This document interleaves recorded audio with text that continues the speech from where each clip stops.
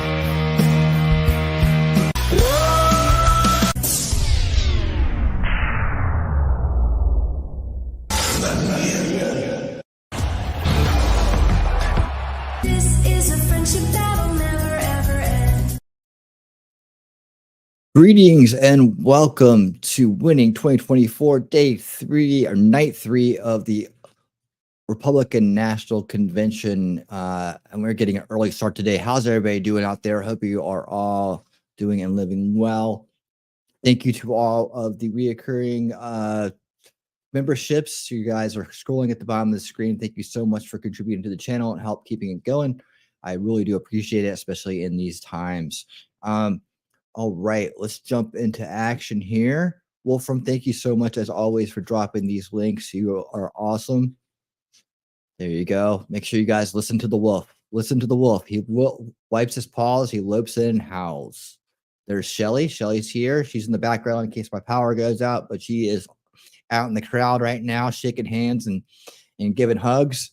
Hey, Starlight, how you doing? So great to see you back. We love it when you're hanging out with us. And there's Memento Mori. Awesome to have you here as always, Memento. Hope you're doing well, buddy. We are off and rolling.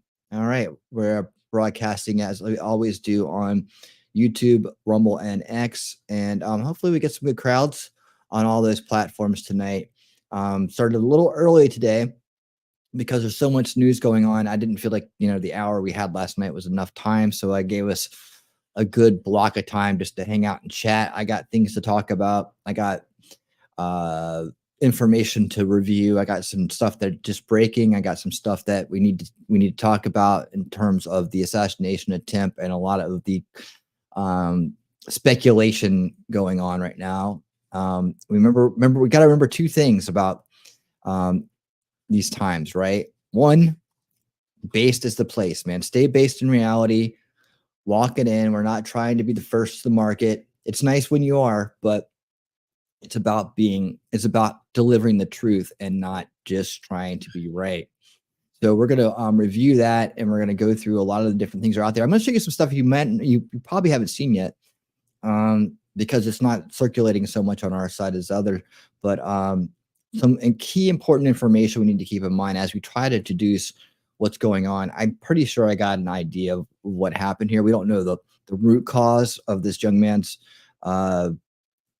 issues and what led him to do what he did, but we're starting to get a better picture of the lead up to it and what his plot was, right? And so we're going to unveil that, and we're going to get into the details, and we're going to take all the information in during this time without trying to draw an ultimate conclusion, because that will come in time. There's a lot of people just trying to hammer down on these other things that don't need to necessarily be discussed at the moment, right? But there's always those people out there that are trying to get the attention, and I think we just need to always be careful in crisis situations, because remember, this is the second thing we got to remember: the establishment never lets a crisis go to waste. But neither do conspiracy grifters, and they both produce mind control victims equally. So keeping that in mind, we're going to take the based approach as we always do here, and we're going to just look at the facts, the details, what's coming out, what we have to go on, and without drawing too many conclusions, try to form our own picture of it. And we'll get right into that. Thank you for everybody on that's out there on X and Rumble, keeping those kind of platforms going. There's a lot of people broadcasting right now, and I'm glad that you guys have chosen to be here with us. Well, you always have a voice, and let me just make sure I remind you of that by putting this banner down here. All right, guys, how's it going? Let's say hello real quick before we get into there. See, I'm at the beginning of the thunderstorms. Yeah, they blew through here. It stopped now, but it was like, nah, it got rowdy here for a minute right before we were getting ready to go live. So luckily we have a backup plan for all that. And let everybody know that's out there, let you know that may enjoy this type of scene that we are live, and to come on in and join us, man. We'd love to have them here to be part of the conversation.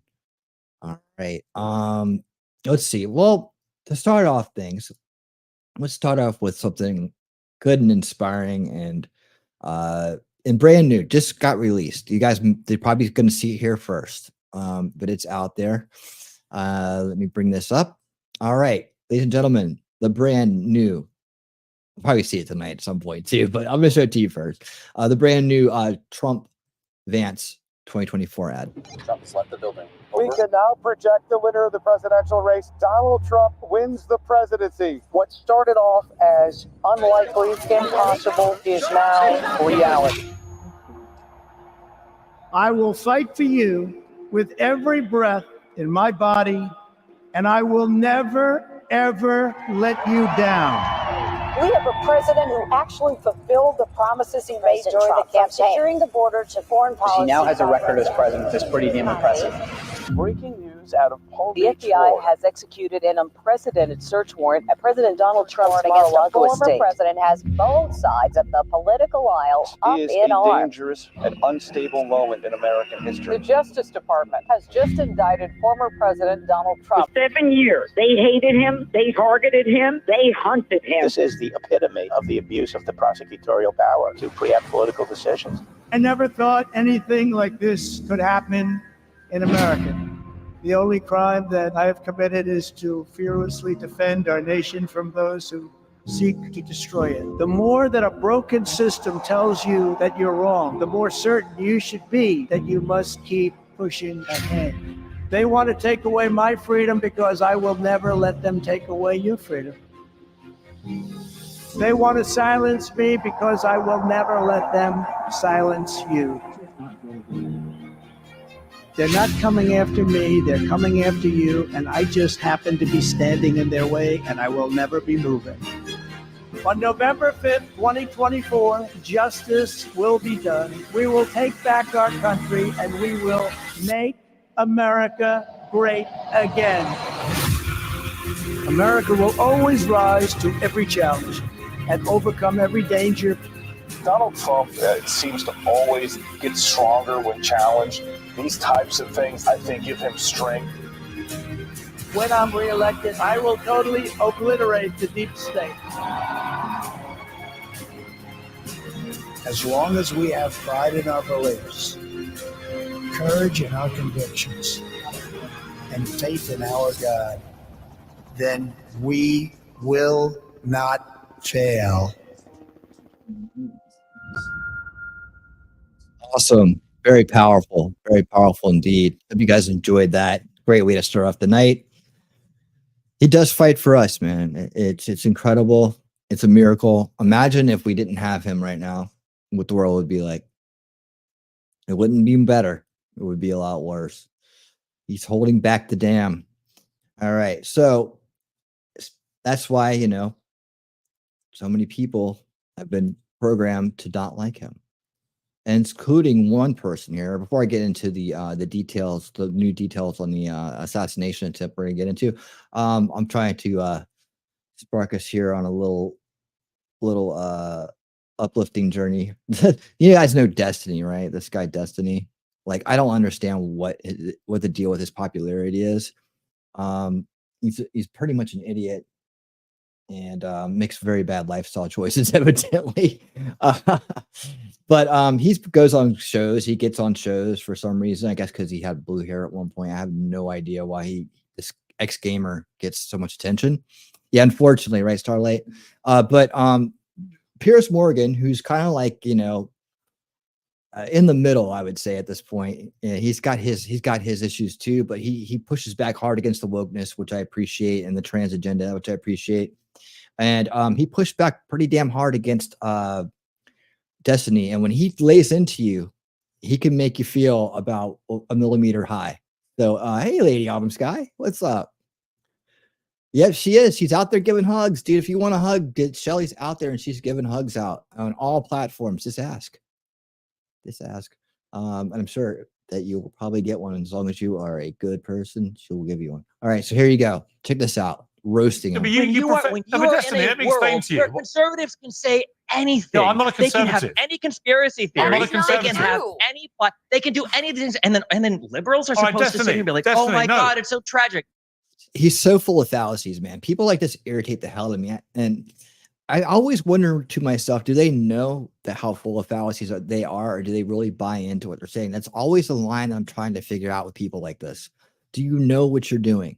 Do you know how off you are? Do you know how you sound? Right?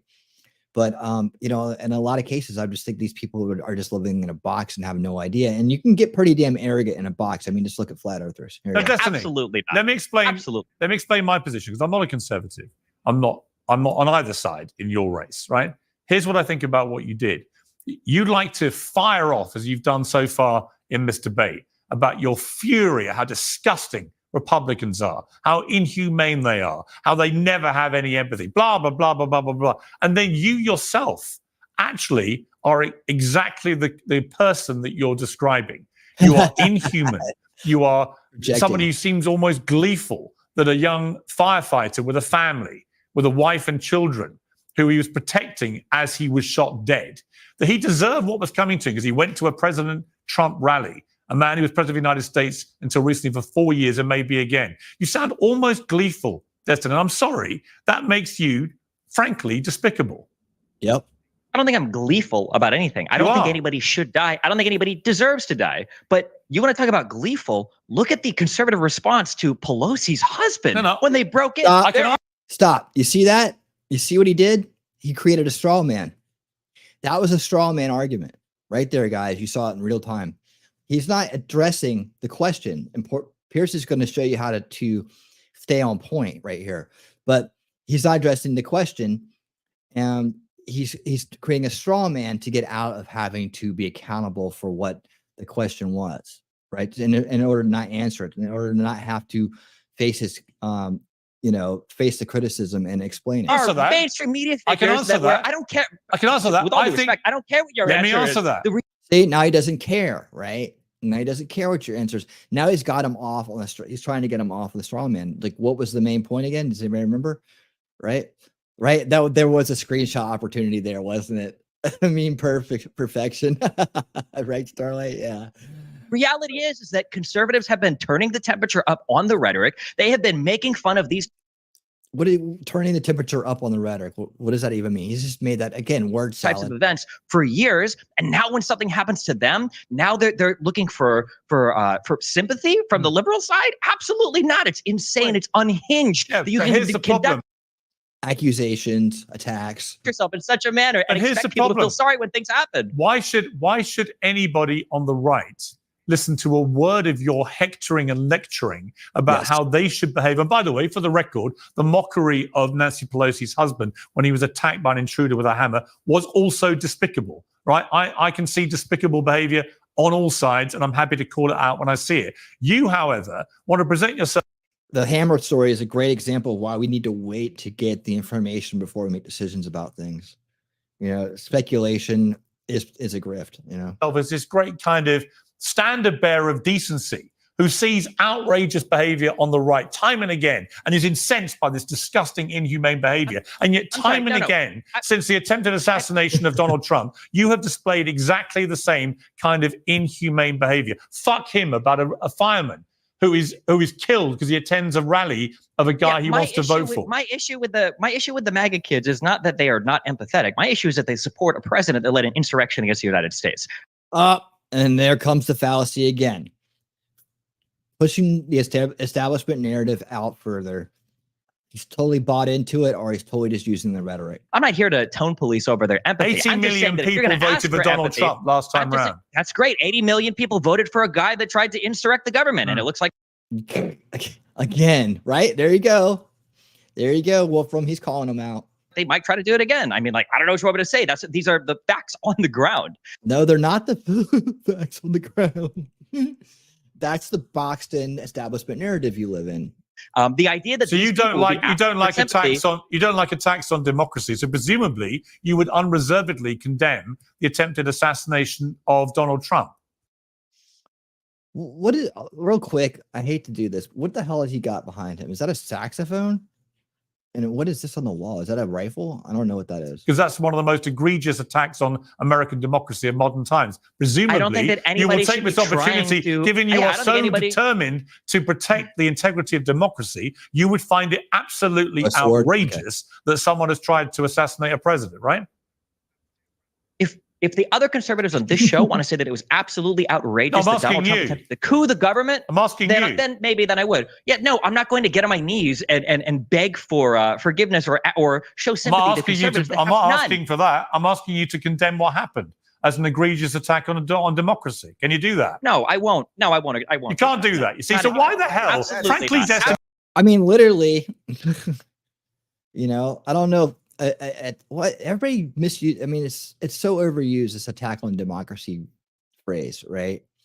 It's so overused that it's going to become, you know, like people just are going to blank through it. They don't even consider it anymore. What this means, attack on the will of the people.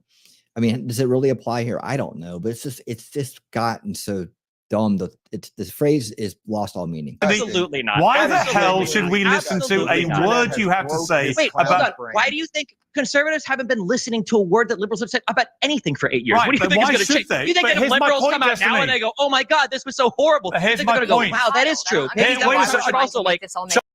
So what did he say right there? He said because somebody else. That's why. Right. Instead of just going with what's right. So it's like a revenge tour or something, right? It's like, you know, this is us getting our revenge because you don't listen to our side and believe what we're saying, basically. Charlie, I'll bring you in at the end of this. I promise you, and you'll get a good chance to respond. But here's my problem, Destiny, with your whole position on this, right? Is that you don't actually have anything inside you that you want the other side to have. You don't have any of the empathy. You don't have any sympathy. You don't care that someone tried to assassinate Donald Trump. You don't care that a young fireman with a family was killed in the process. You don't actually put it in. They're not asking for it. You don't have it, is what he's saying. Again, you're not this dude. I'm not asking for it. You don't have it, is what he's saying. Listen, dude. You are not the person you want these other people to be. Yeah, right. You're trying to hold people up to a standard you don't aspire to. That's what he's trying to tell you, Destiny. And all you do is play whataboutery with every question I give you. Whataboutery. I'm just startled. Whataboutery. We're talking about Donald Trump. We're talking about the temperature of this country. But here's a question for the two panelists: what percentage? Okay, he just scooted out of there. Now he's going to try to, throw out his little question here. He still is avoiding the issue completely. Of this event happening was due to Donald Trump's rhetoric. What do they think the answer to that question is? What percentage could it be that the other side, as we just heard from Dave Rubin, has spent 8 years calling Donald Trump the new Adolf Hitler, a person who was responsible for the murder of 12 million people, including 6 million Jewish people in a Holocaust. Last time I checked, Donald Trump hasn't murdered 12 million people. So much as you would like him to be the new Hitler, he's not. But again, to an impressionable, young, deranged mind who has easy access to guns, that can be easily interpreted as an existential threat, said President Biden. Right. And as we'll get into this right here after this, we're going to get into the new details on the assassination attempt. I'm going to show you some things that you probably haven't seen yet. But getting into that, there are numerous reasons this could have occurred. I'll lay out a few possibilities, right? And the rhetoric is definitely going to fuel at him and make him a target if you want certain things. We'll get into that in a second. Somebody that needs to be put in the bullseye, said Biden. Okay, only last week. And guess what? Guess what? Somebody then comes forward and tries. See, now he's not even listening anymore. He's trying to talk over him and ask questions, right? Just hear the man out. To kill the existential threat. All right, that's it. That's it for that. Okay. So you can see the guy's an idiot, but I like when idiots get put in their places. So there you have it. All right. So I want to show you this guy. All right. Let's get right into this. Let's see. Is there anything else that's going to be in a video? That's going to be okay. That's going to be last. All right. This. Where is the dude? Okay. Here we go. All right. So there's this guy out there. He's pretty based in his approaches. I'm going to play a series of his videos. He makes short videos, but he's been following the investigation. He's been looking at what has been coming out from official statements, right? But he does a really good job of kind of just letting you see that side of the story and draw some conclusion, or make your own conclusions. But I want to bring this guy up right now. Now, the way he does it is he shows things off of his phone, which is cool because I really don't want to give the outlets he's using clicks anyways.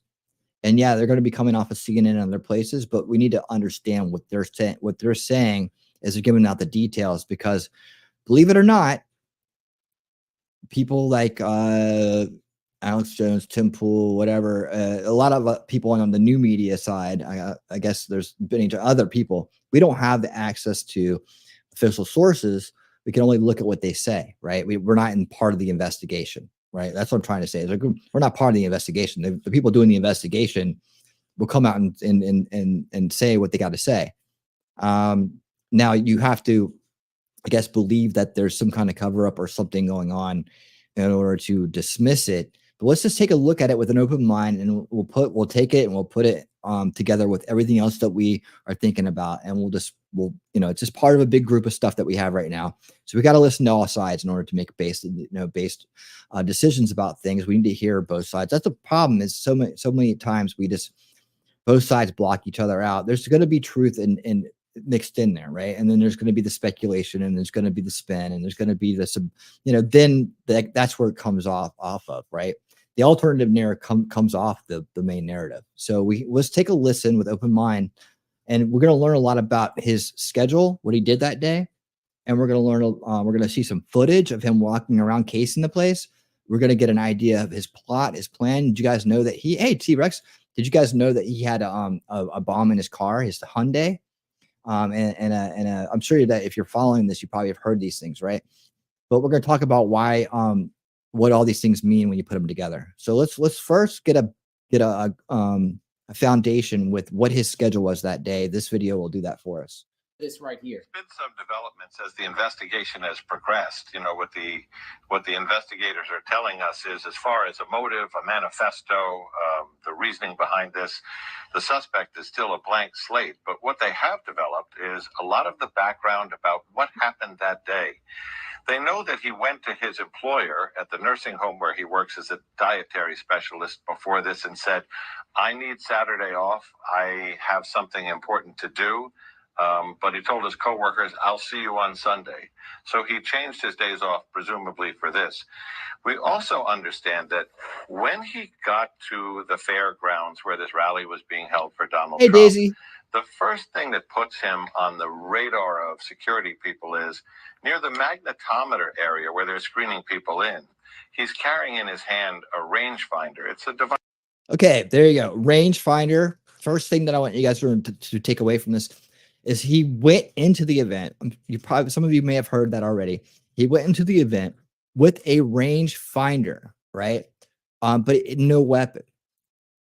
But it was a rangefinder, right? So they recognize obviously that it was that, but it wasn't banned, right? It wasn't something to be banned. Someone could use a rangefinder, I guess, to like binoculars. I guess, I don't have a rangefinder. Anybody who does, chime in. Would these be acceptable binoculars? I'm thinking he got let in with the rangefinder because 1, he didn't have a weapon. 2, he looked like a little kid. And 3, with a lot of gun enthusiasts there, that he could, you know, it may have been use them as binoculars because kids do things like that, right? He doesn't look 20 or 21 in this picture, does he? I mean, they're using a younger picture perhaps, but even in the most recent pictures of him, he's one of those people that look very young for their age. So he could easily be mistaken for a teenager at this point. Device that looks like a small pair of binoculars, but it's used by shooters to measure the distance when they're setting up a long distance shot. Okay, another question for the gun enthusiasts out there. Is a rangefinder an acceptable scope? Is it a scope? Is it the same thing? That's what I'm wondering. Because there's going to be some rhetoric later on that people are like, what? He off an iron sight, he made that shot. And I don't know what the configuration of his weapon was. Hello, Volstorm. What's up? No, it's not a scope. Okay. So you wouldn't be able to use that to scope. Okay, yeah, the nose are rolling in. Thank you guys. Thank you so much. So yeah, okay, so that settles that. So you could still, hey, Herman the Tosser, how's it going? Welcome. So he could use it as like a binocular. See, no, a rangefinder has a digital display on it telling you how many yards away a target is, but it's not an acceptable scope. Could you use it as binoculars? T-Rex seems to think you could theoretically. So like, well, either way, this raised a red flag. Because he didn't have a weapon, that would not have prevented him to go through security. But they did flag, what does he have this in his hand for? Boom. Okay, so that's where people are saying that they knew about this guy hours ahead. Oh, good day. Are you from Australia? Or Herman, nice to meet you, man. I'm glad you're here. Thanks for hanging out with us. So yeah, so that flagged him at the gate. And I would like to put this out there right now. I don't think he was the only one flagged. I mean, I don't know for sure, but I would imagine at these events, they go, okay, sus, coming through the gate, they may suss people out and be like, okay, well, there's something a little off about this person. Let's keep an eye on them. Something off about this person. Let's keep an eye on them. So they're busy with this massive crowd, right? And all these people flooding through.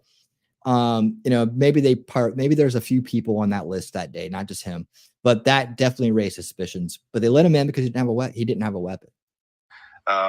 At that point, they told people keep an eye on this guy, but then he leaves the secure area, the staging area, and he doesn't turn up again for some time until the crowd says there's a guy crawling up the roof and it appears he has a rifle. There is an eerie moment in here, Aaron, where he's taking the rangefinder and he's looking through it at the counter sniper positions. And one of the counter sniper positions is looking at him through the scope. At this point, there's not a gun in the picture, as I understand it, but they're saying he's looking at us, looking at him. Then when people alert the police and they try to come up the ladder to get him, and he confronts them with the AR-15 gun, they dive for cover. And then a moment later, he opens fire. But a lot of this sounds very spread out. The end of it happens very quickly. The last piece is the search of the car. As we reported last night, 2 remote-controlled IEDs, remote-controlled bombs in the car. The remote control for those devices found on his person on the roof, according to sources. 3 fully loaded magazines with nearly 100 rounds, a bulletproof vest. So it raises the question, did he expect to escape from this? And if so, what was all that intended for? What was... Well, yeah, I mean, I'll say, well, why would you put a bomb in your car and then climb up on a roof to do something? Right? I believe what he was attempting to do, and you're going to see a bicycle comes into play here in a little bit. So he basically had parked his car there and then come back with a bicycle, or there's something. He showed back up on a bicycle at some point, right? So I believe the bike was his getaway and the car was going to be the diversion. However, you know, I think that he may have gotten that out of order. Like if he was up on the roof and he got detected, he may, I'll just say this as, you know, what would have worked better for him to, you know, for in his world and his plan, you know, to set the car off first and then take the shots right then. He would have less time and a harder target, I guess. And maybe that's why he didn't do it. Maybe that was just supposed to be his diversion to get away. But he was thinking ahead. He thought he was going to live through this, evidently. From that's what I assess from it.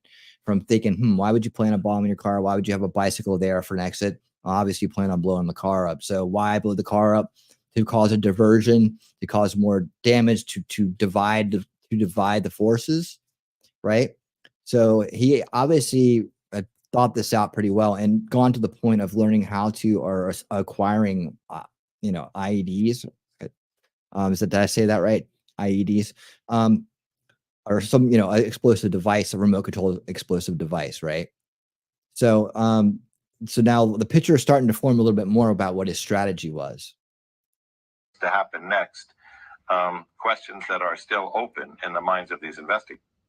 Whoa, that came from an analysis that was talking on CNN. Do you believe that guy? Because if true, wow, right? They were a nerd and never going to work to begin with, from what I read. So what did they disarm him? Do you have anything I can refer to? Did the bomb squad say that they were duds? Or maybe he didn't know how to make them right, or maybe he just. Let me know about that. He had bomb stuff in his vehicle and he had detonators on him. I mean, what was the intent here after he was going to do this? Did he think he was going to get away with it and do the shooting of Trump and then leave and have a second plan of action, like maybe set the bomb off from people that are running or into the parking lot there of people fleeing? Or was he going to drive his vehicle and into something else? A lot of unknowns here, but those are some new information that we haven't heard from yet, if true. But I want to tend to think that's kind of true what he's been putting out, because we've been putting the pieces together when it comes to Thomas Matthew Crooks, the shooter. This is scary, folks. This is scary, and investigators need to explain to the public what in the world happened here. How did this guy, how was he able to do this? How was he supposed to get really? I mean, it's life changing. So like maybe a whole entire, he comes to the video and he has threat out there. So let me know what you think in the comments when more information comes about this. Oh, I should have done that. Start. Insight. So check out my playlist. We've learned a lot about this guy, and we will continue to learn more. One more thing, everyone. Here we go. Folks. This is the schedule of events. He apparently went to Home Depot in the morning of the shooting, according to CNN. I forgot to add that. He went to Home Depot to get a ladder. Check it out. On Friday, he went to a shooting range where he was a member and practiced firing.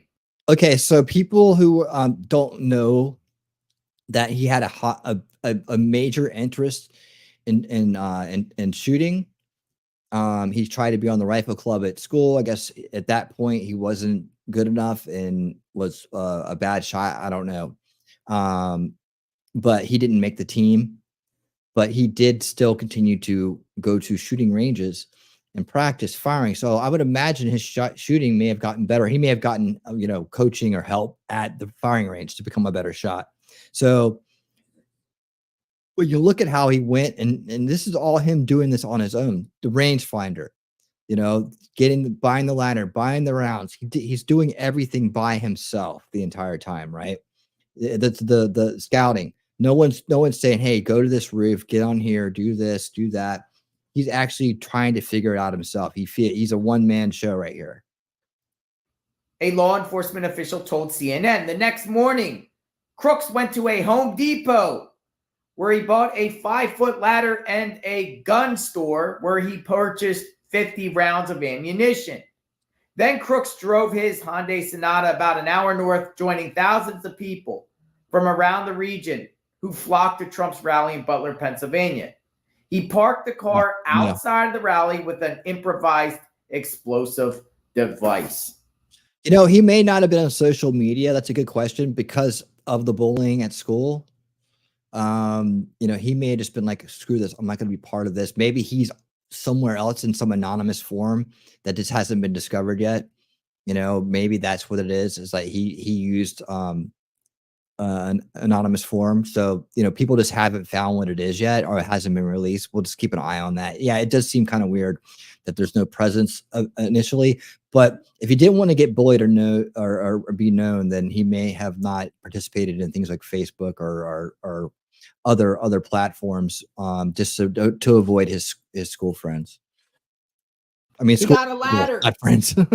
And I'm hearing that once he parked his vehicle outside the venue, he took the ladder and the rifle to the venue, which is very, very strange to me how no one would notice an individual with a ladder and a rifle, unless he planted them over there by the building and then tried to go through the front metal detectors. What's going on here, people? Okay, so remember when we saw the guy with the red hair, the first eyewitness that we showed? Remember when we showed him?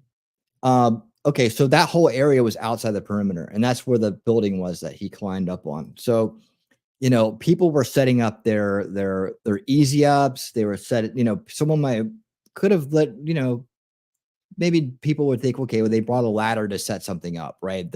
I could see him kind of blending in. Again, just a kid walking around. It looks like a kid, blending in and with the crowd, you know, and maybe he, you know, oh, he's with that group or that group. But there's a lot of people around that area. He wasn't the only one over there. There was a lot of people around that area. So, you know, him just coming by and maybe dropping something off or putting something somewhere, and you know, he had nothing but time and to look around. If he felt like, no one was looking, maybe no one was looking, he could have set that ladder somewhere. And when he decided to make his move, prop it up and then climb up it as fast as he could and get there. Right. So, I mean, once he's, you know, committed to the plan, you know, it's an action. Right. So, as far as the rifle goes, maybe you could put it in a duffel bag and tie it to the ladder so it doesn't look like a rifle. I mean, there's ways to explain this. Don't get the idea that he's just walking past, you know, 50 cops with a ladder in his hand and a rifle on his shoulder. Like, I don't think that that's the case. I think that if he went to the trouble of, you know, scoping out the place, lining up the shot before he got on the roof, like with his rangefinder, you know, trying to figure out where the snipers were, you know, having some bombs, whether they work or not, in his vehicle with a detonator that he planned on, you know, evidently he thought he was planning on igniting it, or setting it off. You know, he could have easily strategized how to get the ladder and the rifle there without anybody, you know, it may still risky, right? But without anybody paying that much mind to it, you know, maybe in the bustle of everybody kind of getting set up for the event, he was able to blend into the background there and do that. These key pieces of information are out there, unless it's all not true. But authorities ain't saying nothing. So I'm assuming that timeline is true. So it looks like he was plotting and planning what he was going to do. It's also being reported that he told his dad he was going to do target practice that Saturday morning, and wanted to use his gun. By the way, it's not illegal to give someone a gun to go to the shooting range with. If they're legally allowed to possess a gun, it's not illegal. There's no red flags on this guy that I'm aware of. There's no mental illness with this guy that I'm aware of, and there's no criminal record of this guy that I'm aware of. If you know anything, please share. I am JLR Investigates. Wanted to share that additional information. We will talk soon. Stay tuned. Okay, so the question is this, and we're going to watch the follow-ups here. The question is this. Let me put this down here while I talk. All right. The question is this. We just got this thing came out from Senator Marsha Blackburn. I'm just going to read it to you. She says, I just got off a briefing with Secret Service and FBI. I'm appalled to learn that the Secret Service knew about a threat prior to President Trump walking on stage. I have no confidence in the leadership of the Director Cheadle, and I believe it's in the best interest of our nation if she steps down from her position. Yeah, you know, as far as that goes, she does need to step down just because of the failure, right? It's like you have to own it in some way. It may have been someone you hired. It may have been you didn't stress enough the policy the right way. You didn't have the right procedure in place. It sort of seems that way, but either way, someone has to take the fall for this, and someone has to be responsible for it. As a leader, you're responsible for it. Step down, do the right thing. That's what you need to do. Even if you don't think it's your fault, you still need to step down because the organization that was under you, unfortunately, messed up, right? All right, so that aside, she said, okay, so here's what we need to discuss. They knew about a threat. They had a guy pegged. They know about a threat. They know this guy. We know this guy's going to do something. We know this guy's going to climb on the roof, or is it just another sus walking in the crowd? Right. That's the problem I have with this.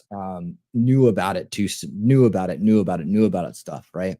What I haven't heard is any reports of a cop seeing him walking around with more than a rangefinder. So we have to keep an eye out for that as well.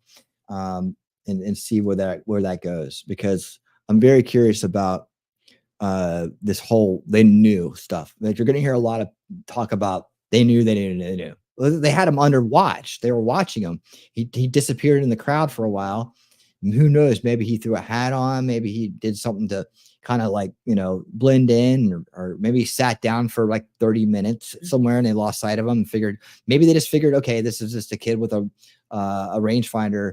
And, okay, that he hasn't done anything. He's not bothering anybody. Well, what about this other guy we were looking at? What about this other guy? So they may have had their attention diverted. They may have just said, you know what? He's not doing anything. He's just sitting there. Let's focus our efforts on this other person that we are looking at too. So I would expect, I think that it says a lot that they were keeping an eye on him. Hey, Lefty, what's up? What's up? How you doing?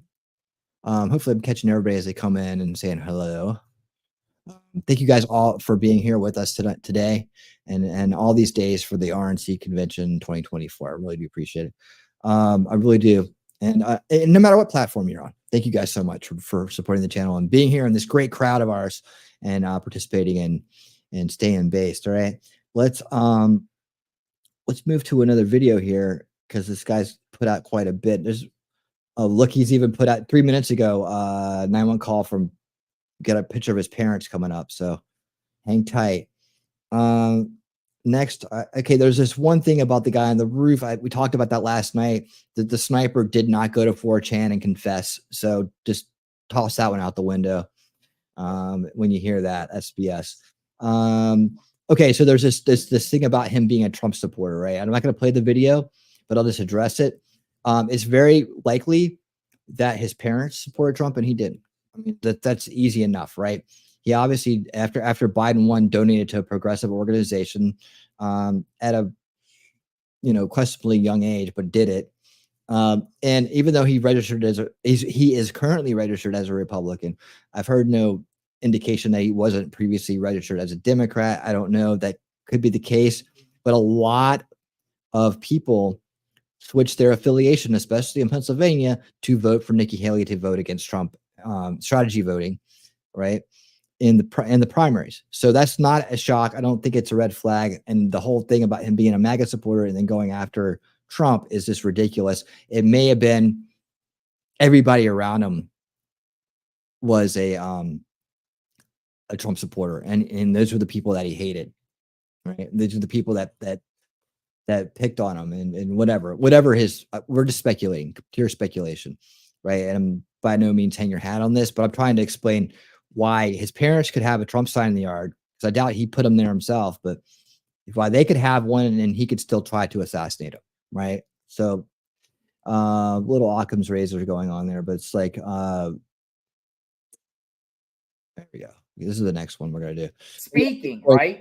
I don't think that the sign or the affiliation registration as a Republican indicate that he was indeed on that side. Now, he obviously loved guns and loved the Second Amendment. So Was he on the right, not the left? I don't know. He's probably in the middle. He's probably one of those middle leftists that believe in the Second Amendment. I know plenty of them. So there's a lot of them. In fact, H.A. Goodman, if you guys remember him, he was the biggest Bernie backer in the world. He'll tell you on his channel. Good guy. Used to be he's a reporter. He switched to Trump because of 2A. And he was a leftist for a very long time. He used to be on MSNBC and CNN, all these things. Great talker, great, very good reporter. He did the WikiLeaks coverage, really great WikiLeaks coverage when that was out. And I watched him like I watched a couple other people like Viva and Tim Pool go from one side to the other. And I said, I could tell by the way he was talking and his dedication to the truth that he would eventually end up on the other side, which he did. So anyways, yeah, so there are 2A leftists out there. And so that's not a big surprise there. All right, so let me show you this new footage here. This is him walking around scoping the place out before. Lots of, yeah, there you go. See, Wallstrom knows. There you go. Cool, and thank you for being a sub too, Lefty. Absolutely, man. Absolutely. Here we go. Let's watch this. JLR investigates. I'm going to show you new video of this guy right here at the Trump rally an hour before this shooting occurred. New video out, folks. Check it out. Okay, so there he is. See him?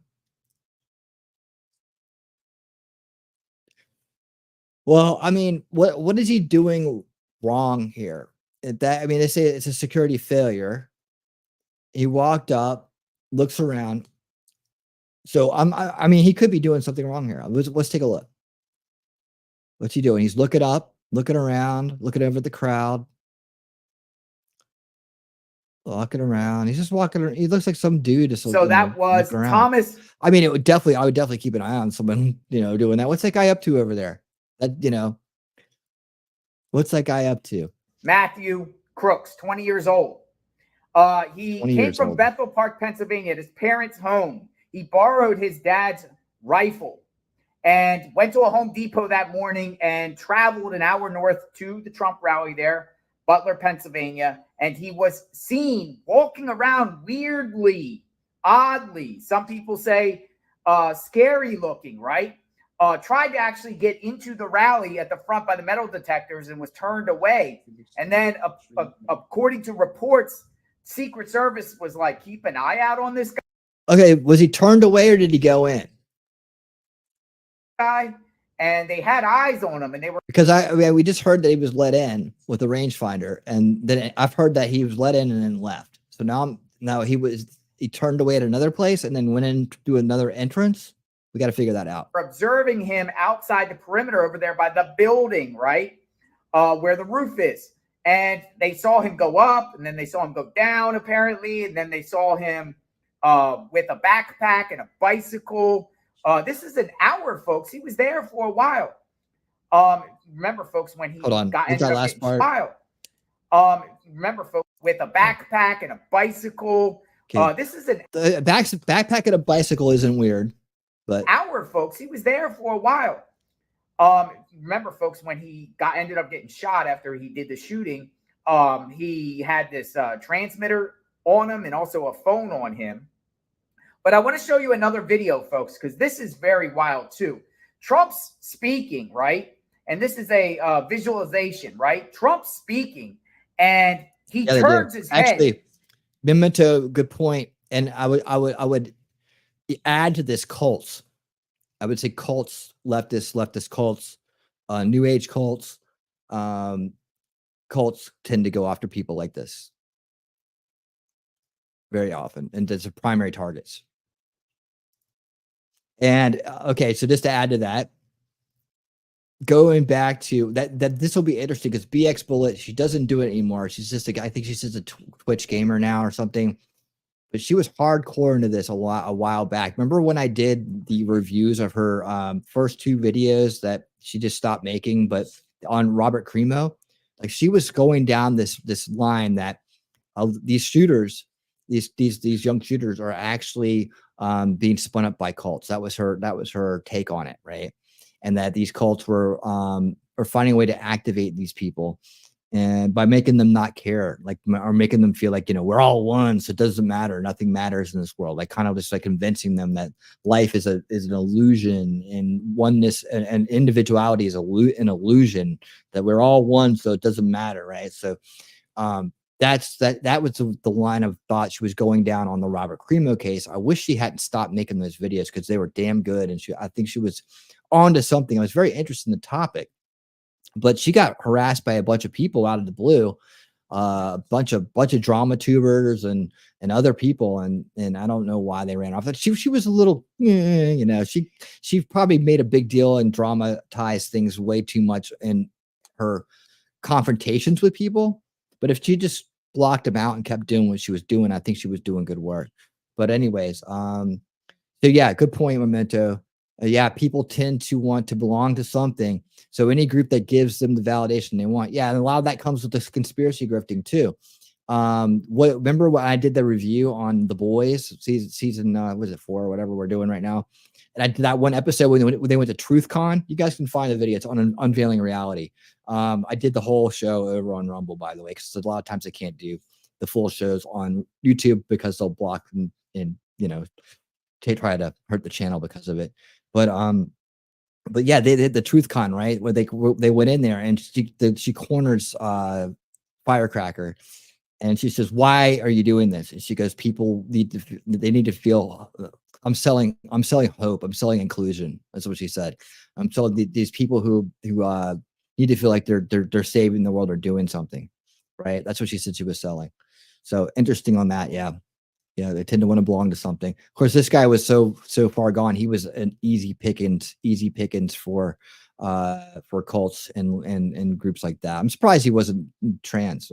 Honestly, those people go after people like that too. Oh, you just don't fit in because you're not who you're supposed to be. Let us teach you who you're supposed to be. You're supposed to be, we'll pick it out of this book here. Yeah, classmates confirmed he was a loner and bullied at school. Yeah, it's unfortunate. It's like I don't condone this guy. I'm mad at this dude for what he did, and he hurt people, and that he hurt what he did to his parents and his family as well. And he's destroyed lives all over the place, and it's a tragedy what happened.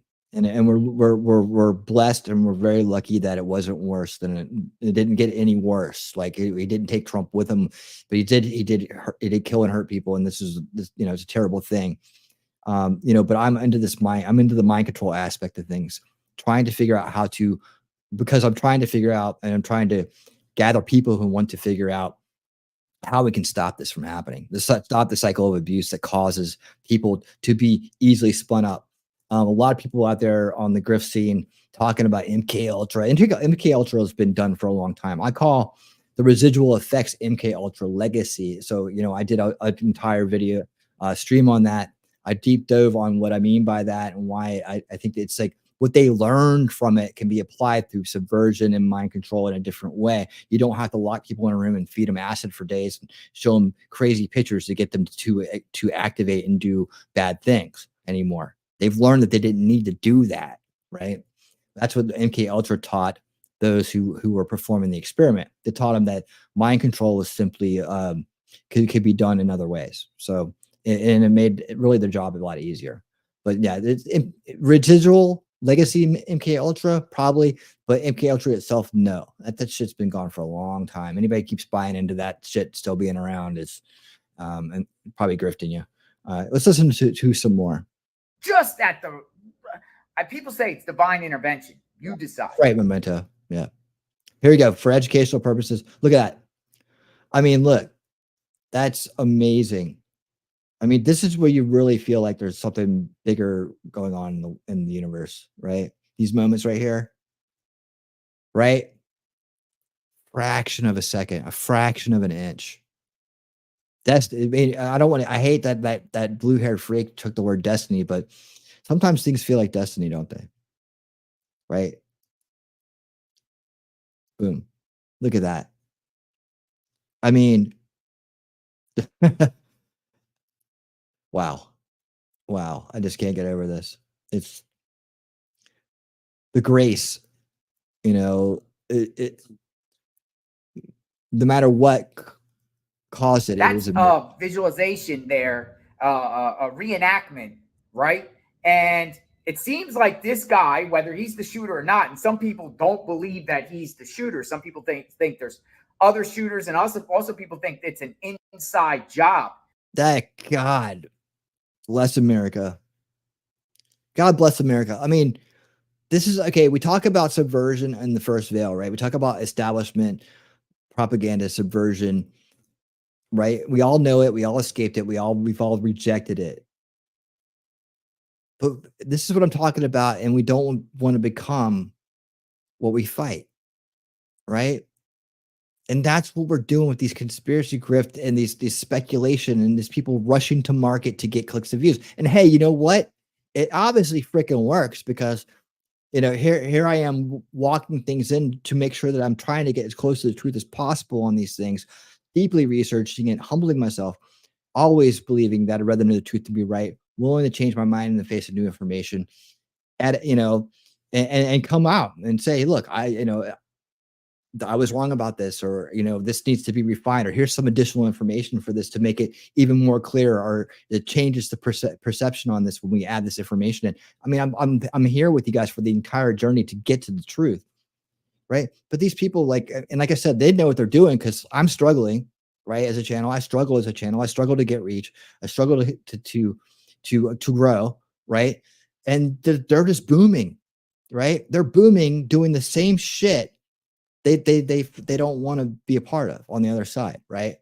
When they all this stuff about Trump, all this stuff about, you know, the world and politics and everything else, they're all gaslighting. It's all subversion, the programming, the gender confusion, everything they're doing on the establishment side, right? We're just doing it on the other side of the coin when we do this shit. Inside job, second shooter. We're rushing out there making fools of ourselves. And you wonder why people like Destiny have any ammo. Hey, Grimmy, what's up? You know, do not, there it is, right there. Thank you, Grim. Do not stare into the abyss for too long, because you will stare into the abyss. It stares back. You'll be staring back out of it. That's what I say. You'll end up walking around living in the abyss. You know, it's not necessary. That's what they want to do. I think it's this whole FOMO thing, maybe fear of missing out a chance to influence people or to profit off people. I don't know what it is. I just say that we don't need to be like that. We need to be better than that. And we can be better than that, because all you need is the truth. You don't need to be right. You just need the truth. Being right, that's ego. That's ego. You know, it's good to say, okay, to validate yourself as a creator, or to validate yourself as a contributor or something like that, or a source of information, to point out the times that you were right about something. But, you know, coming right out there and assuming you know it. I mean, I just, every time I talk about it, all I can think of is like redacted in the Baltimore Bridge and things like that. But that's just one recent example of an outlet that just ran with a conspiracy and was obviously handled by somebody, you know, that their main source was this. I can go into it. I'll get off track if I do. Bro, are you really saying you think a 20-year-old kid pulled this off? But yes, I am, Mike. I just said it. Yeah, in fact, I've been proving it for the last hour, because, you know, he went to the store and got the bullets himself, went and bought the ladder himself, scoped out the place himself, walked in with a rangefinder by himself, put the bombs in his car by himself, drove there by himself, got the bike by himself. Where is his, you know, his age has nothing to do with it. This guy had nothing better to do with his life. He didn't have any friends. He didn't have any social life. He didn't have any direction. He was working at a nursing home as a nutritionist. He had a starter job. And he obviously had mental issues. Why couldn't he? I mean, then any 20-year-old who ever did anything didn't pull it off by themselves.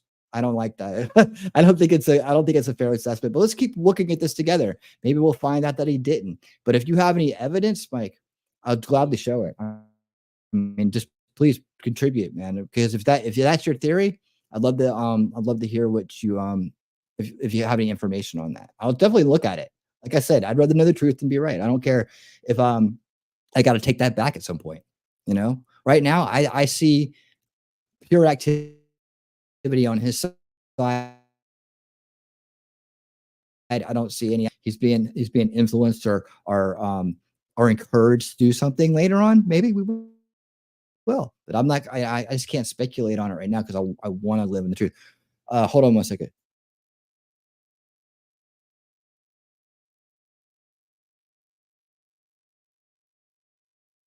Sorry, guys. Sorry, guys. Give me 1 second. Now, come on, dude. That's a little. That's going a little too far, right, Mike? I mean, you can disagree with me. You can have your theory, but ludicrous to the point of insanity. You don't think a 20-year-old is capable of doing something? I've just let us know, man. Let us know. Yeah. The kid started trying to download something. Whenever that happens, I figured out that's my kid downloading a game or an update or something. So, do you think that's common sense? Yeah. What is it common sense? Like, okay, I don't want to get into a debate about, hey, man, you're welcome to have your opinion. Let's work it out together. We'll figure it out. Let's just keep watching this. Say anyone could pull it off if we have an incompetent Secret Service. Yeah, I mean, blending into the crowd solo without being allowed to. He'll know. I don't know. I don't get it. Yeah, like I said, if you have sources or if you're just going by what your eyes are telling you, just let me know.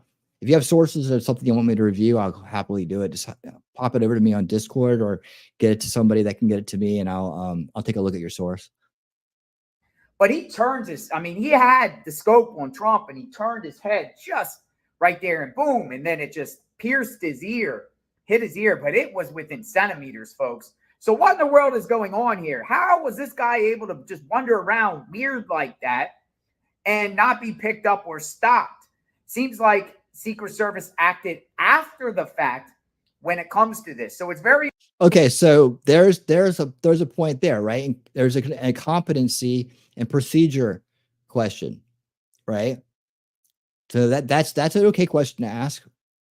If they were real, I think that if they're really suspicious about someone, they need to pull them aside and say something to them.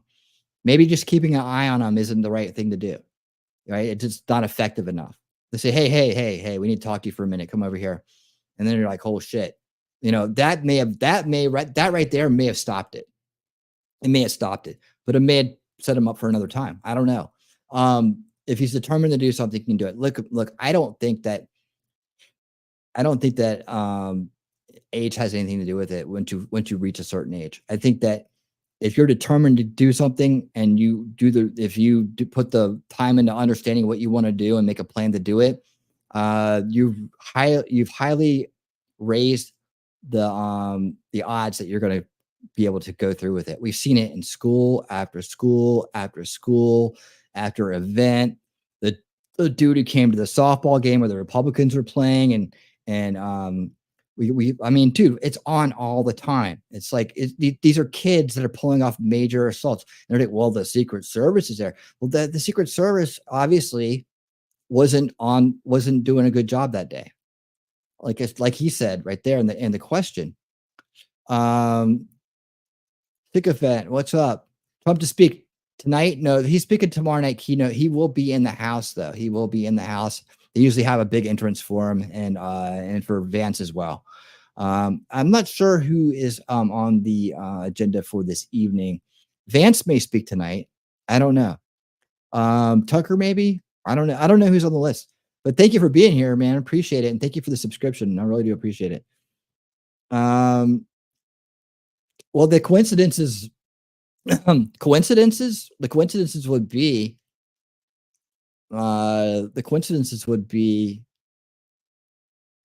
what, the other people were there. I don't know what you mean. Like, what's the coincidence? The coincidence that they were off their game. Maybe he just exposed the fact that they are off their game. They've been off their game for a while, perhaps, and this is the first person to show the hole. I don't know. It could have been the area. Like, I don't like these big outdoor venues with too much area to cover. I didn't like Trump going out in New York City with the high rises and too many places to hide and do stuff. I think that it's all been risky the entire time, but you can't hide from, you don't want to hide from the terrorists. You want to keep living.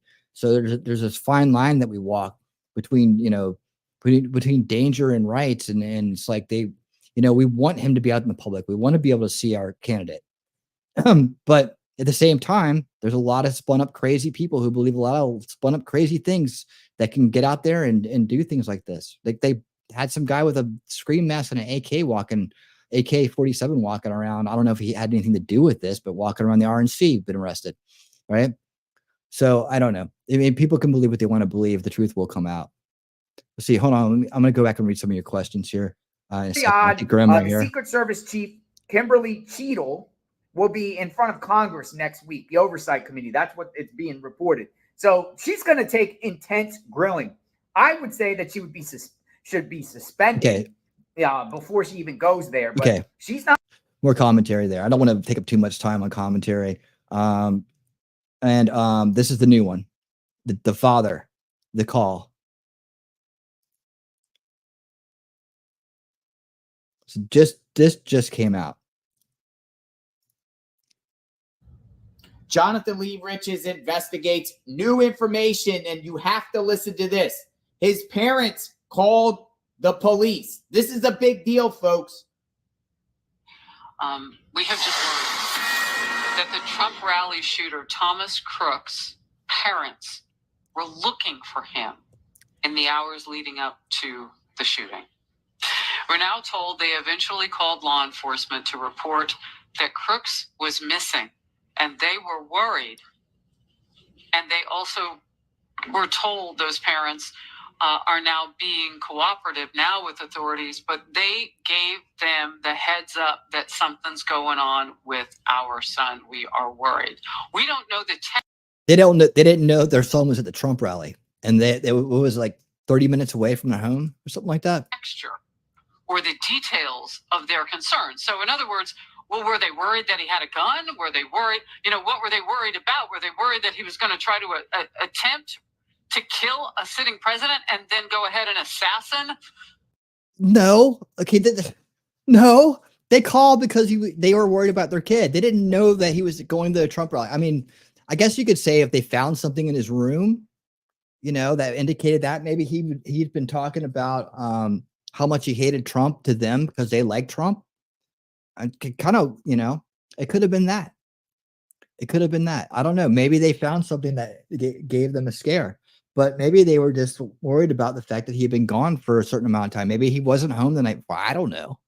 We don't know. Let's not speculate too hard on that. I think it's his parents calling in. I mean, but hey, when you call the cops on your kids and you say you're worried about them, yeah, I could understand why you may lead to speculation on that, right? But I don't think that they would have ever imagined that their son was going to go and try to pull this off unless they had evidence of it, right? Because parents can be a little bit blind to that too, Turn into an assassin and kill another person and injure two others? It was an attempted assassination on Trump, but he managed to murder anyway. She's mad. Are we talking about that? What were they giving the cops a heads up about? This is the first time we are hearing this. We'll stay on the story and we will bring you the details, updates as we get them. Crook's parents. They called the parents, folks. And here's I have some questions here. Let me turn this off. Now, here's the question I have, folks, is why did the parents call the police?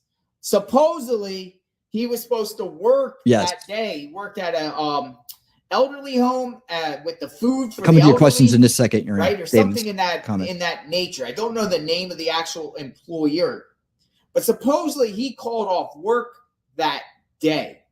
Another thing that's being reported is that he asked to borrow his dad's gun so he could go to the shooting range, because apparently he goes to the shooting range and shoots a lot. Reported. But it's the fact that his parents called police saying that he was missing is very, very odd and strange to me and needs to be explained more. One, I would love. Okay, so what I would do right there is I'd call the shooting range, right? So did his parents call the shooting range looking for him, and then he wasn't there? Could have been what happened. And he did have a gun with him, so maybe they were worried about him. Maybe they tried to reach him on a cell phone, couldn't reach him. Obviously, probably turned it off, right? So so that could have been like, oh shit, he's not there. He was at the shooting range by himself. He's not the smartest kid or whatever. You know, they have their own assessment of things, and there had to be at a certain point to make that phone call. To hear the police call, I would love to listen in if it was a 911 call, and did the police actually dispatch and go out there in time, and did they put an alert out for him? Well, again, what would that do? His home was 30 minutes away from where the rally was. I mean, no one's making these connections. I mean, after the fact, you can make the connections, yeah. But you know, at the time, are you going to make that connection? No one's going to make the connection. All right. I think we're done here. Let me take one look back. Under fire. Okay, well, we get that. Of course, she's going to be under fire. But that looks like a picture of his dad right there. That's really sad. All right. So, anyways, I'm coming back to you guys right now. Let's talk, and then we'll have some more stuff here in a minute. All right. I want to start with this. Dude was absolutely did not act alone. Do you have is there any proof out there that he didn't? I mean, I don't understand why it's so hard to imagine that someone can do this by themselves. In fact, I think any parent out there who's not thinking that a kid is capable of doing something needs to kind of like, you know, catch up with the world, because kids are doing things all the time by themselves. You know, keep a closer eye on your kid. You know, make sure that they know that they're loved and that they're cared about, and they're, you know, make sure that they understand that these people are out there to look out for them, to avoid them, right? To not participate in things like bullying, not help create these monsters, right? I think we underestimate the human will. But I haven't seen absolutely zero evidence that there was anyone but him involved at all. But this is the same type of thought process that comes out in every one of these events. God damn, I feel like it's like right back to Aurora and all the other shooters for like 10 years ago, where everybody thought that there was other shooters there, and there never was. Right? Red herrings. We need to focus on what it is, what the root cause issue is here with this guy, right? And don't get caught up in they find another guy, there'll be another guy, right? Did another guy take a shot? No. You know, we were talking about this earlier. How can you tell there was only one shooter? All the bullets came from the same direction. And then the other bullets went back in that direction, right? You can tell by who was injured, right? They were all within the line of fire of Trump, right? Nobody coming straight on. You know, there wasn't anybody exactly behind him in the same range shooting in, right? No, there's absolutely no proof that he was by himself, or that he could have, and there's no proof that he couldn't have done this by himself. But you know, right now, this is all we have. So we, you know, if something comes up, we'll look at it. We'll change our minds. We'll see. Well, why didn't the other guy shoot? You know, why didn't the other guy shoot? If there was more than one person, right? Why wouldn't that guy on the radar the same way he was, right? That again, that would be Secret Service incompetence, wouldn't it? So a lot of things point back to that. And, you know, there's a lot of evidence that things need to be updated and refined and optimized. We need to have better leadership in the Secret Service. Perhaps we need to, you know, create because the Secret Service was like, you know, really have dual tasks, right? So maybe we need to kind of like have a dedicated security team for one thing, and then just splinter off their investigations units and whatnot for, you know, another department. I don't know. I don't run these departments. I'm not a Secret Service agent, and I'm not on the inside of presidential security, and neither is anybody else here. So we don't know. We have to wait. Let's see. But we're keeping our minds open. Daisy Mike, we keep our minds open, right? We always do. So Grim said, let's put this in perspective. Since the kid was 12, all he has heard is Trump is evil. Yep, establishment narrative, boxed in, schools, all that shit. You know, and back in 2016, you know, people were getting attacked for even supporting Trump, like physically, or like destruction of their property. People were not even putting bumper stickers on the car when they really wanted to. We all know during the formative years of our lives that what we hear is truth. That's the first veil effect, right? my heart breaks for the kid who something. Okay. Whose worldview is so corrupted by the MS. Yeah, exactly. And that's, guys, if you're new here, this is one of my big things I talk about is that first veil establishment narrative, mind control that's going on, how it works on the human brain OS. I get into great detail about how, about archetype crafting, right? How they craft archetypes, how they took Trump from being someone who was well-liked into somehow the personification of evil in just a few short years. You know, how they convince people, they have them primed, right? And you just put that archetype of evil, like Hitler or whoever, next to Trump enough times, the archetype starts to craft itself, right? That's how they demonize people. Our brains are just, we have an OS. It's the way it is. It's exploitable. Our brains have an OS.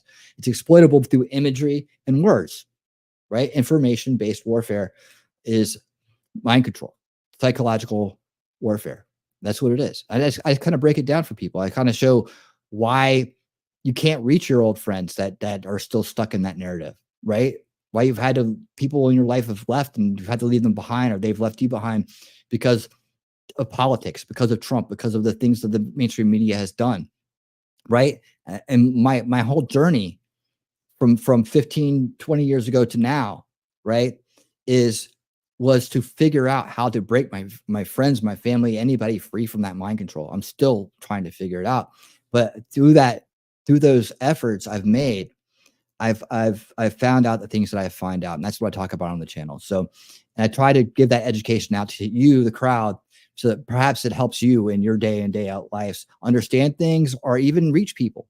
You know, one of you may have a much better way of doing it than I ever will. But with the information I give you, that will help you. You know, that will help you with that. That would help you understand how to do that better, right? Maybe one piece of information I give you that makes you able to deprogram somebody from the left. And that would be an amazing, amazing skill. And that would be a great service to the world, because I don't want to see my friends getting abused by information, being lied to, and living in a false narrative. I don't want to see my family living like that. Neither do you, right? That's one thing. That's what this crowd's about. That's what this channel's about. And I'm glad that you guys are here hanging with this, man. And no matter whether you think it was one person, two people, that there's no way that, you know, that there could be anything, that's cool. Let's talk about it, right? We'll work it out together. The truth will come out eventually, you know? How many going? Okay, yeah, I got to that one. Let's see. Yep. Okay. Trump speaking. This is not the same as a school. It's not the same as a school. Well, I mean, yeah, it's not the same as a school, but it's still a person planning a mass casualty event, right? That's the same planning went in. He went and bought the bullets, and he scoped it out. He knew when he was going to do it. He had the gear on, whatever. He planned it out the same way, and it was a kid. So he's saying schools, kids, whatever. I get it. Schools are a lot less secure. I understand where you're coming from, Mike. I get your point. Vance should be speaking tonight. Awesome, Volstorm. Awesome. Oh, there was something about Tennessee, man. What was it? Oh yeah, is Arch Manning playing with the Vols now? Sorry to go off topic there, but you're my expert when it comes to the Volunteers. So I saw that he might be coming and starting to play, and might be really good. I really enjoyed the Peyton Manning years for the Volunteers. They were a fun team back then in them days. We should pray for compassion and mercy on this child's corrupted by the duplicitous media. Yeah, this is a definitely, I believe it's definitely a result of social engineering, right? And subversion and mind control. You rope them all together. It's all mind control, social engineering, all part of subversion. So there you go. Subversion being the blanket term there, umbrella term. But yeah, that's what I'm saying. And it's not just him. Look at the kids who reacted on TikTok and said, "Why you missed? You know, those freaks that they're destroying these children." That's one thing to talk about in solution culture, our solution aspect to all this, right? I'm building the solution platform kind of, and just where we're putting out ideas of how we could actually counteract things like this, and generationally speaking, right? Because they attack kids generationally. They attack us generationally. If you're Gen Xer, man, you were attacked in the demoralized range of let's party, no tomorrow. Everybody gets laid. It's like we had our own type of demoralization that drug us down into and then the millennials had their own type of demoralization. They seem to keep optimizing it as they go. And now it's full on attack. They're going after their identity. They're putting everybody in boxes according to their colors, you know, and they're attacking, they're using groups to attack other groups. You know, that's the if we want long-term solutions to corruption and evil in our world, we have to start at the youngest generation, and we have to start with solutions like learning the trivium so that you won't fall for false premises and fallacies, right? Understanding, you know, things like the Socratic methods and real history, so that you don't think that, you know, white people are this evil group of people in the world that all they want to do is put down other people because of the color of skin. That's the counteracting the critical race, the critical gender, the critical bullshit theory that's out there. We have to do it through education generationally. And right now, as adults, people that are listening in the room, our job is to help that happen and to fight back and push back against Agenda 2030 and the globalist plans to fundamentally change our country forever and lock us down to the point where we won't be able to fight back. That's what our job is. And of course, to always protect the innocent, man. So, and you know, we're all that allowed to have our opinions. We do, but at the end of the day, we're all together. I see you everywhere. Daisy Girl is everywhere. Sycophant. Yeah, man. And thank you for being here. As for a competency issue, where was the aerial surveillance? Where were the drones? I didn't hear any helicopters near. I didn't either. Good points, Wolfram. And I you know, dude, I mean, think about it. We got the Biden administration. We've had, you know, we've had one term of a decent president who was bombarded and hit from all sides as a newbie with the deep state, right? We got some stuff done.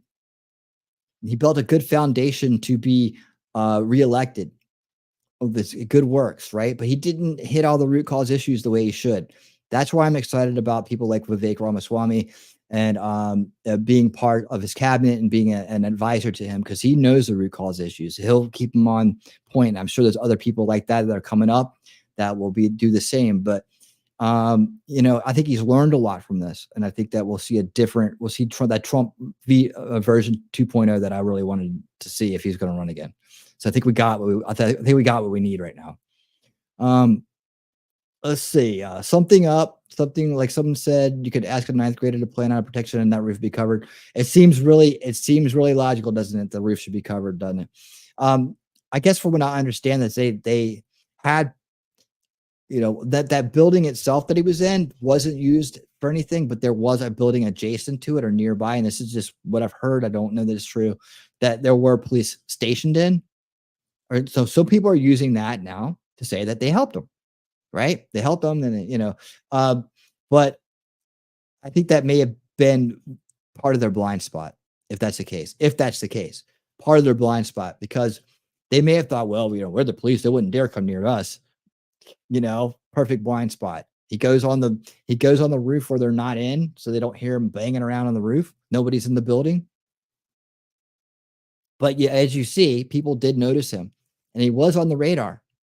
And I agree. I think that the procedure should have been to pull him right then. Say, look, man, we don't know what you're up to, but I want you to know that we're watching every move you're making. All right. You know, you may be fine. And if so, we apologize. But for the safety of the president and for the people here, we have to keep an eye on you. You want to talk to us for a minute? What's your name? Give us your ID. You know, scares the shit out of them right on the spot. You know, don't hesitate when it comes to confronting someone. Then people are going to say, well, the cops are harassing me. You know, so some guy goes there, he doesn't look right for whatever reason. The cops stop him, harass him. He goes back online and starts going, police harassment. You know, the cops are dealing with shit too. And but safety always has to come first. Procedure has to come first. You have to put your fifis away and let it do your job right. I think he could absolutely carry this out alone, especially if SS sat it out like they did. Yeah. And this whole idea about a stand down, I don't buy into that. I think that they are allowed to shoot if they see a gun, and otherwise they have to investigate it. They have to, because what happens if they go there and they go, oh my God, there's a guy in the roof, shoot him, you know, and they shoot a reporter, or they shoot a kid that was just climbing around that didn't know better. That was just, you know, maybe he was like, you know, who knows? But if they just shoot without thinking, we got problems there too. So how do we solve this problem? We have to go back to the drawing board. We have to figure out the correct procedures. I really think that that pulling people aside and addressing them, your suspicions with them immediately, is part of the solution. I really do. Thomas Crooks versus Parents Hide and Seek Championship 2024. What is that? I don't know. Oh, I guess. All right. I think I know what you're talking about now. Why won't we'll fight you? What do you mean? Oh, because he has demons with him. Okay. I agree with you on that. He had the demonic, definitely was a demonic spirit working with him. Yeah. There you go. You win, Daisy. What have we got here? Navarro released from prison. Oh, hey, that's good news. You know, people who I just spent at least 30 minutes explaining that the Secret Service knew he was there and they're keeping an eye on him. So I don't need to look at anybody else's take on that at this point. Let's see. What else did parents know? This isn't Sebastian Rogers. You don't call the cops if he's just not home. I get it. I get that, man. That's a question I'm asking too, Sycophant. That's what I'm asking too. You know, what else do they know? What did they find? I tell you what, if if I was ever in that position, I would have been out looking. Maybe they were out looking, you know, and there would have been some changes definitely if if all I did was just find them somewhere else. But yeah, I mean, I'm sure they were panicked. I'm sure they were horrified. I'm sure they're deeply traumatized right now. I'm sure they're actually just hating, they're hating it, man. So it sucks. The whole thing sucks, and I'm just sorry that the world has come to this. Honestly, it's a symptom of a bigger root cause issue. Unfortunately, it's hard to call something like this a symptom, but it is. Here are my thoughts. If a minor grabs a gun and shoots at someone, parents liable. Parents claim children up to age 24 as dependents. 24, college, or haven't moved out yet. Okay, you can claim them up to age 24 now. Oh Lord. Yeah, they are. They are for a lot of reasons, man. And it's a hard world because there's a lot of corruption and a lot of evil trying to break down your door, even if the door is shut. They're trying to come through the internet to kind of, information, other people, peer pressure, lack of the kind of life that we grew up with. Maybe that was one thing, but it's not we're not living the natural lives we used to live the same way. The kids are adjusting, they're acclimating, they're making it, but you have to look out for different things. And then in the old days, kids go out and play in the neighborhood, and all the parents are looking out the windows. They're checking in with each other. Get done. They're checking in with each other, and we don't even, a lot of cases, know our neighbors sometimes, and the kids aren't playing in neighborhoods together. Get down. Sorry, I had to yell at my cat. He's getting ready to step on my microphone.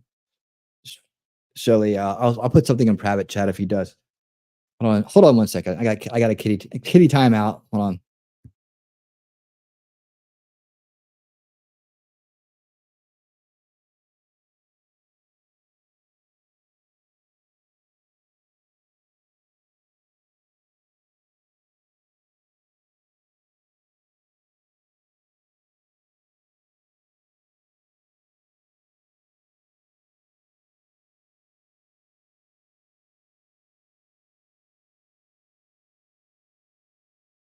All right, I'm back. He got his toy. Kitten time. All right. Thank you guys for bearing with that short interruption. How are we doing on time? We got about 30 minutes, I think. 30 minutes. Shelly's keeping an eye on the time for me. I'll be bringing up the feed here soon. We'll see if we can get some interesting interviews. I still want to hit these topics, though. It's really important. It's what I cover here on the channel. So that's why I want to bring these to you. And hey, we're going to work this out together. We'll work it out together. What is this guy? Oh, yeah. Okay. We'll look at that in a second. I'm trying to catch up here. Sorry, Grim. Hey, Grim. Doesn't work that way, in my opinion. Okay. We're having discussions about that. Murph, what's up? How you doing? Yeah, they did. They definitely need to do, and they will now. Gutters, what's up? How you doing? Welcome. Enya, welcome. Yeah, so much. Last night it was rough. But okay. Hope you're doing better. I know you're having toothache, so I hope you're feeling like, K Marshall, what's up? How you doing, K Marshall? Welcome to the show. Welcome to the show. Everybody saying hi and hanging out. That's awesome. Kid was a loner, stuck only with his own thoughts and toxic media.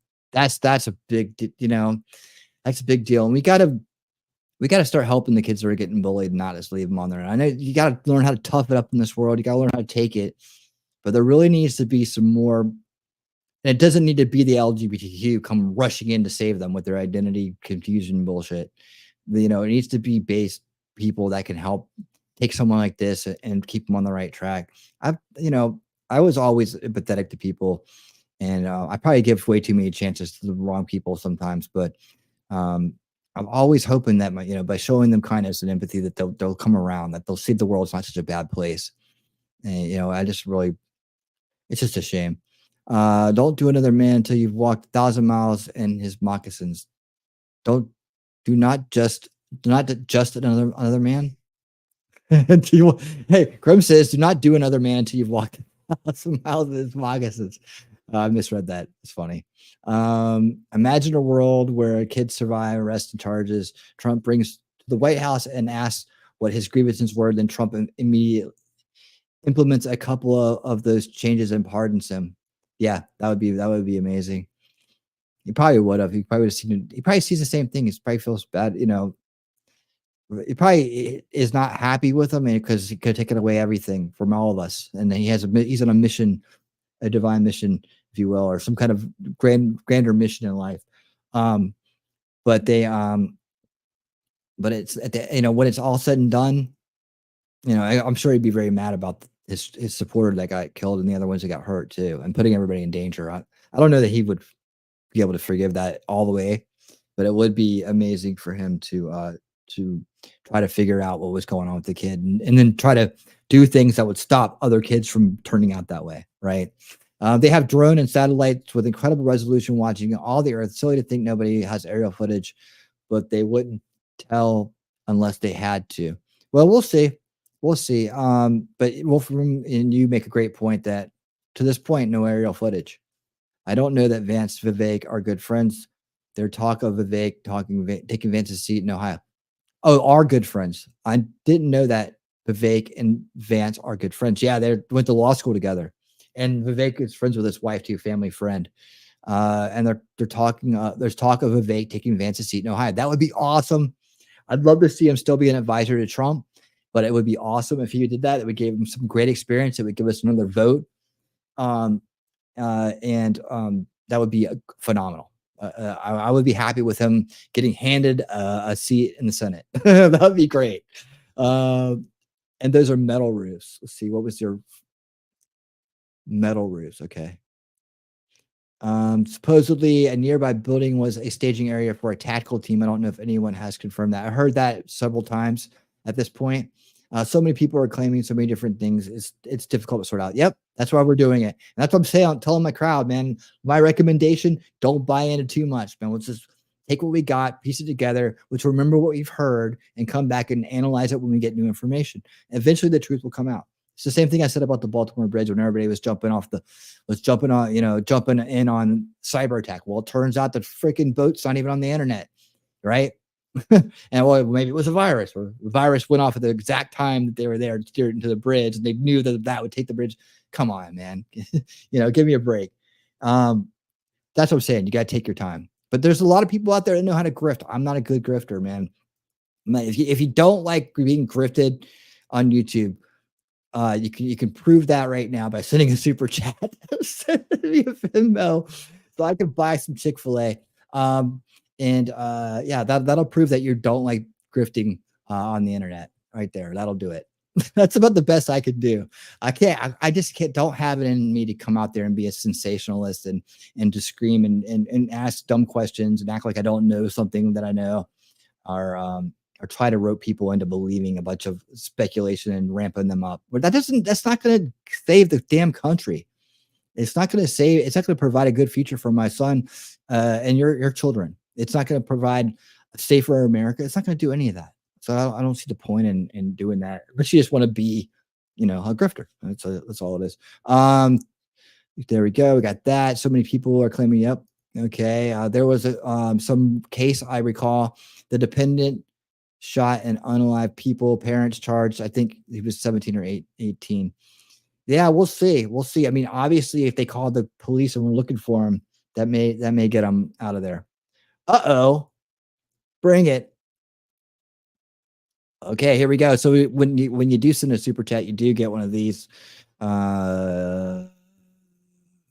Get this.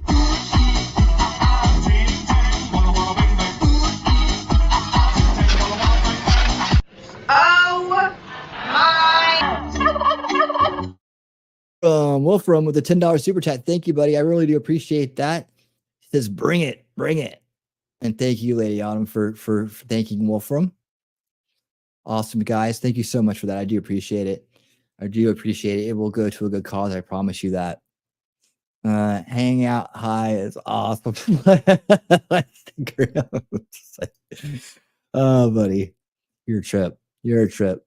That's right. That's right. We got a little bit of that. All right. So that makes everybody happy. Those always make people happy. Here's something that probably won't make you too happy, but let's just watch how Biden just goes back on his word. Lying Joe Biden, bad touch Biden. Listen to this guy. An AR-15 was used in the shooting of Donald Trump, just as it was an assault weapon that killed so many others, including children. It's you guys hear that? To outlaw them. I did it once, and I will do it again. I will disarm you. I will leave you helpless. Yeah, so there you go. There's your pivot. Pivot to 2A. You can, predictable as can be, right? Predictable as can be. We all knew it was coming. There it was. He didn't go 24 hours before turning back into the same monster we know. So what's this about the sloped roof excuse? Again, that points to Secret Service incompetence. Excuse making, right?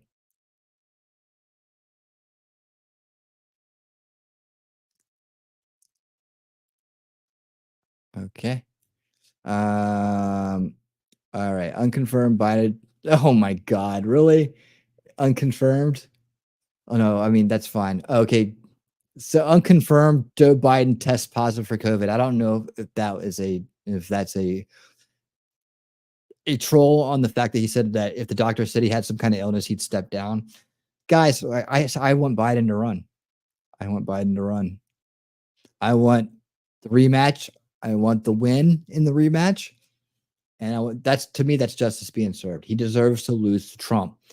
It shouldn't be an L for Trump against Biden, and then Biden never gets an L going against Trump. And we need to, and no rubber match. The rubber match is going to be on the golf course. All right. It's going to be on the golf course. I need to call my twin brother, Winning Sir Reality, and talk about maybe making a Caddyshack remake with Biden and Trump. That would be so funny. All right.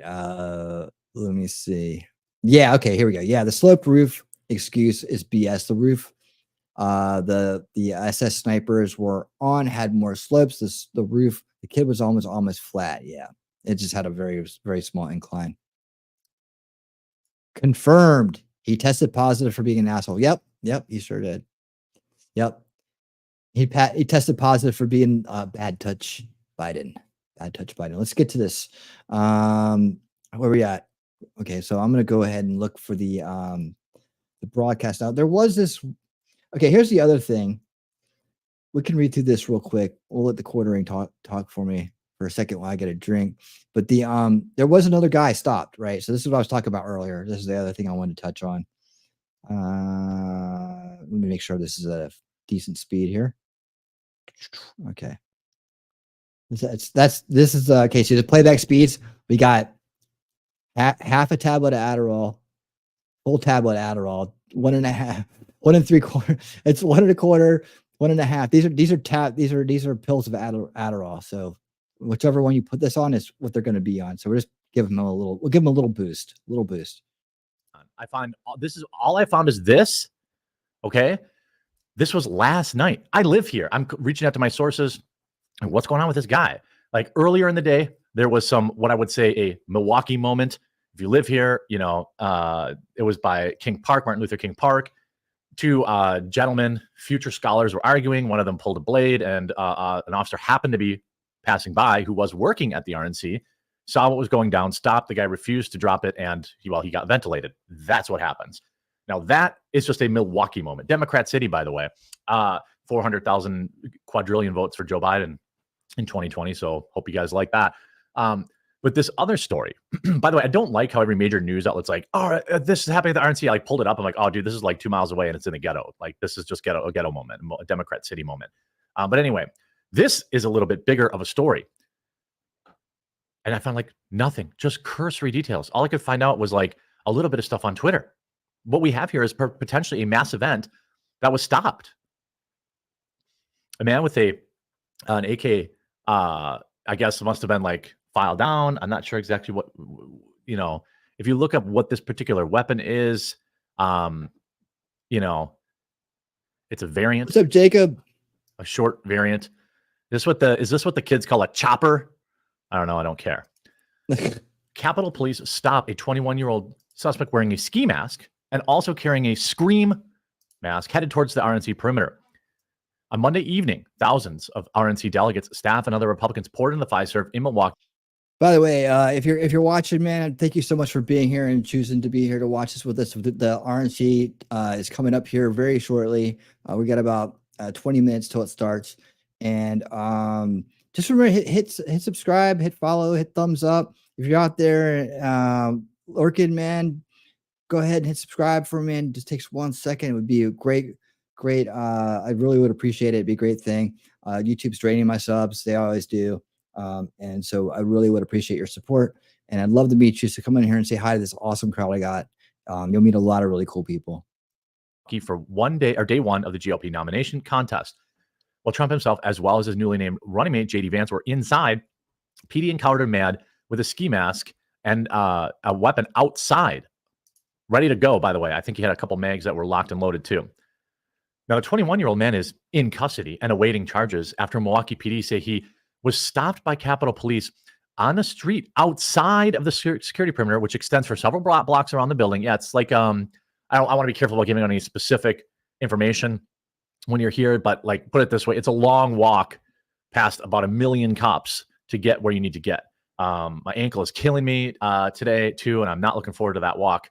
But anyway, according to a statement released to The Independent, the man was thought to be acting suspiciously. Yeah, it's 87 degrees and humid. Why is he wearing a ski mask? Cool Gamer, what's up, buddy? Dressed in a black ski mask, wearing a larger tactical backpack on a sweltering, muggy city street.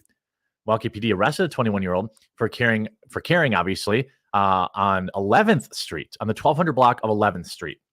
So this is probably 3 or 4 blocks outside the perimeter. So a 5-minute walk. The United States Capitol Police performed a subject stop, and it was determined that the suspect was concealing in his backpack. The suspect does not have a CCW permit in Wisconsin, shocking, or any other state. They were arrested and charges are pending review. I mean, it sounds like me that they were going to, here's the part that tells me they were going to go and try to mow down people, okay? Upon searching the individual, troubling discoveries were also made. In addition to his ski mask, he was carrying, obviously, his AK, as well as a mask styled as the horror movie slasher Scream, and a full clip. Just one? Oh, man, you didn't have enough money to buy more than one? Actually, that's not really a burn anymore. Like that's just, I mean, yeah, that's not really, I can't afford to carry around more than one. Officers with MPD told that they had obviously no valid carry permit. Not that I think you could carry this anyway. This is wild. I mean, the Scream mask is what makes it really weird. I wanted to originally report, hey, this is a Milwaukee moment, but the Scream mask kind of tells me that they were coming to the event to try and mow people down. The event I was at, by the way. Here you have, per federal law enforcement sources yesterday, HS&I and Capitol Police surveilling RNC secure perimeter stopped a suspicious man wearing a ski mask just a few blocks from the Fiserv Forum. I'm told he had this AK, full mag, and a Scream mask in a large backpack. But why would you have had that? Why is there no update on this? What does this individual look like? Do they look like they have fetal alcohol syndrome like the other guy? What's it with these people that are like complete morons? Imagine if you even come down anywhere near where I'm at, there are more cops and military personnel than you could ever imagine. Imagine putting a ski mask on first and walking down a street in 90-degree weather and expecting, no one's really going to notice anything. You see, so what you're saying is they stopped a potential mass event from happening at the RNC. Yeah. Okay. By the way, so much for the inflammatory rhetoric. All these signs are down here. I walked right past these on my way into the RNC. There are good ways outside of the security line, if I remember correctly. But yeah, we have obviously dictator on day one. All these trucks, all these LED sign trucks. Look at that. Parked out here in protest. Idiot. I mean, what happened to turning the temperature down, right? Yeah, right. Doesn't sound like the temperature has cooled at all. Wearing a ski mask in summer, huge backpack, walking down the street. But how would they have ever detected such a master of stealth? Well, I'll tell you what. We could go to this past Saturday, and this guy was in and walking around with a rangefinder, we found out yesterday, 3 hours before the event. So, I don't know. I mean, on one hand, man, as somebody who was here, right, along with 50,000 other people, I'm extremely thankful that they stopped this person. This does not seem like a Milwaukee moment to me. It could have been until you have the tactical backpack and you have the mask. Yep. That seems odd. You know what I mean? Like, it's that part is definitely odd. And then you can look, by the way, Annie, no reports. A very dangerous super soldier named Robert Evans is at the RNC. I'm not sure if the GOP vets their press applicants, but Evans works closely with Antifa, fundraises for them, and has put a target on Andy No and advocates for all sorts of bad behavior, illegal behavior. And he's been photographing and recording people at the convention. Here you go. At the RNC, 3 different sets of event staff have come over to our section, the convention floor, fairly empty, to try to get us to move over to where I point in the video to fill out so it looks better on camera. Worth noting how empty the arena actually is. That's not true. I'm actually here. It was jam-packed. That's a stupid idiot take. Fake news. Right? You see hundreds of people are back in downtown Phoenix. This guy says, F him up, Phoenix. This is the same guy. So this is a guy that is in the building, past security, and he is, has close associates. So that feels great. That's great. Why is he here? Maintaining close ties. I mean, dude, I had to pass a Secret Service background check just to get in here. This guy, did he pass it? How does he have a press pass to get in here? By the way, I have already seen, I can report, I've seen a lot of people being really casual with their passes, having it checked. I think I don't feel awesome. I feel really strong about outside, like in the exterior, but inside, I've got my head on a swivel. Always. I'm not exactly a nimble guy. So I've got my eyes darting around constantly, trying to stay frosty, trying to stay, alert to what's going on around me, because obviously the first event that was reported yesterday was just a Milwaukee moment. This one does not seem like that. This seems like an actual potential, oh wait, who's gonna be the first person to try to tie in this guy to the other guy, right? How many of these people are out there? Who wants to be the first? How many of these people are out there? Like, seriously, I had family texting me like, dude, is it really worth it? You're a fat internet beard. Just go home and cover it. And I thought, yeah, that seems really good. After come on, man, you can't be it is wild, but nope, I'm going down. Live. I'll be there today. I'm not gonna let these people make me live afraid. I hope you're informed by this video. I hope you're tuning in. If you're new to the channel, please subscribe or follow. And all right, that's it. I want to show you one more thing, and then we're gonna go to the convention. Here we go. Laura Loomer, interviewing leftists protesting. You guys, like we know this, right? But still, when you see it, when they actually admit it, it's even better. I remember you from New York outside of the trial. Aren't I the one that you claim was an invader? And I said, go back where I came from. I'm that one. That you want to fucking talk to me? How did you guys get here? That you want to fucking talk to me? Seriously. Who did you guys come here with? Did you guys get paid? How about you? That money paid for me to get here. Oh, really? I got Joe Soros. I'm a millionaire. Are they trolling? Wow, really? I think they're trolling.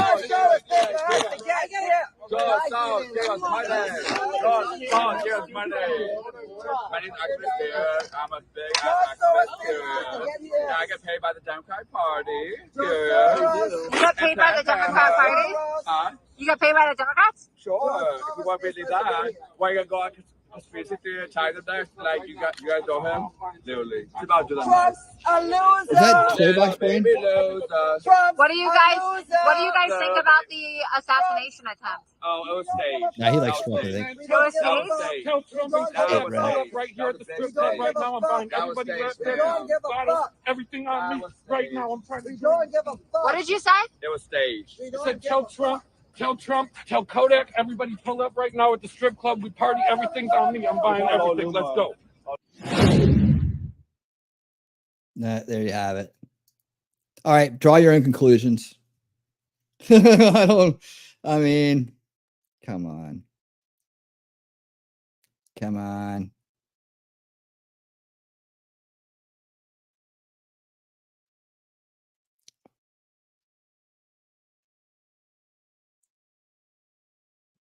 All right, I'm ready. Let's do it. Sorry, I had to get some things done in here in the background. That was a meme. I mean, I think they've been trained to say that now to try to take away from the fact that Soros funds, leftist activism all around the world. I mean, we know that it's not like it's freaking mystery. All right, where are we gonna watch this tonight? Let's figure it out. I think this worked really well last night. We'll go with this. We'll switch around. Where are you at? There we go. A lot of times the build up crew on these streams are, Not making any accusations, but it's very funny. Okay, we got not funny, but you know what I mean. It's very ironic. Okay. That should be the Help word us that I'm keep using. time, too. Ironic that the timeline is adding up to when I saw a sniper point in that direction that we now know where the shooter was. Look back at another one. They start really focusing in.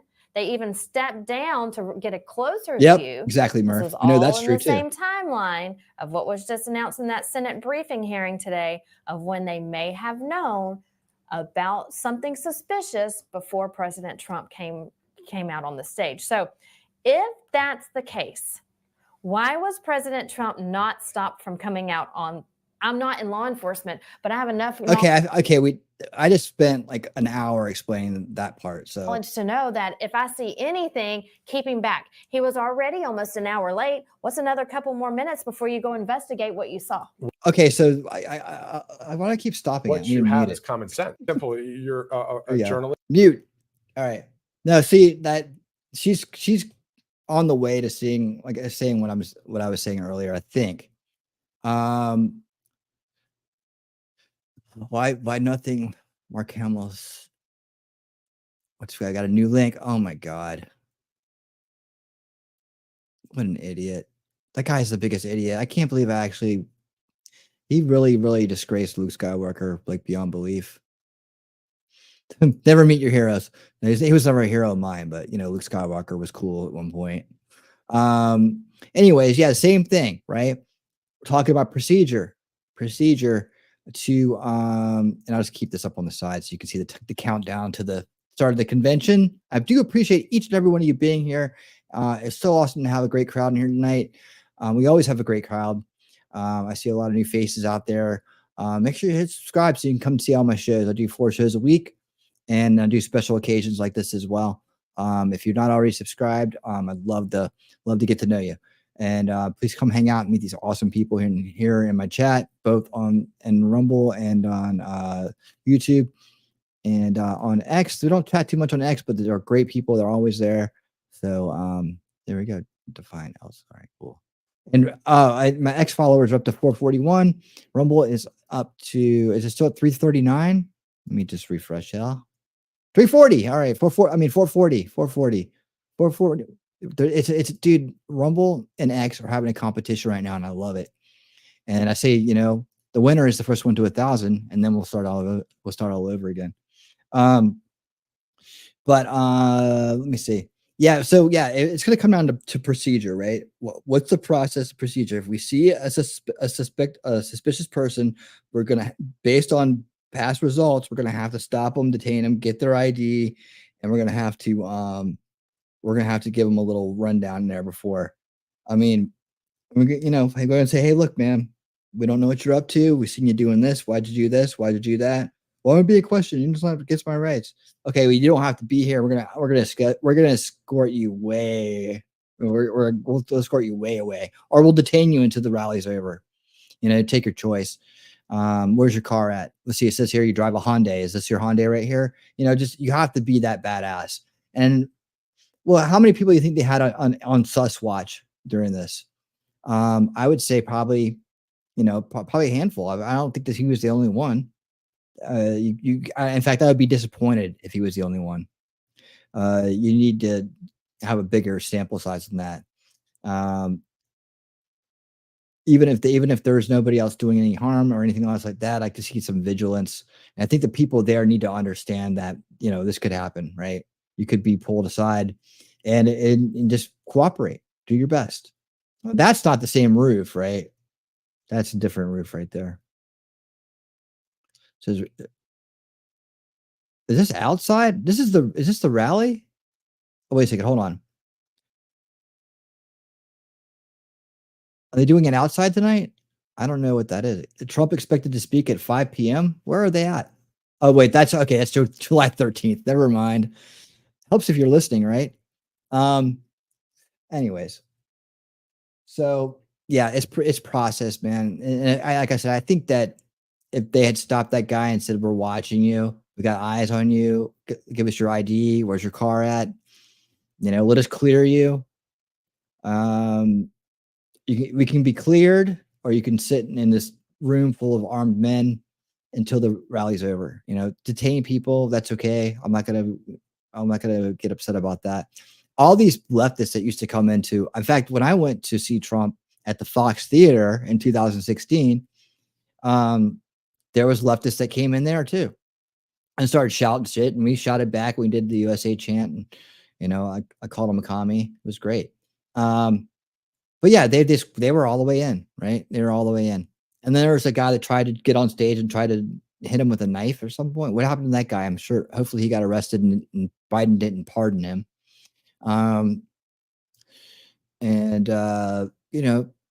We just gotta ramp it up, especially if he's going to do stuff like this. And I'm honestly surprised that this is the first time it's ever happened. I think everybody's kind of surprised, right? That we went this long without an incident this bad. Okay, sit by, let's take a look at this. This looks pretty cool. Mapping the Trump shooting. And I understand that Lady Adam Sky helped supply this, so thank you. We got 18 minutes. We'll be right back to that screen.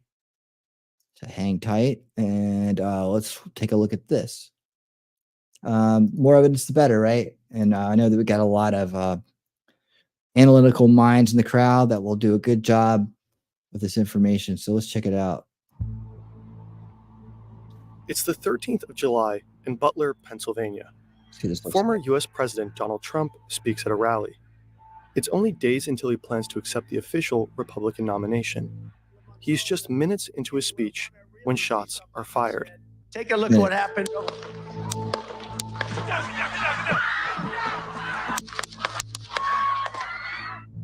Yeah, so anybody that has a second shooter theory, tell me why when he grabbed his ear, the second guy didn't do his job. I mean, it's like, if that's the case, because it would have had to come from a different place, because he obviously wouldn't sit next to the other guy. Trump got hit, but survived. This is amazing. Someone tried to assassinate him in broad daylight. Here is how it unfolded.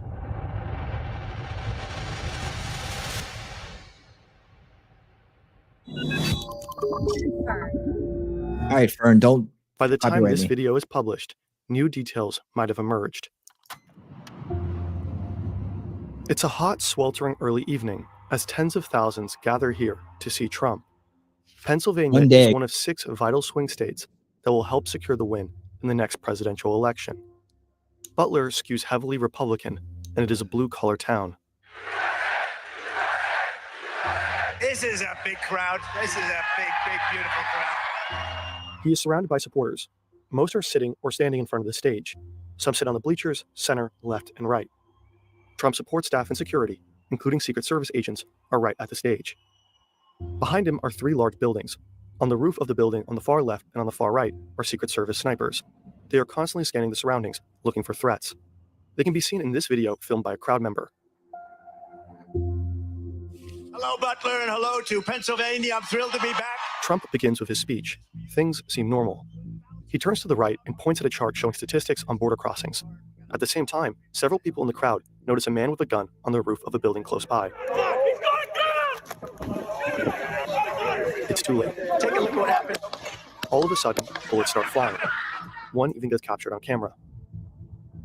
Another building, I know you about meant 400 Tip. feet or 120 meters north of the stage. What The do shots you are hear coming from here, on the roof. The gunman is 20-year-old Thomas Matthew Crooks. He is armed with an AR-15 semi-automatic rifle. The gun was legally purchased by his father. First, he apparently fires a round of 3 shots. Take a look at what happened. Trump reaches up with his hand. The first bullet pierces the upper part of his right ear. He will later say that turning over to the right at that exact moment prevented the bullet from hitting him right in the head. He ducks down behind the podium, and within 3 to 4 seconds after the first shot, Secret Service agents swarm the former president and shield him with their bodies. Crooks opens fire again, immediately, with 5 more shots. There's your 5. Right before the first shot by Crooks, one of the snipers on the left roof behind Trump seems to detect the gunman and prepares to return fire. Take a look at what happened. Some outlets report that these snipers killed Crooks, while the Secret Service confirmed its personnel neutralized the shooter. We could not corroborate that it was in fact these specific agents. The gunman also hit spectators on the bleachers. 1 man died, 50-year-old Corey Comprador. 2 others were critically injured. With Trump's microphone still on, we can hear the tense exchanges among the agents.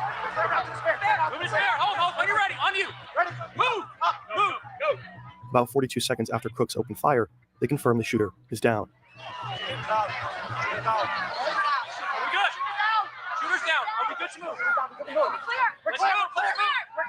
They prepare to escort him to an armored vehicle. So someone out there is going to say, "Oh, they said shooters." They're going to lose the apostrophe, right? That means shooter is down. And they're going to say, "See, you can hear him saying it. You can see it's a conspiracy." Let me get my shoes. I got you, sir. Let me get my shoes, sir. Hold on, your head is bloody. So we got to move to class. Watch out. Wait. In about 75 seconds after ducking to the ground, Trump raises his fist. He is mouthing the words, "Fight, fight, fight." The resulting photos immediately travel around the entire world. The crowd starts to chant for the former president as he leaves the stage, bleeding. Trump is then rushed to a hospital. Later that night, he is flown to New Jersey. He appears to be well. Jersey girl. There are a lot of questions we don't have an answer to right now. Why were the forces unable to prevent the attack? Analysis on X suggests that at least the snipers on the roof behind Trump were likely scouting for dangers further away, with this rooftop possibly falling into the responsibility of other law enforcement agents. We were unable to corroborate that. Why couldn't armed men climb up on this building? What was Crooks' motive? The gunman had no criminal history in Pennsylvania's public court records. The New York Times found a voter registration record for Crooks. It shows that he was registered as a Republican. They also found that he donated $15 to a liberal voter turnout group through a Democratic donation platform in 2021. He was a kitchen worker and had a membership at a local shooting club. The FBI found suspicious devices in both his car and home. They are being evaluated by the agency at the time of this recording. The investigation is ongoing, and new information is being published by the minute. President Biden and various leaders around the world condemned the attack and political violence at large. The picture of Trump, bloodied but defiant, with a raised fist in front of the American flag, will surely become a powerful symbol in his re-election campaign.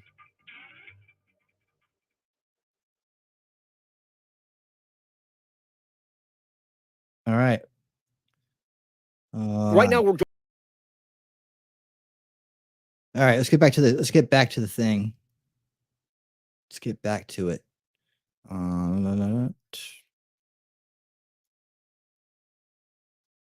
There we go. All right, countdown is on. Let's see, it's live. There we go. They're showing the stage.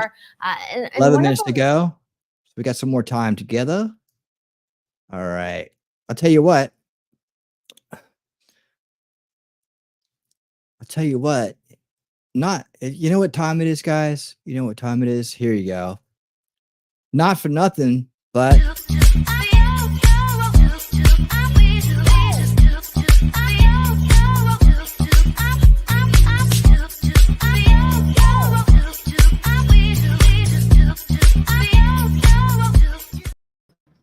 welcome, Shelly, my co-host for this evening. How you doing? Hey, what's up? She's like, oh, she had no idea I was bringing her in right then. Yeah, no, he likes to do that to me. That's fine. I roll with the punches. I sent you another angle of the rally in private chat. Okay, The Hodge twins just put it out. We got 10 minutes, so we can go to that real quick. Say hi to It's short. If you guys don't know who Shelly is Talking Trash Truths.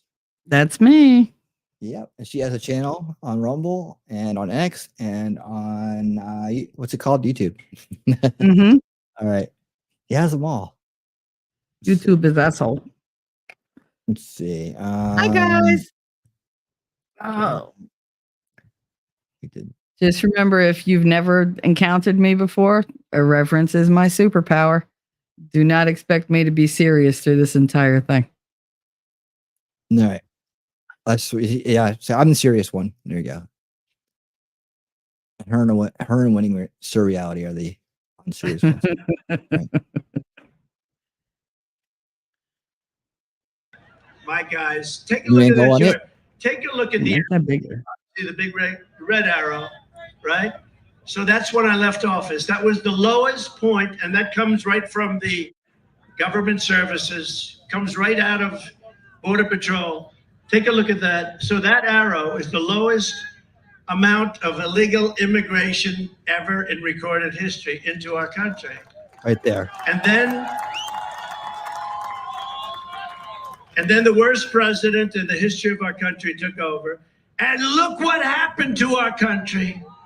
Probably 20 million people. Oh, he's waiting for his hand to come down. That's a little bit old, that chart. That chart's a couple of months old. And if you want to really see something that said, take a look at what happened.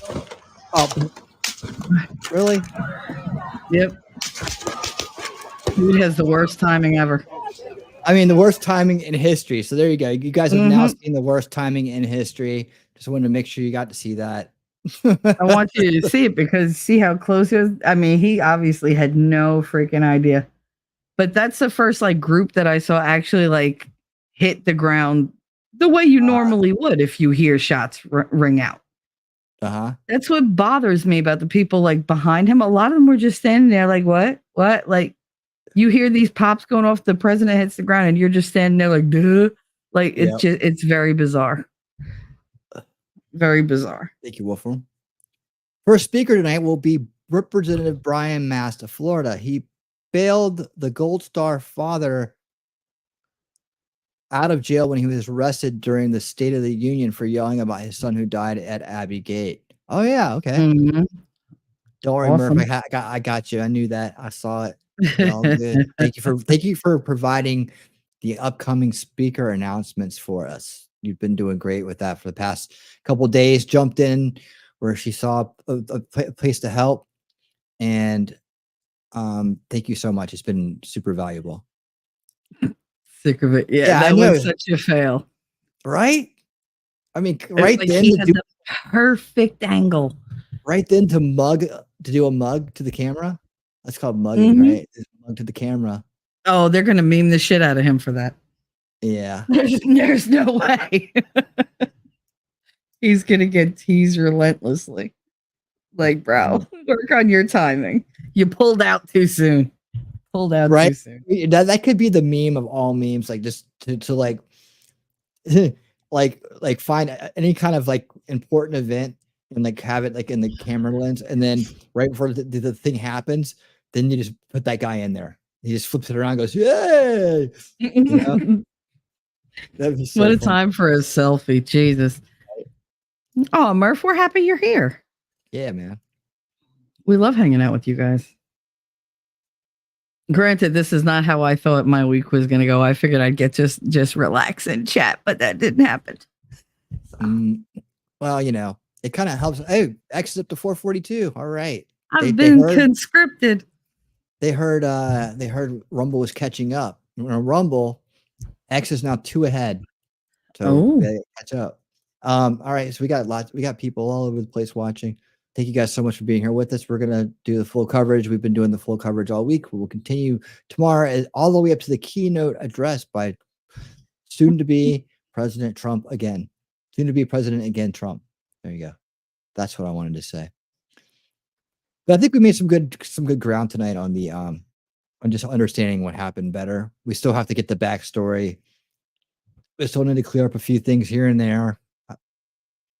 You know, there's probably a reason why there wasn't some aerial footage.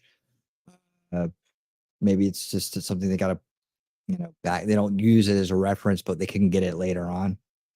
I don't know, man. There seems to I think everybody, the movies, Hollywood, television has made us believe that things are a lot more sophisticated than they are sometimes.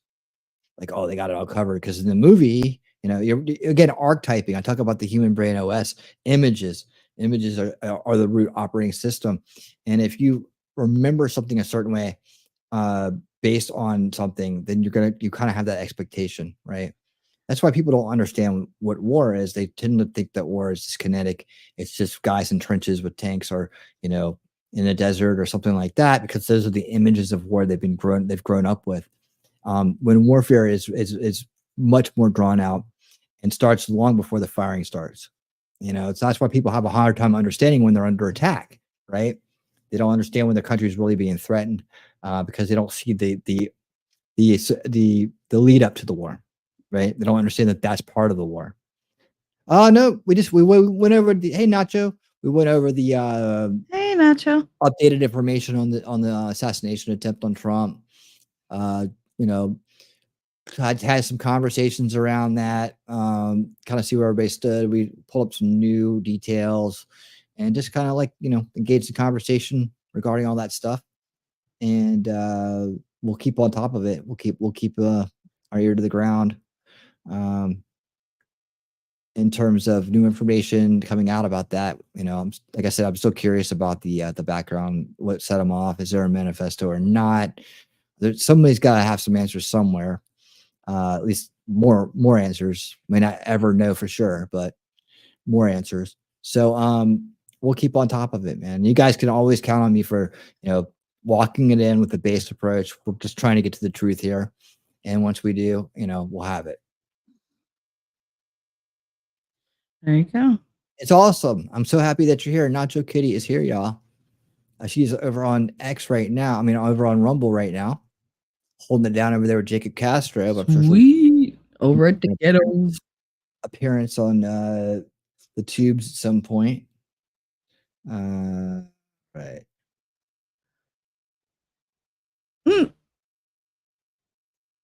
Oh, I'm sorry. I'm still looking through Twitter for things for you. I should stop because it's just funny. It's I can't. Alex Jones put out unconfirmed Xi Jinping supposedly suffered a stroke earlier today. That's what all the news outlets overseas are saying. Wow. Unconfirmed. Xi Jinping. Oh man, now let's connect that. It's like Biden's connected dots. Yep. Yeah. It's all been plotted out. I could prove it with numbers. Watch the dominoes full. Watch them. I could prove it with a number and a symbol. Look at that. Look at here. All right. Hilarious. You know, there are real conspiracies in the world, folks. I definitely believe in that, because that's when two or more people make a plan to do something.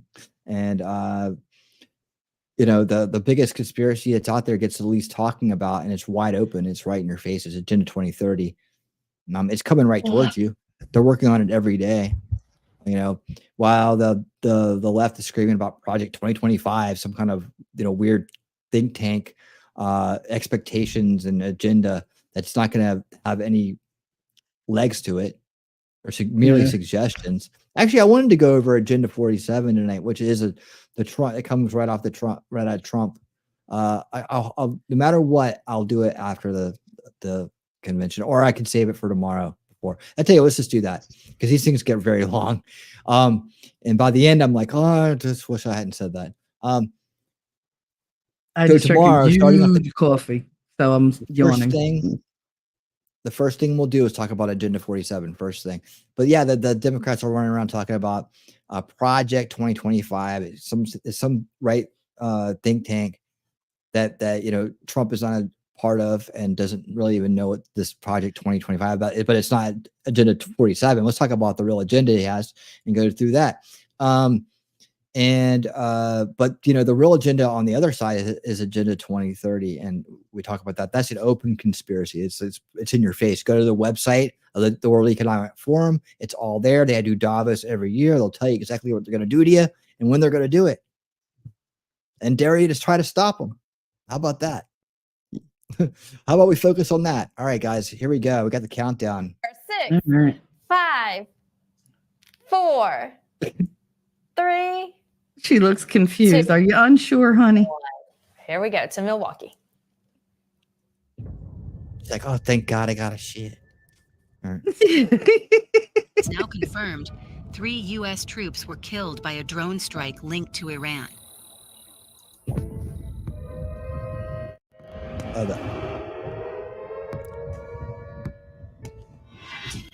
31 Americans died today in Israel after an attack by Hamas.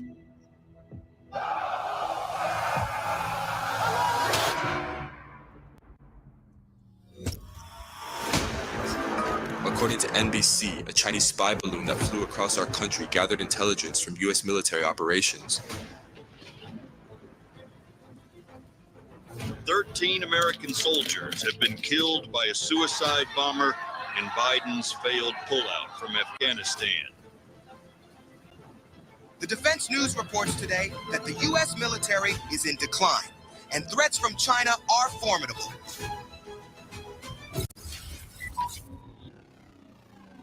You mean they're not afraid of our people wearing dresses? The men, I mean? The prevailing view among Americans is that U.S. influence in the world is weakening, and China's is growing.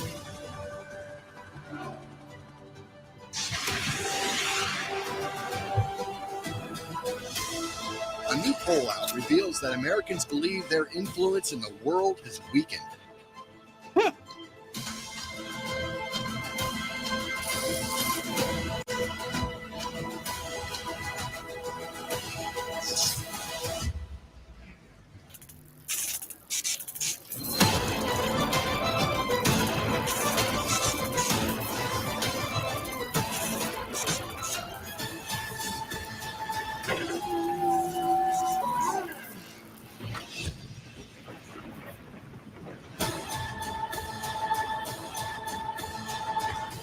It'd be cool if we had that.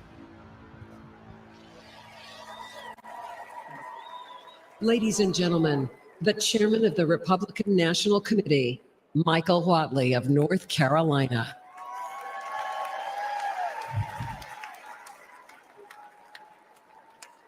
Well, he doesn't have the gavel. What the? We don't get the gavel at the beginning? Come on. Maybe they're Delegates pranking and them and they hit it. alternates, ladies and gentlemen, Republicans around the world, have we had a great first 2 days of this 2024 Republican National Committee? At some point, they got to go through all the motions. At least they used to do that. I don't know if they do it anymore. You know, when you think about where we are as a country today, you got to start by thinking about where we were 4 years ago. 4 years ago, Russia was in check. China was in check. Iran was in check. Our southern border was secure and our economy was strong. Where are we today? Russia has invaded Ukraine. They've parked a nuclear missile-capable boat 90 miles off our shore in Havana, Cuba. China is saber-rattling and threatening Taiwan. And Iran has openly attacked our ally, Israel, through its proxies and with its missiles. 10 million illegal immigrants have come across our southern border. And we don't know who they are, where they are, or what they're doing. Our economy is not nearly as strong as it was 4 years ago. We can do better. We need to do better. No shit.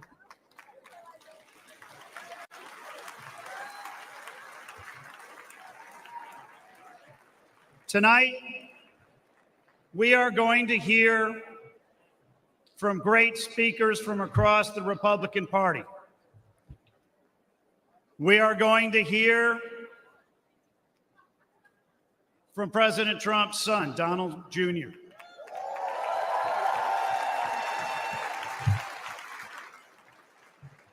We're going to hear from the next Vice President of the United States, J.D. Vance. Ah, there you go. I'm going to keep calling him DJ Vance. And we He's are more going fun to that way. hear from real Americans who are going to tell their stories about how we need to make America strong again. AXA? So it is my pleasure to gavel open this third day of the 2024 Republican National Convention.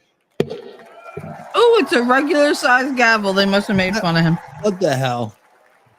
Is his gavel shrinking with time? Offering today's I hear that invocation, happen. Please welcome Delegate Evelyn Nunez-Jones from California.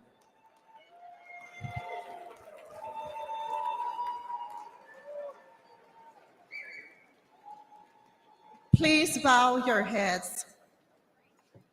Lord, we thank you for the opportunity to be together in this room. It has been a long journey for many of us, especially for President Trump and his family. Please remember our fellow patriot, Corey Compitore. At this time, we invite you, Holy Spirit, to be part of our convention. We praise you, Heavenly Father. We seek for you to guide the steps of this delegation, the steps of our President Trump, and the steps of his newly chosen Vice President, J.D. Vance. Remove all stumbling blocks. Jesus Christ, we ask for a new restoration of America, especially for our children. We pray for protection, divine wisdom, and revival for our country, for my state of California and our party, in the name of Jesus. We pray for victory in 2024. En el nombre de Dios, in the name of Jesus, amen. Let freedom reign. Woo! Amen. Please rise for the presentation of colors. The colors are presented by Scouts of America, Troop 222 of Racine, Wisconsin. Let's give them a warm welcome. I'm up. Y'all get up. Let's go. You know the rules. If I'm up, you're up. Left, right, left. Color guard, hold. Color guard, forward, face. Please remain standing for the Pledge of Allegiance and the national anthem.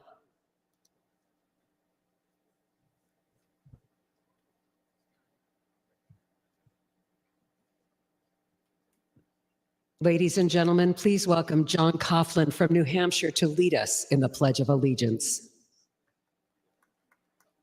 I pledge allegiance to the flag of the United States of America and to the republic for which it stands, one nation, under God, indivisible, with liberty and justice for all. Thank you. Good job. Good job. Now, to perform the national anthem, please welcome Jenny Thiel. Who?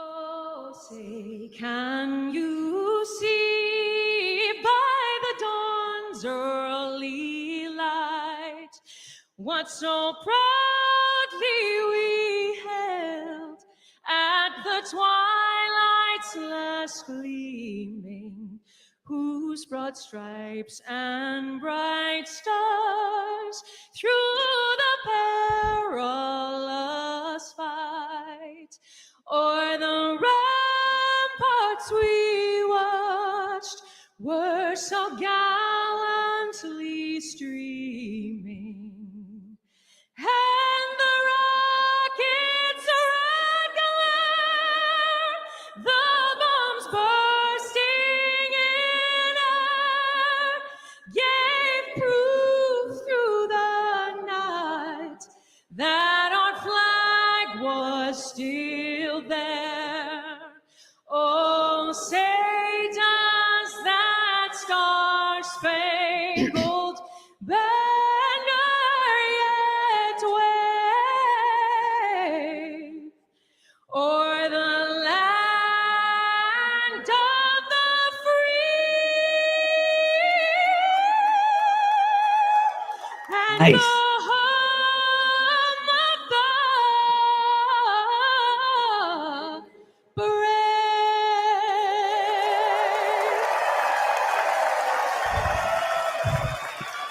Oh. I know I'm supposed to stay standing. Please remain standing while the colors are retired. Whew. Guard, forward, march. Left, left, left, right, left, left, left, left, right, left, left, left, left, right, left, left, left, left, right, left, left. Before his weakness, America had strength. Strength respected by our allies, feared by our adversaries. Strength that kept Russia out of Ukraine. The Middle East at peace. Iran's nuclear efforts stall. Our borders safe and secure. Terrorist ISIS destroyed. And American soldiers out of war. Because that's what a strong leader does. And our soldiers always knew this commander-in-chief had their backs. He was there with them on graduation day, visited with them here and around the world, gave them their largest pay raise in a decade, and he never forgot them after they served, and made sure every vet finally got the health care they deserved. President Trump, he's making America safe and strong again. Ladies and gentlemen, please welcome Congressman Brian Mast of Florida.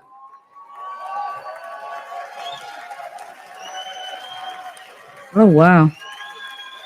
Got 2 prosthetic legs. That's a fucking warrior right there.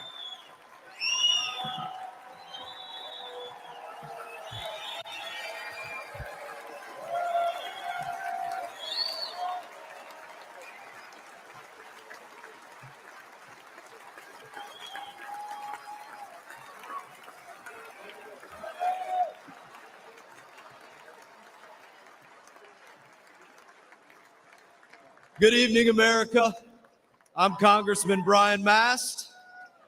Now I've got to start with a salute to every warrior standing guard around the globe on an aircraft carrier, in a foxhole, on a base somewhere, in this audience, or just watching from home. We love you, veterans.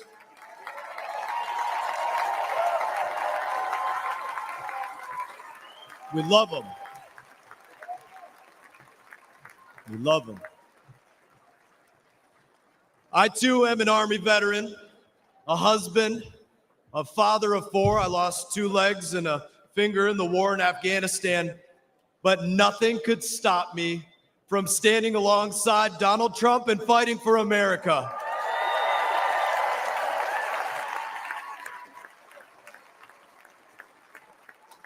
Every one of you American service members and every veteran knows the dangers when we join the armed forces, but we risk our lives because we believe in America. As president, Donald Trump rebuilt our military, deterred our enemies, and he made America strong again. Now, I'm not here to sugarcoat it. Joe Biden and Kamala Harris have once again weakened our armed forces, and through inflation, slashed the size of our military budget, just like they slashed the family budget. And at the same time, they've distracted our troops with millions of hours of so-called extremism training, and they've based promotions on adherence to left-wing political ideology rather than merit. They would rather lose a war than use the wrong pronouns, and we've had enough.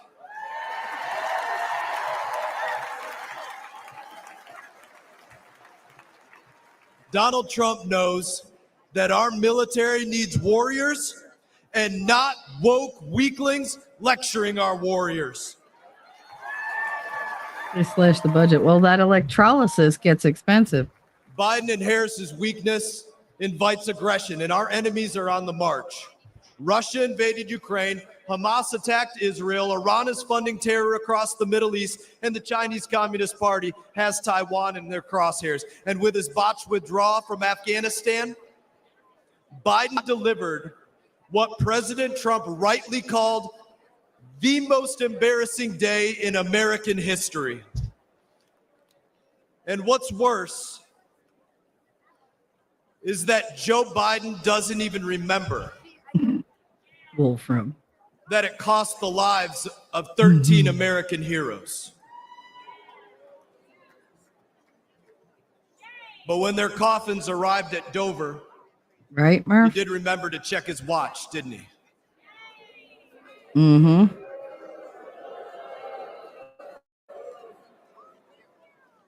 Nearly 2,500 of my brothers and sisters gave their lives in that war.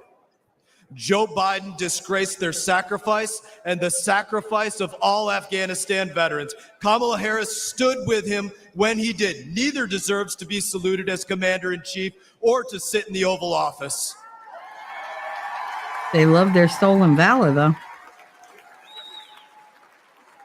Joe Biden is way guilty of that. American veterans and American service members deserve better. America deserves better. And with Donald Trump, you know that we don't just get better, we get the best. Donald Trump restored American strength before. Donald Trump will restore American strength again. And with your vote, we won't just make America strong again. We will make America stronger than it's ever been. May God bless you. God bless our troops. And God bless the United States of America. I want to put him in my pocket. Here's another one.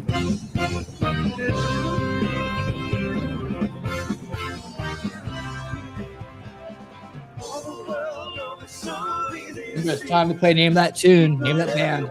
Name the tune, name the band. Let it be free. Free.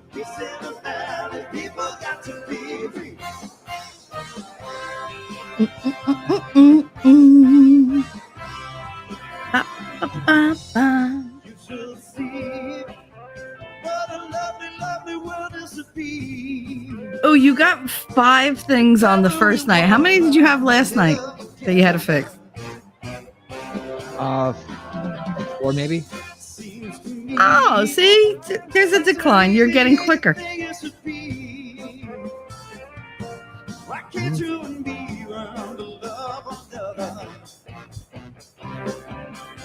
Anybody?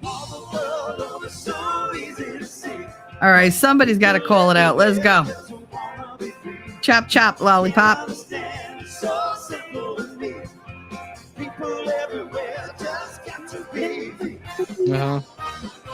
Like, using the melody. That is a grassroots song. Back in the day.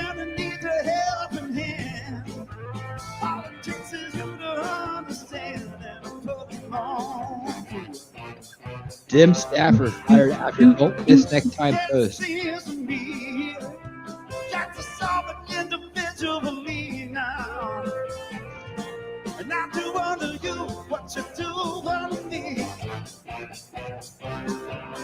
Yep.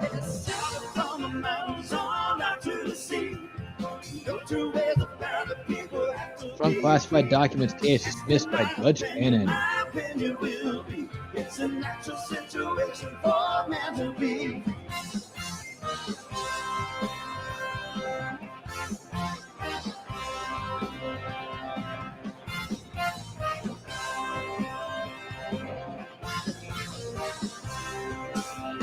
I'm still trying to put myself in Trump's shoes every day, you know, knowing how close that bullet was. Ladies and gentlemen, please welcome Congresswoman Nancy Mace of South Carolina. Howdy, howdy. Good evening, America. My name is Nancy. Don't call me Pelosi, Mace. I like her. I'm a congresswoman representing the great state of South Carolina. She's the congresswoman who told Hunter Biden he had no balls. That's who she is. At the age of 17, I learned that dropping out of high school might not have been the best idea. So I took my first job at a fine dining establishment some of you may know as the Waffle House. Denny's was a little too highbrow. While Waffle House was an important part of my journey, it would not be my destination. I soon went from making waffles to making history. 25 years ago, this high school dropout became the first woman to graduate from the Citadel, the Military College of South Carolina. Nice. A college campus where we don't burn American flags, we salute them.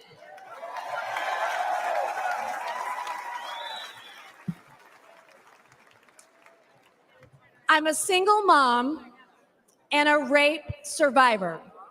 To women tonight who can relate, please know you have a friend and a sister in me.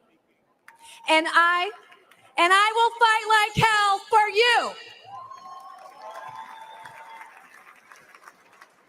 Who went after her for that? I'm the daughter of an Army Brigadier General and a school teacher. I've admired my dad's Distinguished Service Cross from Vietnam. I've endured the rigors of a Citadel education. I'm not sure. And today I represent a district that includes Paris Island, where we make Marines. You don't like ladybugs, What Starlight? we're witnessing today is proof that strength preserves peace and weakness invites war. We can never project strength around the world when weakness stands in the White House. Dang it. I forgot. That's right. Nations like China see weakness as opportunity. China's fentanyl invades our borders. Their arms supply Putin's regime. China supports enemy states like Iran. They oppress their own people, especially their women. The world is watching America, and we must show them what we're made of.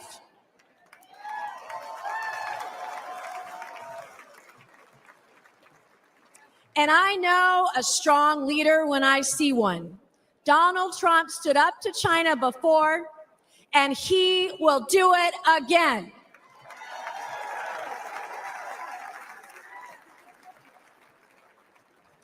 Anyone who thinks they can take on Donald Trump or take down America is now on notice.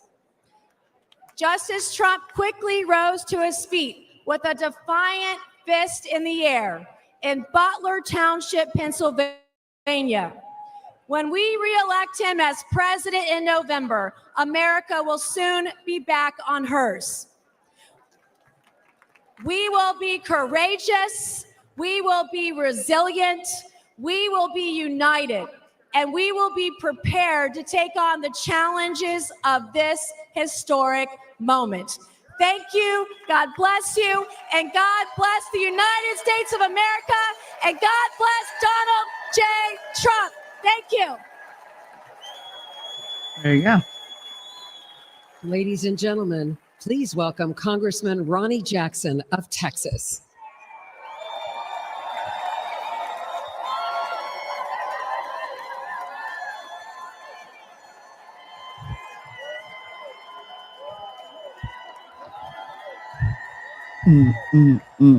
God bless Texas. All right. All right, all right. Good evening, everybody. Good evening, and good evening to my delegation from Texas.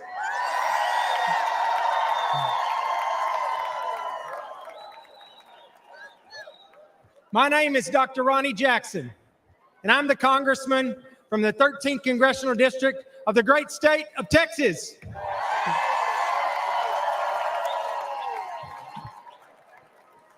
Prior to being in Congress, I served on active duty in the Navy for 25 years. I was a Navy deep sea diver, an emergency medicine doctor, and a combat physician in Iraq. During that time, I also had the distinct privilege of serving for 14 years as White House physician. But most importantly, I served as the appointed physician to the greatest president that this country has ever had, Donald J. Trump.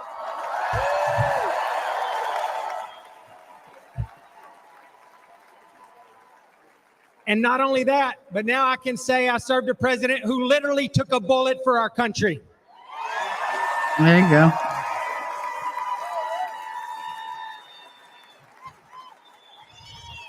President Trump and I have been through a lot together over the years, but I have never, ever been prouder of his leadership than I was last Saturday. His warrior spirit and his display of will to keep fighting for our country, even after getting shot down, will go down as an all-time moment in American history. I know firsthand from my time at the White House that being a president is an unrelenting 24/7 job. Time off truly just doesn't exist. Our president needs to make clear and decisive decisions in a moment's notice. When the phone rings in the middle of the night, the president must be ready. Unfortunately, our current president is not ready for that call. No, he Let's ain't. not kid ourselves. Father Time has not been kind to Joe Biden. And China, Russia, Iran, and North Korea, they do not respect Biden's 10 a.m. to 4 p.m. schedule. And we would not be in this situation were it not for Joe Biden's staff and his family. They should have compassion for him and prioritize his health and our country's security. But they have put their own interest above America's interest. Perhaps the greatest blame lies with his own Vice President, Kamala Harris. She has not been truthful with us. She has lied to us. She has put party above country, and she is as unfit in character as Joe Biden is in body and mind.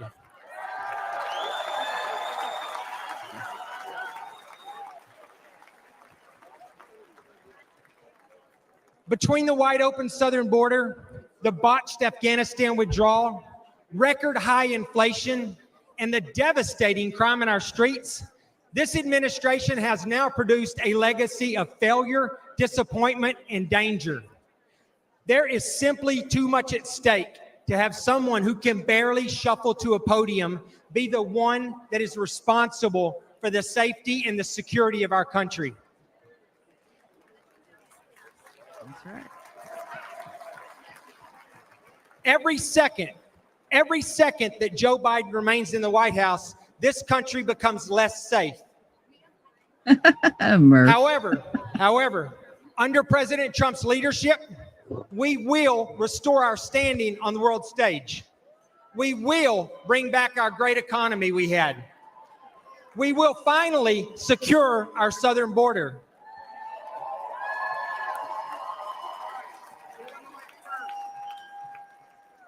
We will rebuild our great military. We will clean up crime in our streets. And most importantly, most importantly, we will have a president who is respected by our allies and who is feared by our enemies and who leads with strength.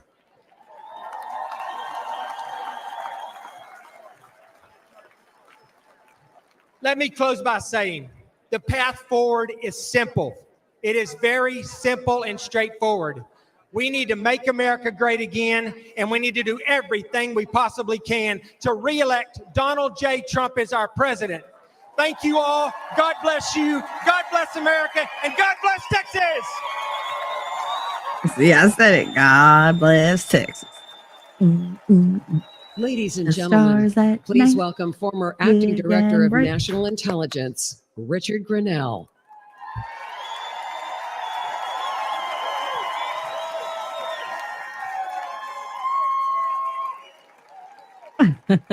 Hello, California.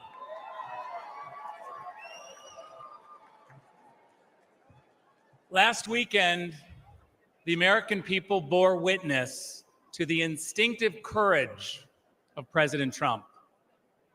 We all know the contrast to Joe Biden could not have been greater. Tonight, I want to talk to you about why President Trump's strength and grace, which now even his opponents struggle to deny, have consequences beyond American borders. From 2001 to 2008, I served as America's spokesman at the United Nations. Back then, Republicans believed America's duty was to spread democracy by military force. We were misled about weapons of mass destruction. We intervened in other countries' affairs and signed treaties that only benefited other nations. We spent too many years ignoring America's priorities. That's what happened when Washington stopped being the capital of the United States and started being the capital of the world. There was only one man with the strength to call out the lies and failures of both Democrats and Republicans: Donald Trump. Donald Trump doesn't care if you're gay or straight, black, brown, or white, or what gender you are. He knows that we are all Americans and that it's time to put America first. After 16 years of wars and chaos, the world looked different when President Trump was in the White House. Russia invaded Ukraine under both Obama and Biden, but Putin did not dare escalate under President Trump. Under Trump, China was challenged. Under Trump, the Balkans were more peaceful. Under Trump, the Middle East signed historic peace deals. Under Trump, Iran was broke. Under President Trump, we put American interests first. There were no new wars. Old wars ended, and America had the greatest economy in the world. But after 4 years of Joe Biden, wars are back, the Taliban is back, and members of ISIS have slipped through America's broken southern border. Russia is sailing warships off the coast of Florida. China is bullying its neighbors. Iran is waging a war in Israel and Gaza with help from Joe Biden. And Joe Biden's radical supporters have overtaken our universities, burning American flags, cheering for terrorists, and calling for violent revolution. The reason the world is on fire is because President Biden is weak in more ways than one. Hey, Furby. But Donald Trump's opponents here and abroad now see clearly his incredible courage and resilience. They stand in fear and awe at the thought of his return. By voting for President Trump, you are casting a vote for the strength and grace that will bring peace and prosperity back to you, your family, America, and the world. Don't let anyone ever tell you differently. Thank you very much. Ladies and gentlemen, please welcome Congressman Matt Gaetz of Florida. There we go. Oh, it was Matt Gaetz.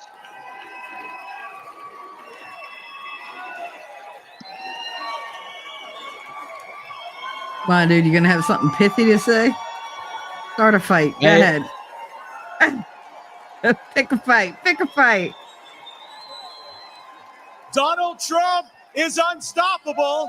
Elect him president again, and America will be unstoppable too.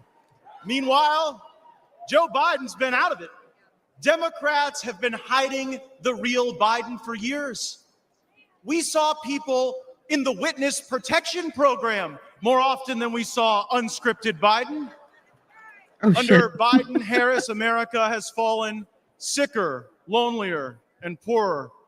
Under Trump, we prospered, we were richer, inflation was low, and there were 2 genders.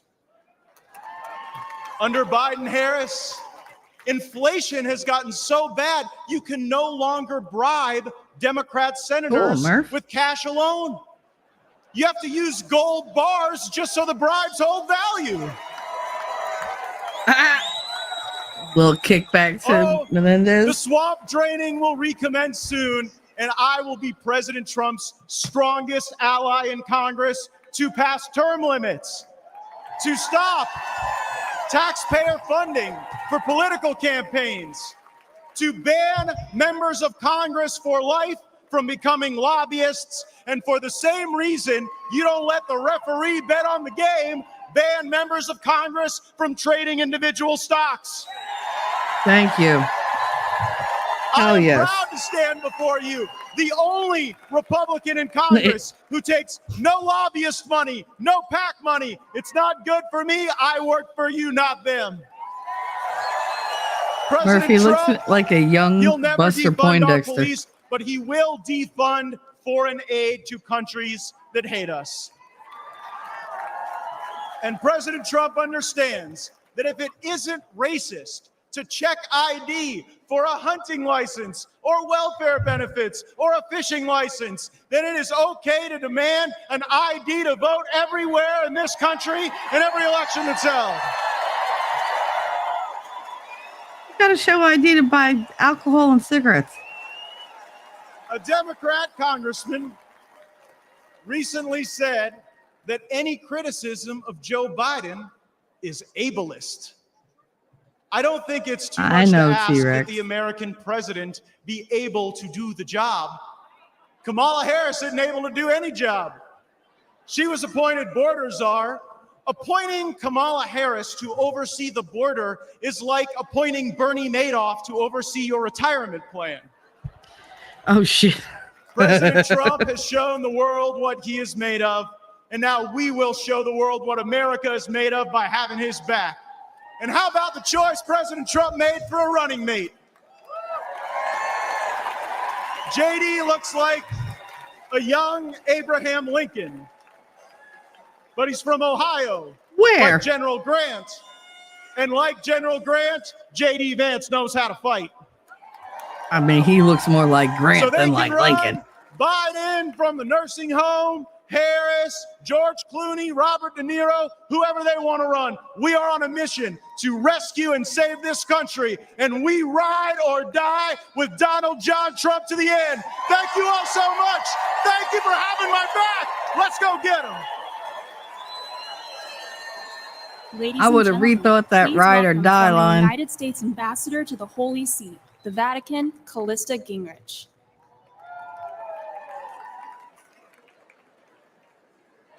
She looks like she just baked some bread. Good evening.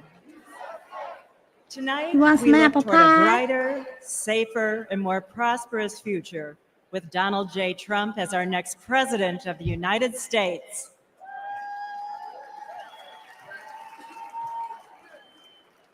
When I served as President Trump's ambassador to the Vatican, I witnessed the importance of having a president June who Cleaver. stands up for religious freedom. Over the last 4 years, the failed policies of the Biden administration have jeopardized our right to worship freely and weakened our nation. Freedom of religion is one of our nation's most important foundational principles. Throughout our history, the right to practice our faith has been at the heart of the American experience. Today, this fundamental right is under attack. In recent years, the radical policies, rules, and regulations imposed by our own government have threatened people of faith. However, we have reason to hope. In our lifetime, no president has done more to advance and defend religious freedom than President Donald Trump.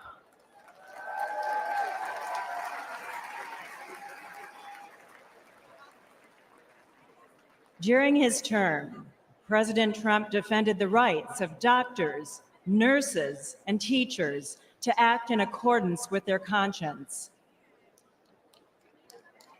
He appointed 3 Supreme Court justices committed to protecting our God-given right to worship.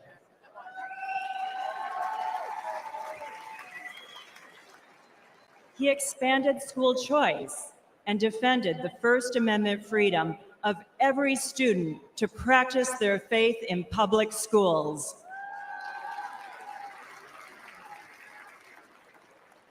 As president, Donald Trump signed an executive order that defined international religious freedom as a moral and national security imperative. And he was the first and only president to convene a meeting at the United Nations dedicated to ending religious persecution and defending religious liberty around the world.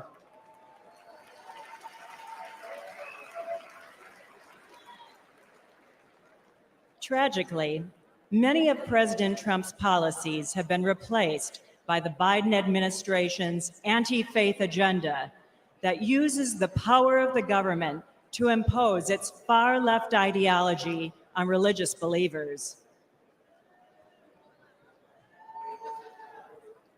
Biden's FBI has even stated that practicing Catholics present an elevated risk of domestic terrorism simply because of their faith. Bless you. Unlike President Biden, President Trump has a proven track record for promoting and protecting religious freedom at home and abroad. I like a good broad. Our choice is clear. We Her need pauses are strong killing me. leadership, bold action, and unwavering commitment to preserve our God-given rights.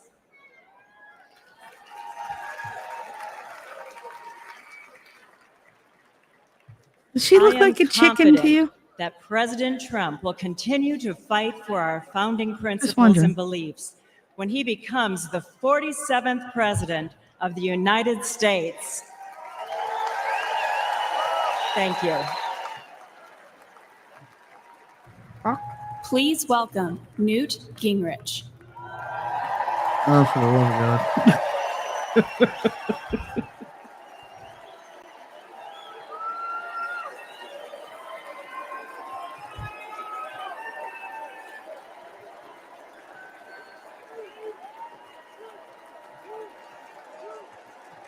Something good, Newt.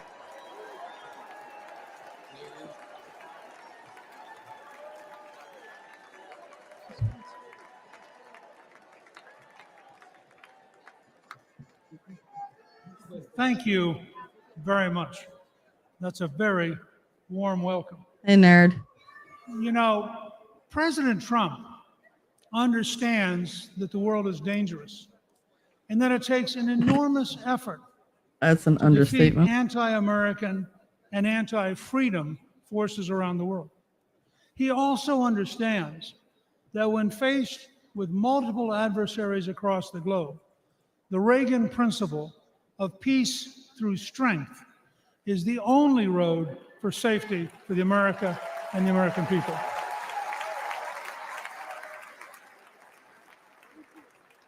The contrast between President Trump's realistic policy of resolute strength in a dangerous world and President Biden's policies of appeasement, weakness, and self-delusion may be the biggest difference between the Make America Great Again movement and the Make America Weak ideology of the left.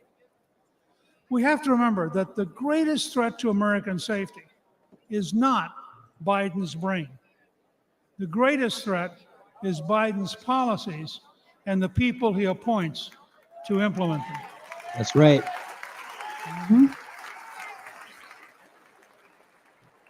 He is working towards appeasement when the world today is incredibly dangerous. A growing coalition of dictatorships is actively trying to undermine American power and conquer America's allies. A religious dictatorship in Iran, which chants death to America, is on the verge of having nuclear weapons. Russia's dictator has unleashed the deadliest European war since World War II. Communist China continues to develop its military power while actively seeking to undermine America through espionage, fentanyl, and the infiltration of our companies and our universities. Faced with these clear and present dangers, President Biden has adopted failed policy after failed policy. Where President Trump orchestrated an orderly end to the Afghanistan war with no American killed in nearly 2 years.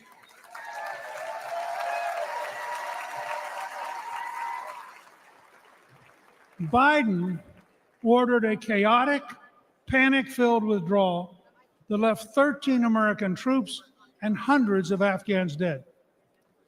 Where President Trump insisted on keeping Bagram Air Base, which is located within 1 hour of the Chinese nuclear facilities, President Biden gave it to the Taliban, who are now allied with Communist China. Where President Trump brokered the Abraham Accords and was moving the Middle East toward peace and cooperation, President Biden's weakness and confusion led to a terrible Hamas assault, killing more than 1,200 innocent people in Israel. Under Trump, we achieved peace through strength. Under Biden, we have war, suffering, death, and a world teetering on the edge of World War III. Like Prime Minister Winston Churchill and President Abraham Lincoln, President Trump understands that only a firm, courageous policy of strength will work in a dangerous world. The message for this November is clear. You can vote for weakness and war with Biden, or you can vote for strength and peace with President Trump.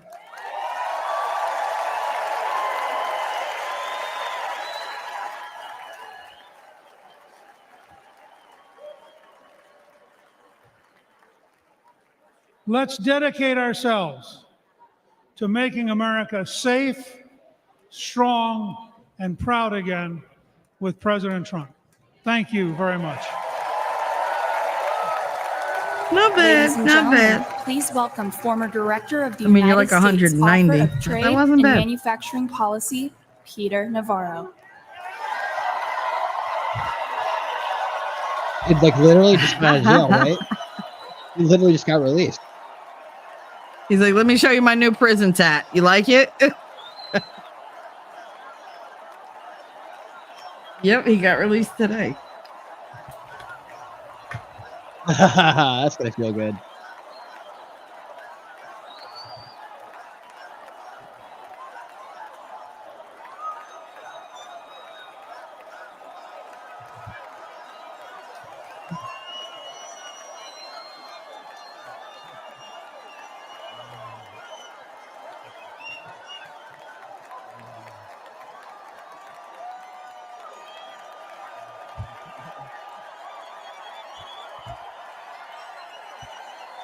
Hell yeah, that man deserves all the claps. Go ahead.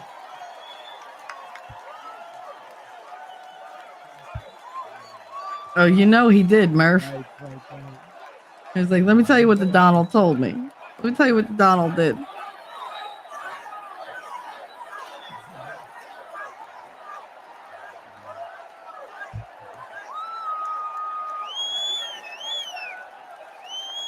This is a beautiful thing. And I think I think you folks just want to know if you can see my MAGA tattoo I got there. I told you.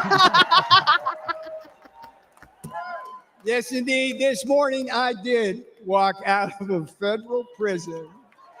He's like, in sons of Miami. bitches.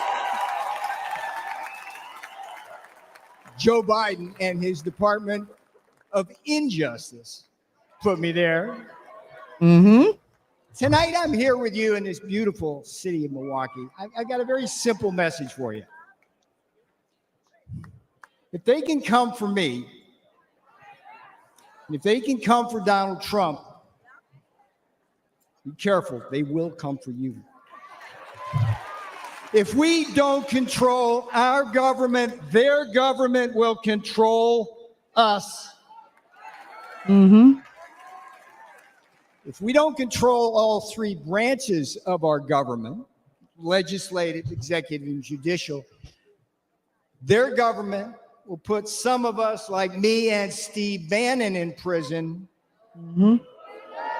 and control the rest of us. Here's how it went.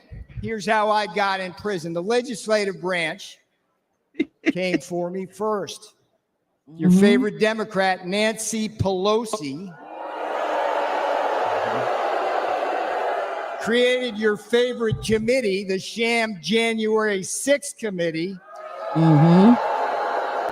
which demanded that I violate executive privilege. What did I do? I refused. There you go. The J6 committee demanded that I betray Donald John Trump to save my own skin. I refused.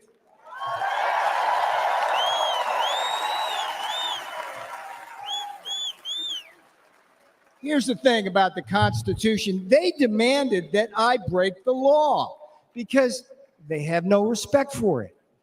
I refused. And a Democrat majority in the House then voted to hold me in contempt.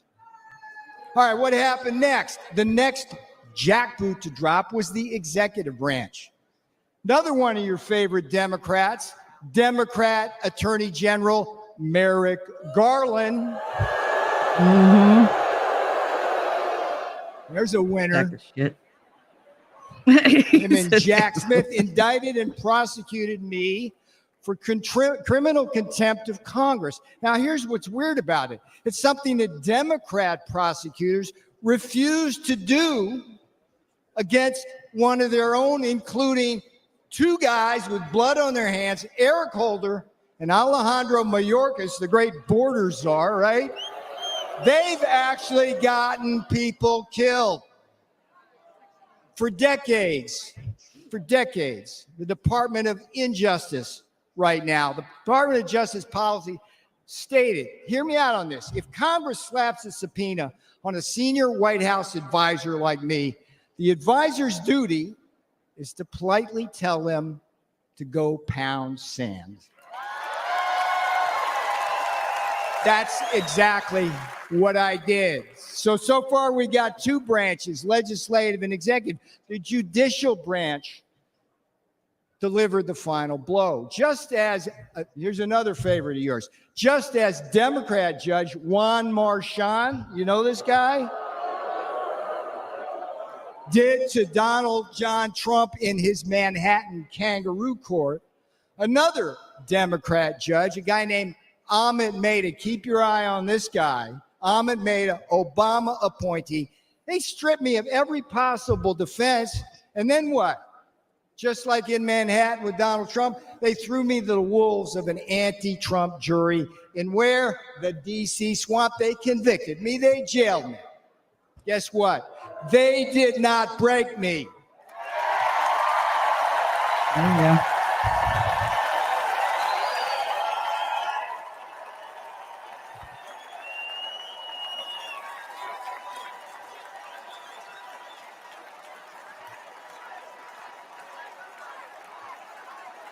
And they will never break Donald Trump. They will never break Donald Trump. All right, now here's the most important thing I'm going to tell you. You may be thinking this couldn't happen to you. Make no mistake, they're already coming for you. Joe and Kamala, they threw out the woke blue carpet across the Rio Grande, opened our borders to what? Murderers and rapists. When Donald Trump said it, thank you for saying that. When Donald Trump said murderers, rapists in 2016, they go, oh, racist, whatever. We read the papers. It's murderers and rapists.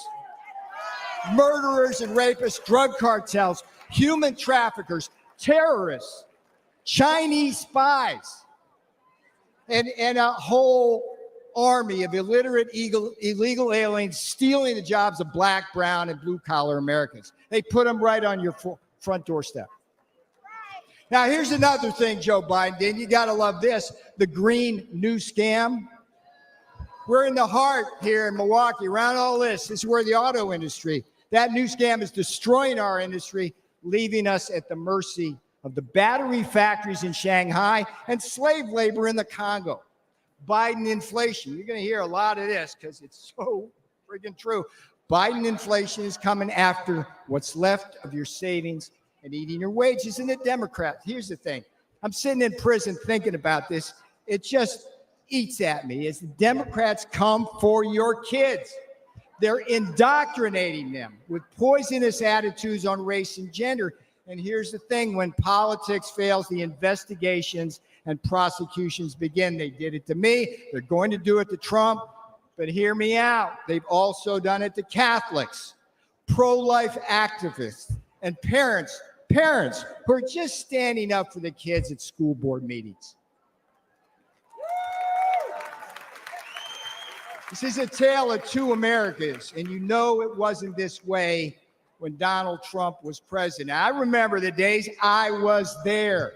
In Trump's America, you were safe and our borders were secure. In Trump's America, you were more prosperous, and you didn't have to choose between what? Food on the table, medicine in the cabinet, and a roof over your head. And in Trump's America, you didn't have to worry about being locked up for disagreeing with the government.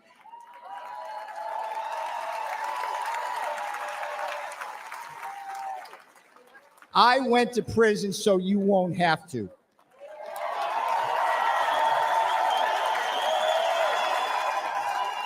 I am your wake-up call.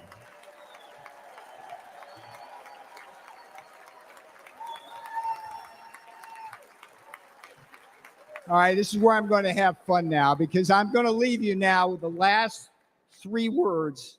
The last three words my beautiful fiance said when I left that morning for prison. They weren't, "I love you." That was a given. She simply said, "We got this. We got this."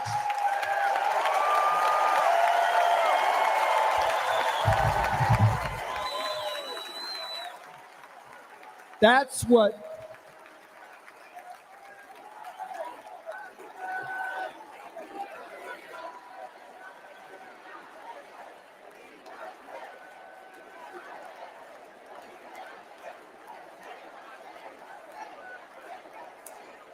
bring my girl out now.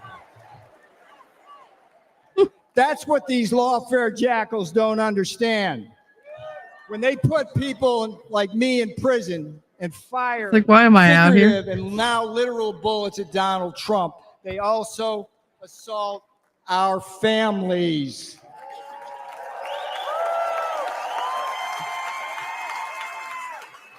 On election day, America will hold these lawfare jackals accountable. Hey, Lex. Lex, what's up? Now, here's the You don't sweetest know? thing that's going to come off my lips. Vote Trump Vance. 24 for Trump 47.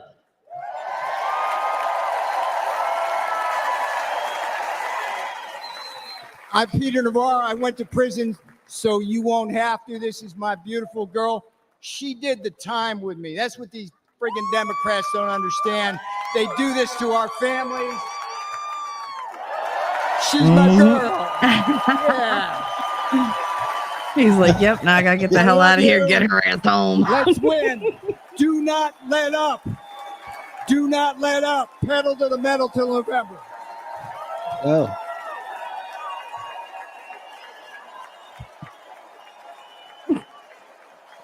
He's gonna drag her into a broom closet. Stop Ladies it. and gentlemen, please welcome Congresswoman Monica De La Cruz of Texas.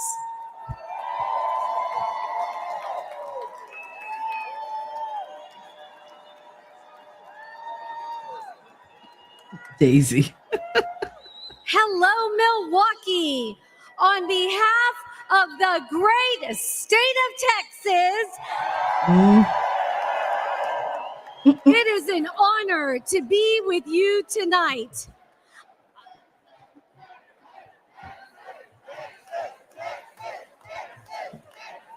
I am the proud granddaughter of Mexican farm workers who came here with little more than faith in God. They never had much money, but they instilled in us strong Texas values. They taught me that through hard work, anything is possible in America. And then I proved it. By getting myself through school and building a successful small business. It wasn't easy, but I'm living proof that the American dream, el sueño americano, can become reality. A winning reality.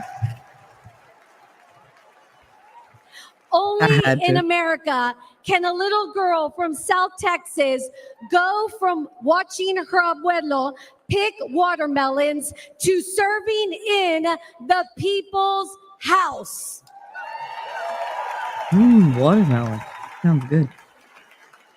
Now, as a mother, I often think about my kids' future, and I'm worried. The American dream is slipping away. Joe Biden and Kamala Harris make it impossible for hardworking Americans like the people in my community to get ahead. Their policies put home ownership out of reach. Wages can't keep up with inflation. They give benefits to illegal immigrants and cut Medicare Advantage for our seniors. They say their immigration policies are compassionate, but there's nothing compassionate about open borders. They threaten our national security, flood our country with deadly drugs, killing our precious children. Biden and Harris don't care about immigrants. They just use them for political gain. We deserve so much better. We must make America strong again by re-electing President Trump.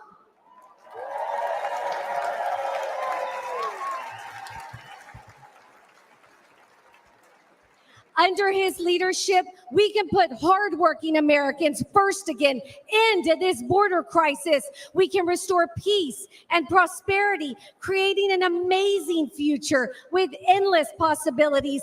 And we can rebuild the most vital institution of all, the American family.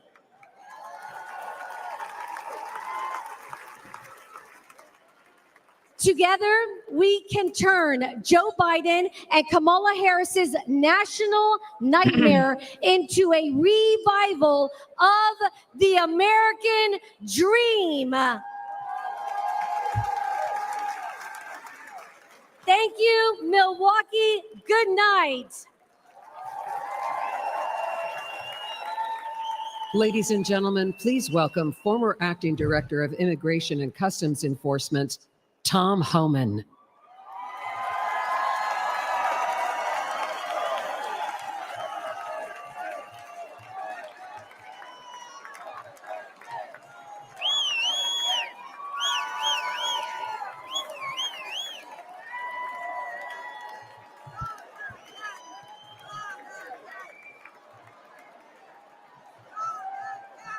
Thank you.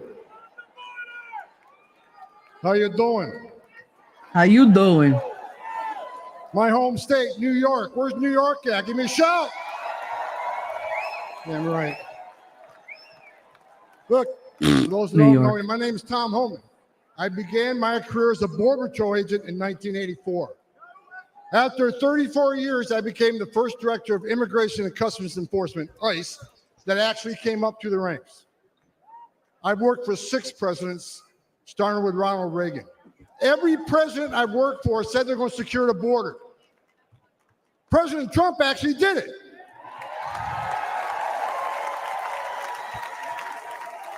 He created the most secure border in our history, and that's a stone cold fact. The data proves it, and guess what? He's going to do it again.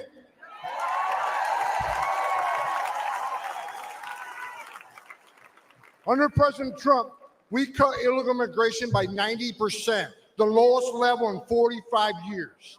Deportations rose to the highest level ever, including historic numbers of illegal alien gang members and criminals. Most importantly, 4 years under President Trump, we had 13 people we arrested on a terrorist watch list. Joe Biden, 381. And let's remember, we got over 2 million known gotaways. How many of them came from a country that sponsored terrorism? God help us. Biden is the first president in American history to come into office and unsecure a border. Who the hell does that? On their first day in office, Joe Biden and Kamala Harris suspended deportations. They stopped the border wall. They canceled Remain in Mexico. They reinstated catch and release. They proposed amnesty for millions, along with free health care. And now we have a record illegal immigration, a record number of women and children being sex trafficked, a record number of Americans dying from fentanyl, a record number of known as suspected terrorists sneaking across our border. And here's what you need to know. This isn't mismanagement. This isn't incompetence. This is by design, and it's a choice. It's national suicide.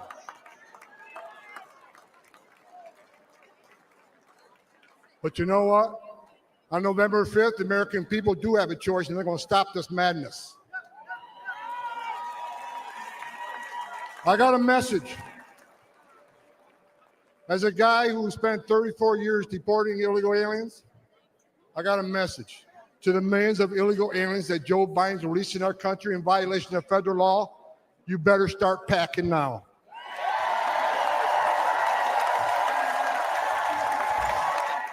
You're damn right. Because you're going home. You're going to learn today. I got another message. Another message to the criminal cartels in Mexico. You smuggled enough fentanyl across this country to kill 148,000 young Americans. You have killed more Americans than every terrorist organization in the world combined. And that's when President Trump gets back in office.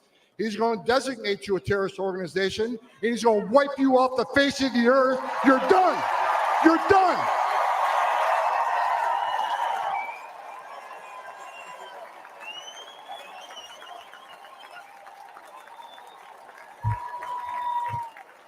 President Trump is going to end the Biden-Harris open border madness. We will stop the drugs and the crime from pouring in your neighborhoods. President Trump has proven to the American people that he's a warrior. And he's going to make America safe again. And you can take that to the bank. I'm impressed he didn't curse once. Good job.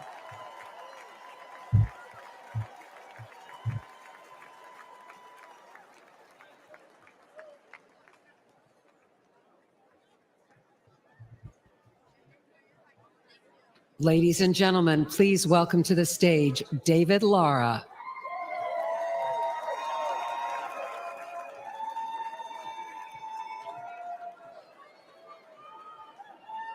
Hello, Milwaukee. Quiero dar un saludo a toda la comunidad y audiencia hispana. I am a proud husband and father of a small business in San Luis, Arizona. a town that sits directly on the U.S.-Mexico border. We are the front line of the Biden's border crisis. Small towns like mine bear the brunt of the chaos. Imagine crowds rushing the port, overwhelming Border Patrol when they know they don't have enough agents to detain everyone. Imagine strangers terrorizing your homes, your neighbors, your yards, and local schools going fearful to let children walk home. Imagine the fire department using off-road vehicles to bring your neighbors to the hospital because the ambulances are taken by so-called asylum seekers. Imagine being treated as second-class citizens, as chaos and crime overwhelm your streets. I don't have to imagine this. I've watched it with my own eyes. I've seen my town suffer because Biden and Kamala Harris want the illegal immigration crisis to continue. And no amount of suffering has changed their mind or convinced them to finally put Americans first. In San Luis, Mexican drug cartels use school children as mules. Let that sink in. Deadly drugs flow through our town, bringing crime and violence. San Luis wasn't always this way. And Joe Biden and Kamala Harris do not care. In fact, they seem satisfied. They have done nothing to stop it and everything to make it worse. They have never set foot on my border town. 4 years ago, president who believed in borders, and we have a president who traveled all the way to San Luis. We had a president who cared, and we can have that president again. We must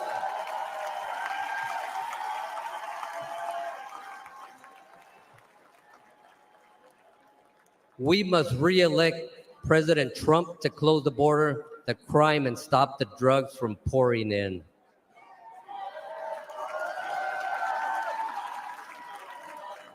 We must re-elect President Trump to imprison and deport violent gang members instead of coddling them, terrorize our nation. We must re-elect President Trump to put our citizens first and make America strong again.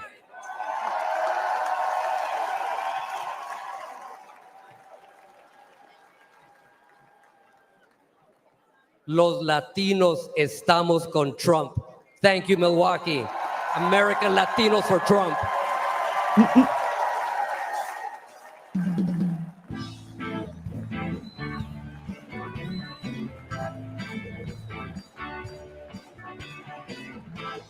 This started out like a song that we used to, original song we used to have. I think a lot of them do though. Oh, Melania will be there tomorrow. It's definitely Santana though. Oh yeah, Not with that guitar. actually Santana, but that's the music is Santana.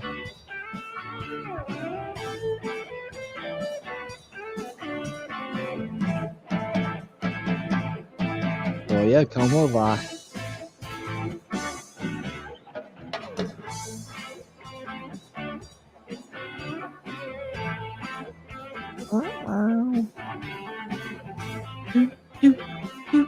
I have a let me get my mic straight here. Sorry.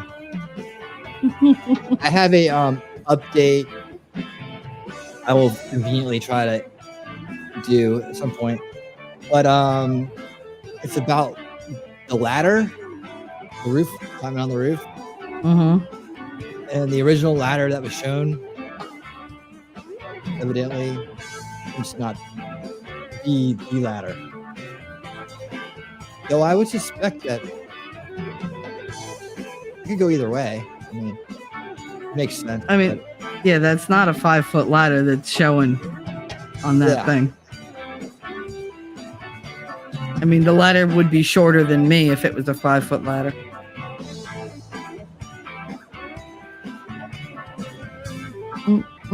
Makes sense. I think it's the first one to catch that, Shelly. Everybody give Shelly props for that. See? There we go. Let me turn this on a little bit. Because they probably the hit with Santana will blame me. Yeah, that's some mainstream music there. Ladies and gentlemen, please welcome Arizona You see what I sent you in Rangers private chat? Jim and Sue Chilton. My name is Jim Chilton, and this is my beautiful wife, Sue. We've been married for 60 years. Aw, hashtag relationship goals. Aw. I'm a fifth generation rancher from Arivaca, Arizona, the great state of Arizona. 5.5 miles of our ranch is the U.S.-Mexico border. Oh, look It's at a how she known looks at route him. for drug smuggling and human trafficking. On the screen, you'll see footage from our ranch. Since Joe Biden took office, our hidden cameras have recorded over 3,500 drug packers and others dressed in camouflage marching north through our ranch. No, it didn't. T-Rex, he's from Scranton, isn't he? These are not asylum seekers. That's in It Pennsylvania. looks like and it feels like an invasion because it is. Mm-hmm. If we get a good look at that. Hold on, sorry for the small screen there.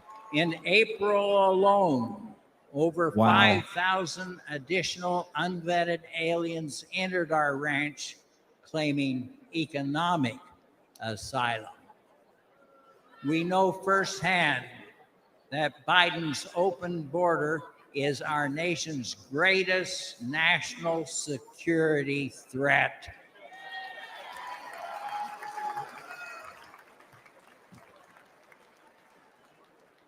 We need to make America safe again.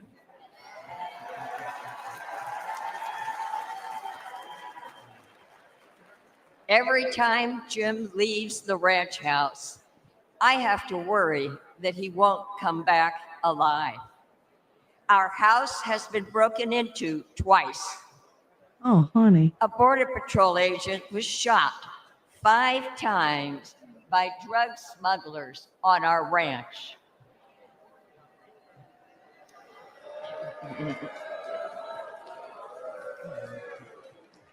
This year alone, 3 crossers died of dehydration on our ranch. The cartel drug smugglers are crossing our nation's border every day. They are bringing lethal drugs into our country. This is chemical warfare.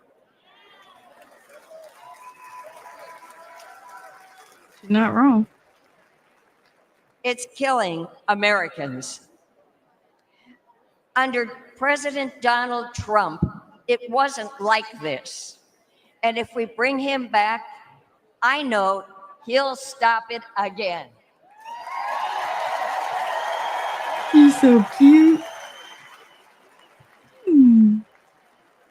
Biden, Harris, and the Democrats who support open borders are complicit in this death, in the death of tens of thousands of American citizens. When Joe Biden took office, the Trump wall was nearly complete on our ranch. But Biden halted the construction and stopped the installation of all the planned electronics. Since then, crossing on our ranch has increased 5-fold. 5-fold. Poor thing.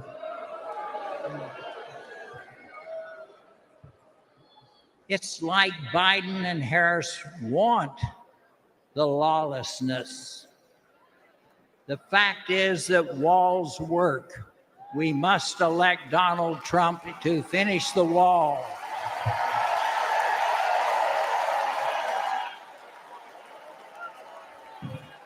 To stop the cartels.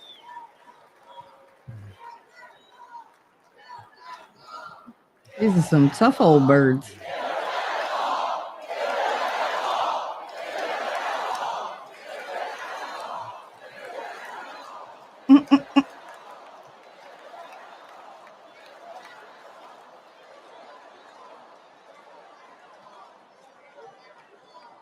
and we must keep America safe and strong.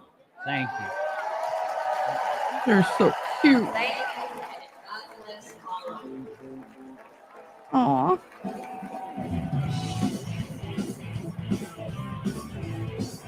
I want to sit with a pot of coffee with them and just listen to stories. They got to have a million of them. Or telling stories, right? Oh, I love that. Hey guys, I threw a link out on Rumble and on YouTube. As I turn this down so you can hear me. There we go. Okay. Oh yeah, I wanted to show you this. We saw this, so I'm gonna do this real quick. We're going right back. Check this out. We talked about this earlier. I guess I could show this tomorrow, but yeah. So there's where the shooter's ladder was, and there's where the SWAT ladder was. Originally, this was going around, but as Shelly insightfully pointed out, that's a joke. What is? That, well, some of this was kind of tongue in cheek. But yeah. Elon put it out. So. Mm-hmm. Okay, I gotta get back to this. Get back to it. Let's go. Try to sneak it in while I can. Let's go. That's what I love about you.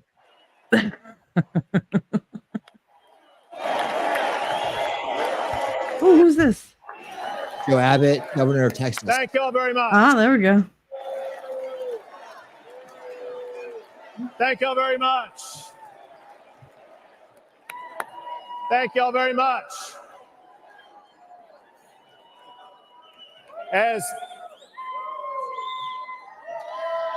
Come on, let's go.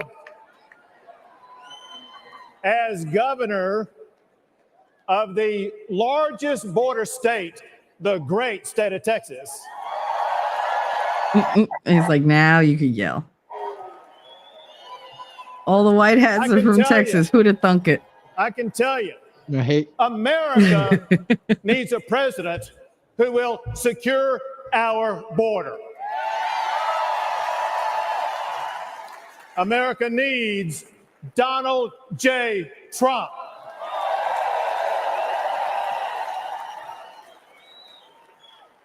The president's most sacred duty is to secure our country. Donald Trump fulfilled that duty by eliminating illegal immigration. Under President Trump, we had the lowest illegal border crossings in about 4 decades. Wow. By contrast, however, Joe Biden deserted his duty. On his first day in office, he gutted President Trump's policies. And the result He's in a wheelchair, T-Rex. has been catastrophic. Under Joe Biden, illegal immigration has skyrocketed. Under his watch, around 11 million immigrants have crossed our border illegally. That's more than the entire population of Michigan. It's twice the population of Wisconsin. Biden has welcomed really let that sink into in. our country Holy rapists, murderers, even terrorists. And the price that we have paid has There went your been monetization for the day. among the many victims. Don't forget the pedos. 12-year-old There you go. from In Houston, for penny, Texas, in for pound. raped and murdered by 2 illegal immigrants. She's one of thousands whose lives have been destroyed by Joe Biden's open border policies. To make matters even worse, Biden is even fighting tooth and nail to stop Texas and other Republican states from securing our own borders. Yes, I do. I deployed thousands of National Guard soldiers to build hundreds of miles of razor wire barriers. They got rematched, damn it. Getting it. Give it up for our National Guard.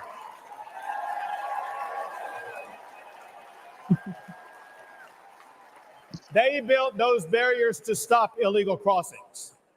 when Joe Biden ordered to cut that razor wire, I ordered the National Guard to triple the razor wire on the border.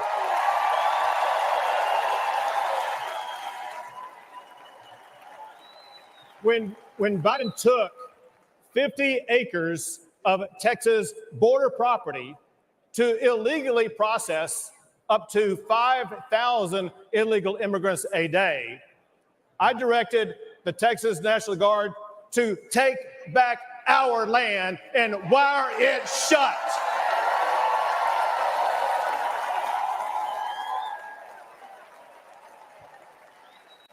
Now, there's no longer 5,000 people crossing the border like there was under Joe Biden. Now that the National Guard wired that shut, on average, there is one illegal immigrant crossing the border at that location a day. It's the same one. When Joe Biden and Kamala Harris refused to even come to Texas and to see the border crisis that they created, I took the border to them. I began busing illegal immigrants to Washington, D.C.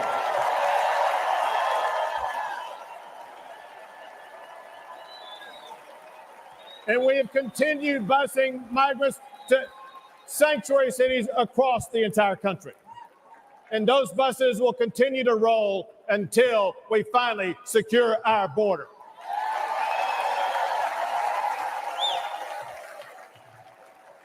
Fortunately, I see hope on the horizon, because on November the 5th, Joe Biden will be fired. Yes. And Donald Trump will once again become the president of the United States of America.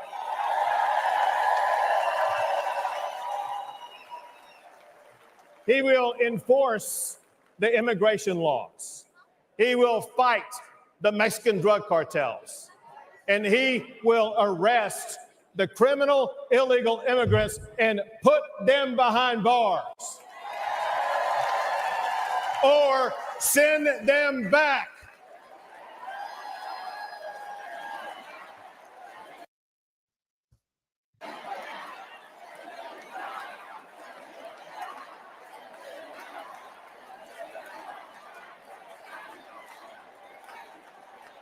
It is Private time, chat. It is time to restore order at the border. It is time to rid our streets of crime and chaos. I saw you put it It down. is time to secure our nation by returning Donald Trump as president of the United States of America. Yep. Thank you all. God bless. I like that. Restore order at the border. Mm-hmm. Uh-oh. Yeah, you That's better canned like, music. yeah, that's canned definitely music. gonna All right, so you know we didn't do it last tonight. We're gonna do it right. Here we go. There we go.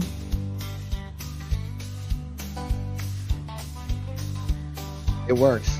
It works, people. It does. It really does. Oh God. Well, it was Christmas Eve in the countryside. Snowflakes falling and reindeer outside. I love it. Oh my God. Mama got a little too merry, had a glass or two. Picked up the phone and dialed her own number. Who knew? Mama dialed herself. Didn't know what she'd done. Thought she was called Sam. I'm dead. Just having some fun. She said, hey, Mrs. Claus, bring me some rum. Well, Mama dialed herself. Ain't that something? Oh, oh, oh. It's amazing. Oh my God.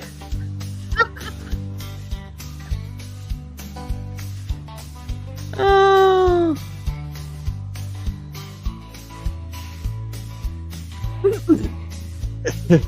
He's like, I'm waiting for the refrain. Let's go.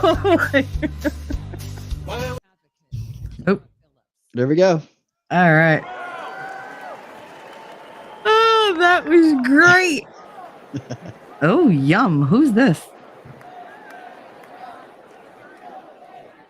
Little Miss Dish. Good evening, Milwaukee. This past Saturday, I was at the Trump rally in Butler. Mama dialed. Mama. I, in fact, was the first speaker on stage that day. She looks like that, and As you she's can smart. imagine, it was a terrifying experience, William and Jared. She feels like but nothing she's in the nothing full service was aisle. going to stop Destination. me from being here to support President Trump.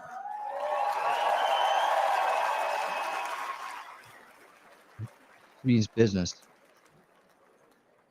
She looks fierce. Thank God President Trump is alive.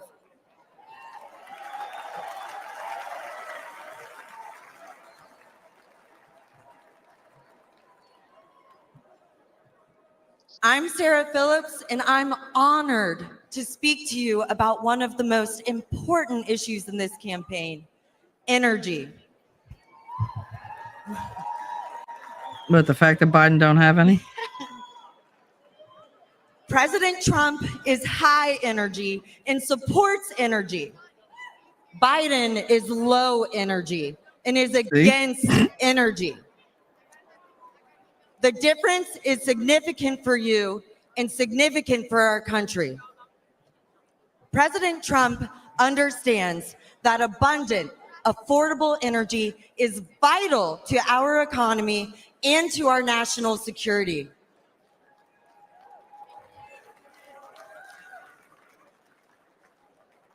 Meanwhile, President Biden is pushing the Green New scam. Always. President Biden declared war on the oil and gas industry since day one. Mm-hmm. He canceled the Keystone Pipeline, overrode congressionally directed oil lease sales in Alaska, and has proposed massive tax hikes on oil and gas.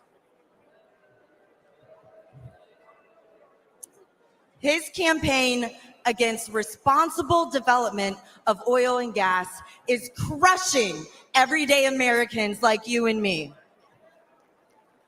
I know this firsthand as a petroleum engineer who worked on the front lines as a roughneck.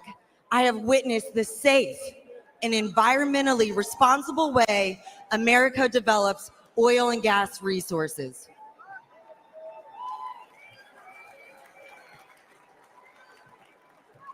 T-Rex is covering all his I have bases. worked side by side with those in the field who I consider family and who are dedicated and hardworking. Their critical work is so critical for our country. The hydrocarbons that are being extracted are a true gift. From powering our cars and heating our homes to being a building block for fertilizer, plastic, and many other products, our society and our standard of living could not exist without fossil fuels. Texas. That is among the many reasons why we need to return Donald Trump to the White House.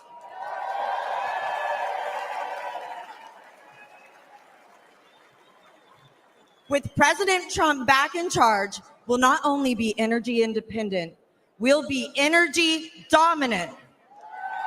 Mm-hmm. We'll create jobs, increase investment, and improve our national security. Under President Trump's leadership, America's great economic revival will be powered by American energy.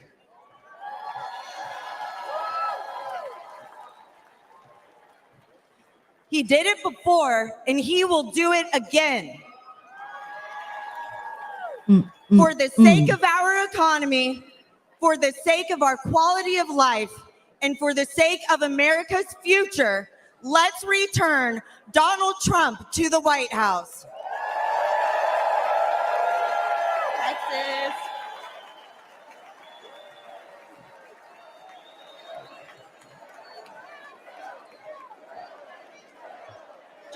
baby, drill. Drill, baby, drill. Drill, Oh, I would. baby, drill. Drill, baby, drill.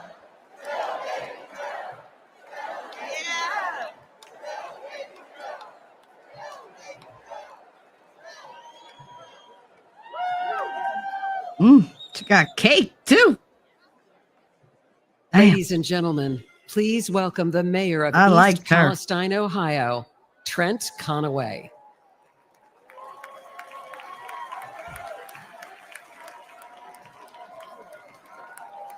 I'm gonna mute myself right now. I bet. Good evening. February 3rd, 2023 began like any other Midwestern day, but in a heartbeat, everything changed. I'm Trent Conaway, the proud mayor of East Palestine, Ohio.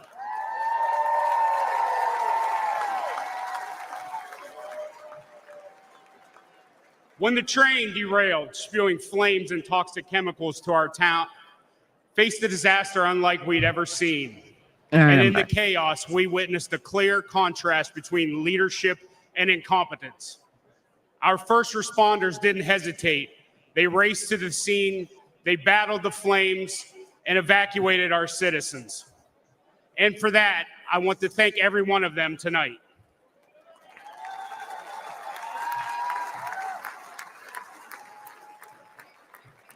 Unfortunately, the Biden administration's federal response was much different. It consisted almost entirely of meetings and press events. They talked and talked, but they delivered little help. Then there was the clear difference between former President Trump and President Biden. For the longest time, the White House was silent, and we never heard a word from Vice President Harris. I guess we weren't their type of folks. No Hollywood elites or Wall Street billionaires live in East Palestine, just hardworking Americans. There you go. But Donald Trump cared. First, he called to ask permission to visit, not wanting to intrude, and then he asked how he could help. When he arrived with fresh pallets of drinking water, he met with everyone, from first responders to local officials and residents. He toured the derailment site. He listened to us, and he shared a meal with volunteers at a local McDonald's. His presence was genuine. His concern was real. After a year of criticism, President Biden finally did show up. His appearance was brief, forced, and scripted. He met with a select few and then left. We needed so much, and he delivered so little. I know a thing or two about train wrecks now, and let me tell you, that's what the Biden administration has been.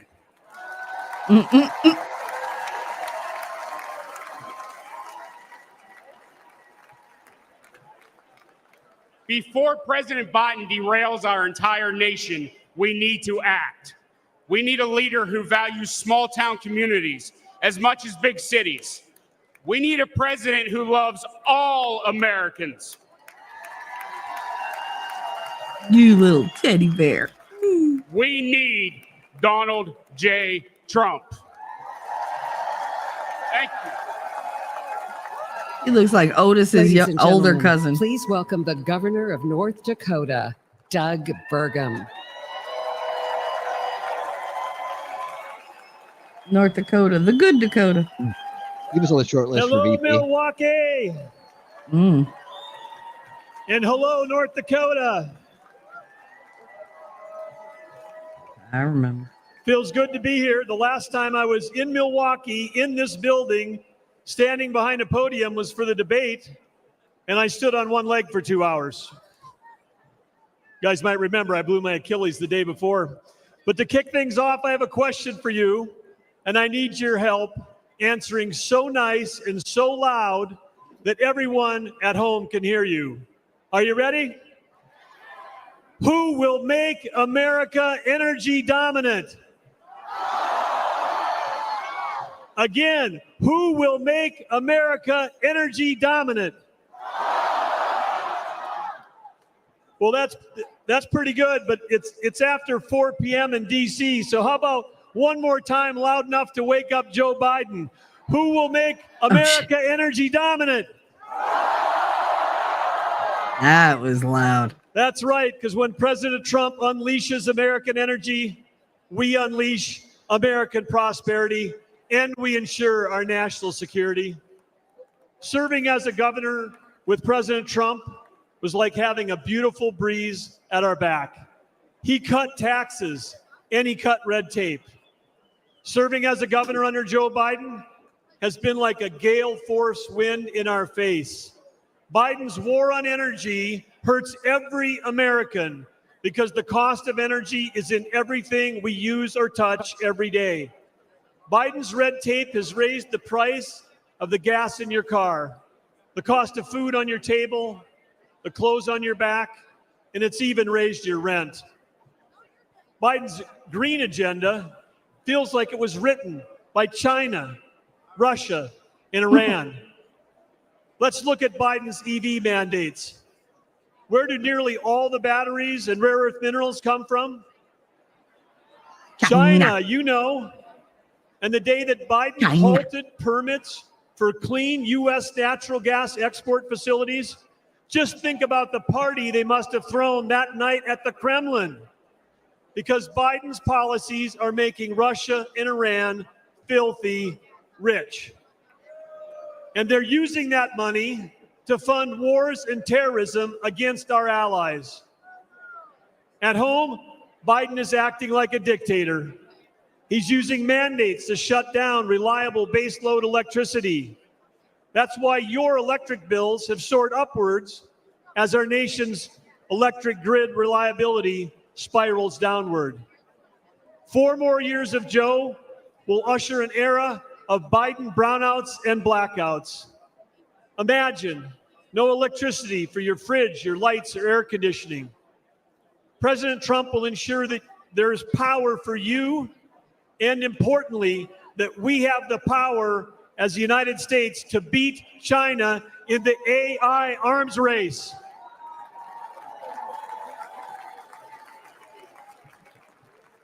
Unleashing American energy dominance is our path back to prosperity and peace through strength.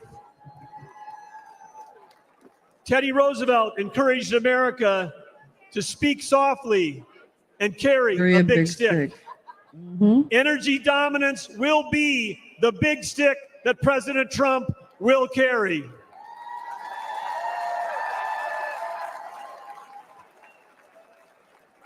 Yes, President Trump will make sure that America is selling energy to our allies versus buying it from our adversaries.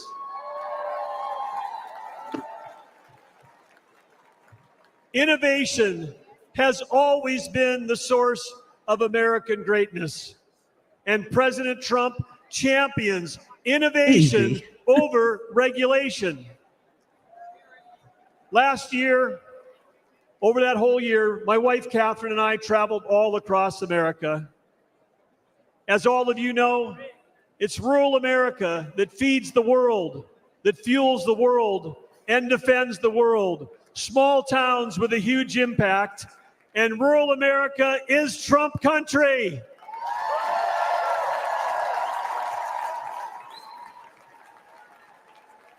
In North Dakota, we know one thing for sure because we've seen him do it, and that's that the hardest working president in American history is Donald J. Trump.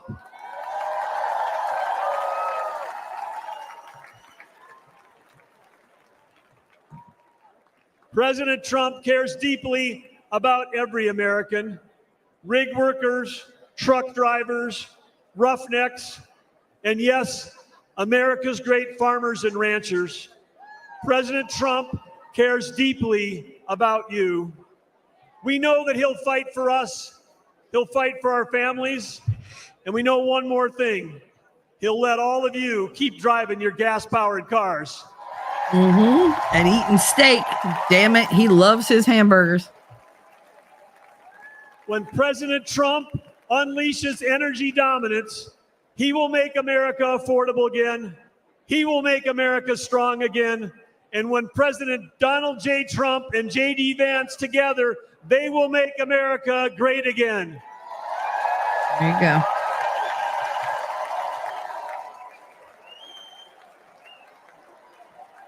Ladies and gentlemen, please welcome former counselor to President Donald J. Trump, Kellyanne Conway.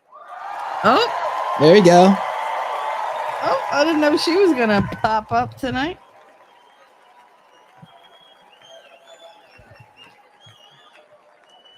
Good evening, Patriots. I was thinking of Kelly. 8 years ago, Donald McNamara. Trump You were thinking of shocked the McEnany? system and Yeah. defied the doubters to become the Maybe she'll 45th be next. president of the United States. He didn't want fortune or fame, power, and position. He already had all of that. So he already had it. Donald Trump and his family made enormous sacrifices to run and to serve as president. He didn't need to do it. He wanted to do it. My relationship with Mr. Trump was forged under fire in a foxhole in 2016 after he asked me to be his campaign manager.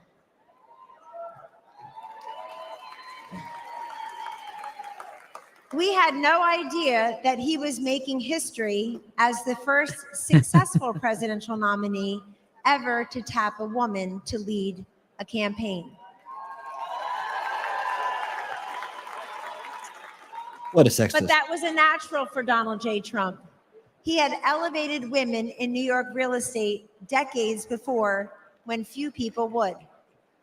One morning, I was in an early senior staff meeting in the White House. And as I glanced around the table, something caught my eye. In that meeting were Sarah Huckabee Sanders, Mercedes Schlapp, Brooke Rollins, Ivanka Trump, and me. I soon realized that among us, we have 19 children. At the time, ages 2 through 16. Show me a C-suite in America where 5 working moms of 19 young children could have the highest rank in the company and work alongside the president.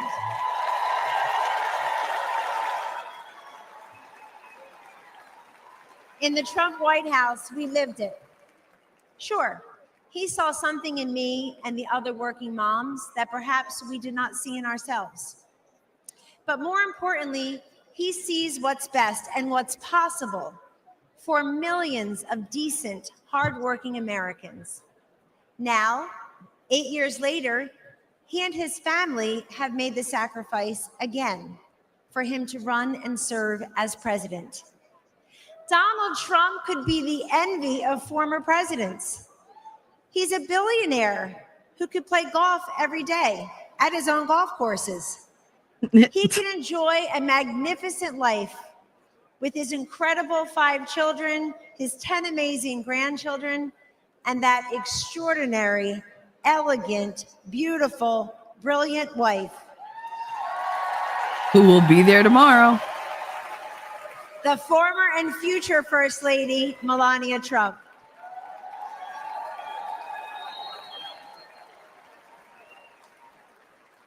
He does not need to do this, but we need him to do this. How often do we hear, I want Trump's policies without Trump's personality? Well, good luck with that. Yeah, you ain't getting one without We the other. don't get those policies without that personality. That's right. Taking out al-Baghdadi and Soleimani, ending the ISIS caliphate, recalibrating trade deals, restoring sanity, growth, and fairness in our economy, making our southern border more secure and sovereign, supporting school choice, protecting life, respecting workers, backing our blue, our military, and our border patrol. You get that through strength and toughness. Weakness emboldens our adversaries, enables failure, and empowers evil. The answer to weakness is strength. The antidote to division is unity. And the alternative to failure and incompetence, to Joe Biden and Kamala Harris, is to send them packing and send Donald Trump and J.D. Vance to the White House.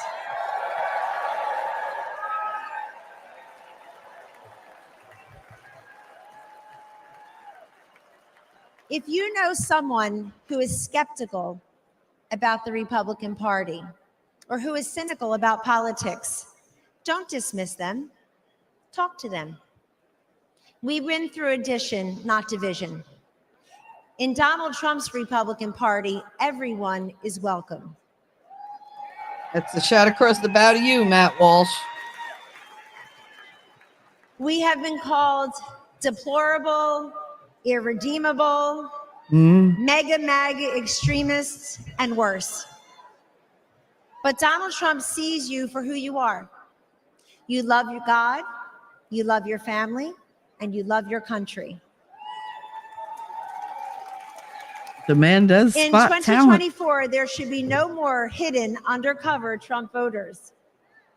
It's time to put that flag on your front porch, that red hat on your head, because we don't cave and we don't cower and we do not capitulate.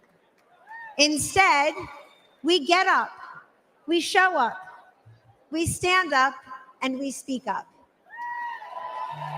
Oh, yeah. Ladies and gentlemen, this is your movement. This is your moment. And this is the man I know and the president we need for 4 more years. He picks the toughest fights and wins. He has stood by me, and he will always stand up for you. Thank you, God bless you, and God bless the United States of America. Good girl. I like her. By the way, they installed the flag post on the new house. Mom sent me a picture yesterday. Joe Biden, Oh, nice. Very happy now. Yep. Horrible commander in chief and a danger to every single person wearing the uniform. We don't have that sense of leadership. We don't have that sense of trust.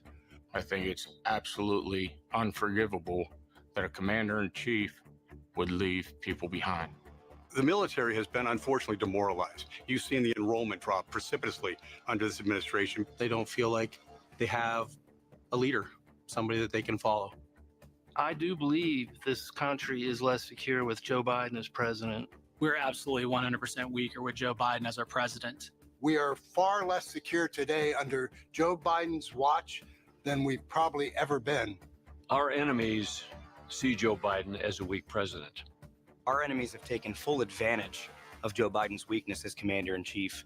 The weakness of President Biden has strengthened our enemies. All you have to do is take a look at the border. Even in America, we're scared. It's not safe to walk our streets here in the United States of America because of President Biden. Well, I served under every president from Ronald Reagan when I first enlisted all the way through Joe Biden. And by far, Donald Trump was the most respected and best commander-in-chief that we had. Donald Trump is a strong leader. He cared about the troops. He showed in his actions that he put us first.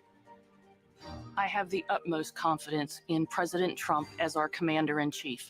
He will stand up for the American service member. Under Donald Trump, that military can be brought back to as strong as it was. We were absolutely more respected under President Trump from all countries, even if it was ones that were adversaries. Leaders across the world knew that if he said something, that he would act. Under President Trump, in 4 years, there was no foreign war to be fought. There was no invasion of Ukraine. If President Trump was still president, we wouldn't have had the attacks in Israel. We wouldn't have a lot of these foreign issues that we're seeing right now. He was respected on the world stage. When President Trump was president, these people all stayed in their place. They understood we had a strong leader. We are definitely more secure with Donald Trump as the president of the United States. Joe Biden puts veterans last. President Trump is the only president that's actually cared about the veterans. President Trump bet, Daisy. was led from the front, not the rear. I'm a proud Democrat, but I'm more proud to say that I'm a veteran. And I do wish that all Democrats, all people would vote for President Trump. President Donald J. Trump has been the best commander-in-chief for the men and women in the uniform in the last 20 years. Nice. Ladies and gentlemen, please welcome Congresswoman Anna Paulina Luna of Florida.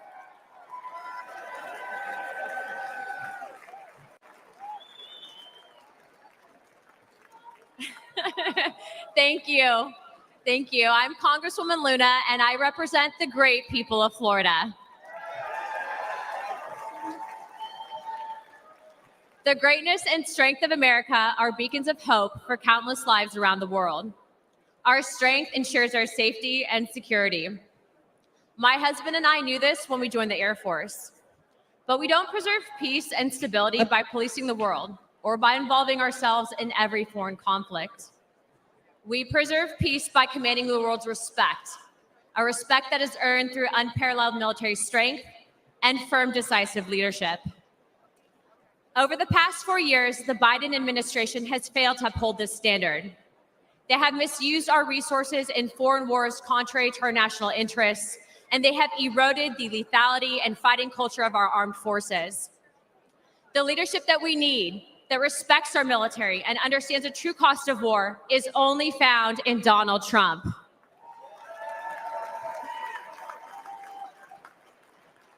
He will make America strong again. He will fight for the American warfighter, the American people, and America's interests. Hawks and globalist elites do not sway President Trump. He knows the cost of military action like I do. My husband was shot in combat by terrorists and continued to deploy in the fight against America's enemies.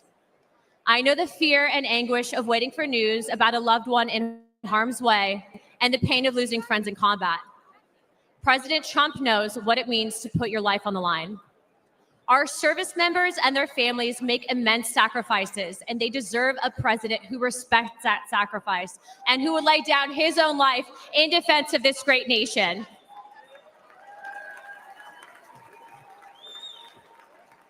President Trump has demonstrated he's ready to do just that. It is time that we all rise to his stature.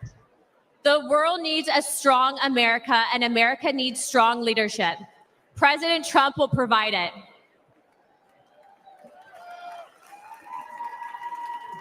Regardless of race, gender, color, or creed, I urge you to vote for Donald Trump and J.D. Vance on November 5th.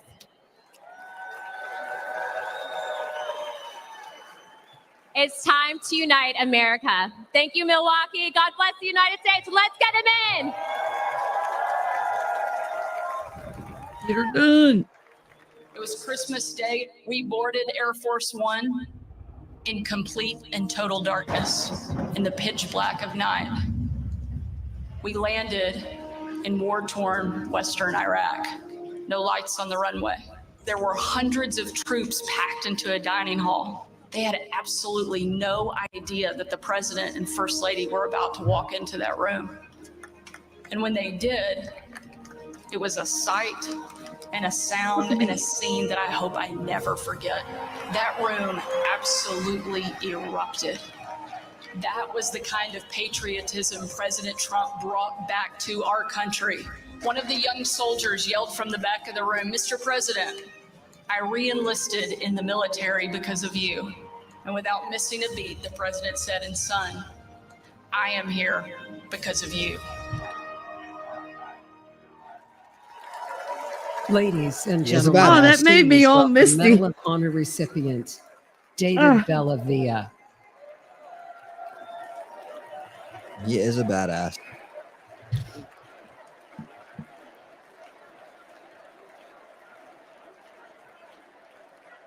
Thank you. In 2019, President Donald Trump awarded me the Medal of Honor for my service in Fallujah during the Iraq War. Thank you.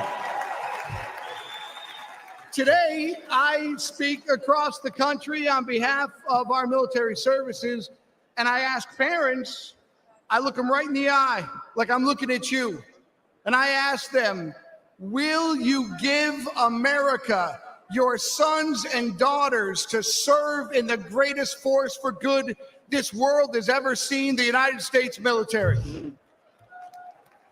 I tell them what I learned when I was in combat. Your sons and daughters will be loved. They'll be our family. And that bond, that commitment is for a lifetime. Their response?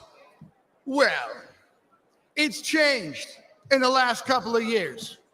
Now they say, what about the 13 heroes we lost at Abbey Gate in Afghanistan? Now they say, what about the desperate civilians falling off the transport airplanes? Now they ask, what about the American citizens we left behind for the enemy? They say to me, under Biden-Harris, we don't believe you. They no longer see their sacrifice as worthwhile, that their service makes us all better off. Are you better off than you were 4 years ago? I'll tell you what, we're all going to answer that question in November. Here's something for you. Let's ask it the other way around. Let's ask, are our enemies better off than they were 4 years ago? Iran and its proxies, Hezbollah, Hamas, the Houthis, China, Russia. Well, Iran is richer. Russia is bigger. And China is stronger. And their unchecked aggression proves that the answer is a resounding yes. The Biden-Harris foreign policy undermines American security, and watching their administration lose the gains President Donald Trump made overseas not only destroys our morale, it empowers our enemies abroad.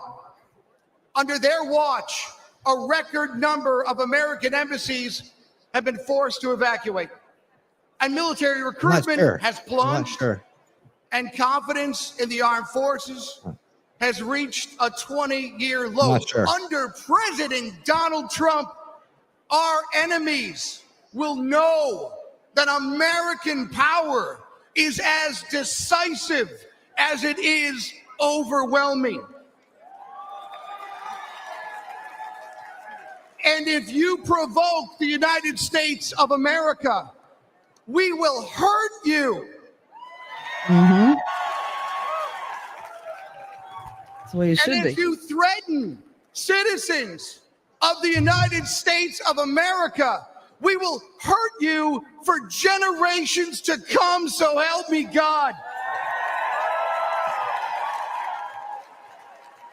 Donald Trump is a commander-in-chief that I am confident to tell parents is at the helm. Donald Trump loves America. He too has bled for the nation that he loves. May God bless America.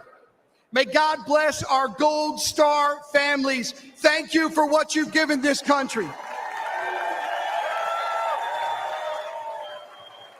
And may God keep President Donald Trump safe and in his hands. May God make America strong. May God make America great again. Join me in voting for Commander-in-Chief Donald J. Trump for President of the United States. Thank you very much. Oh, he got a little emotional. I love that. Ladies and gentlemen, please welcome Afghanistan war veteran, Scott Neal.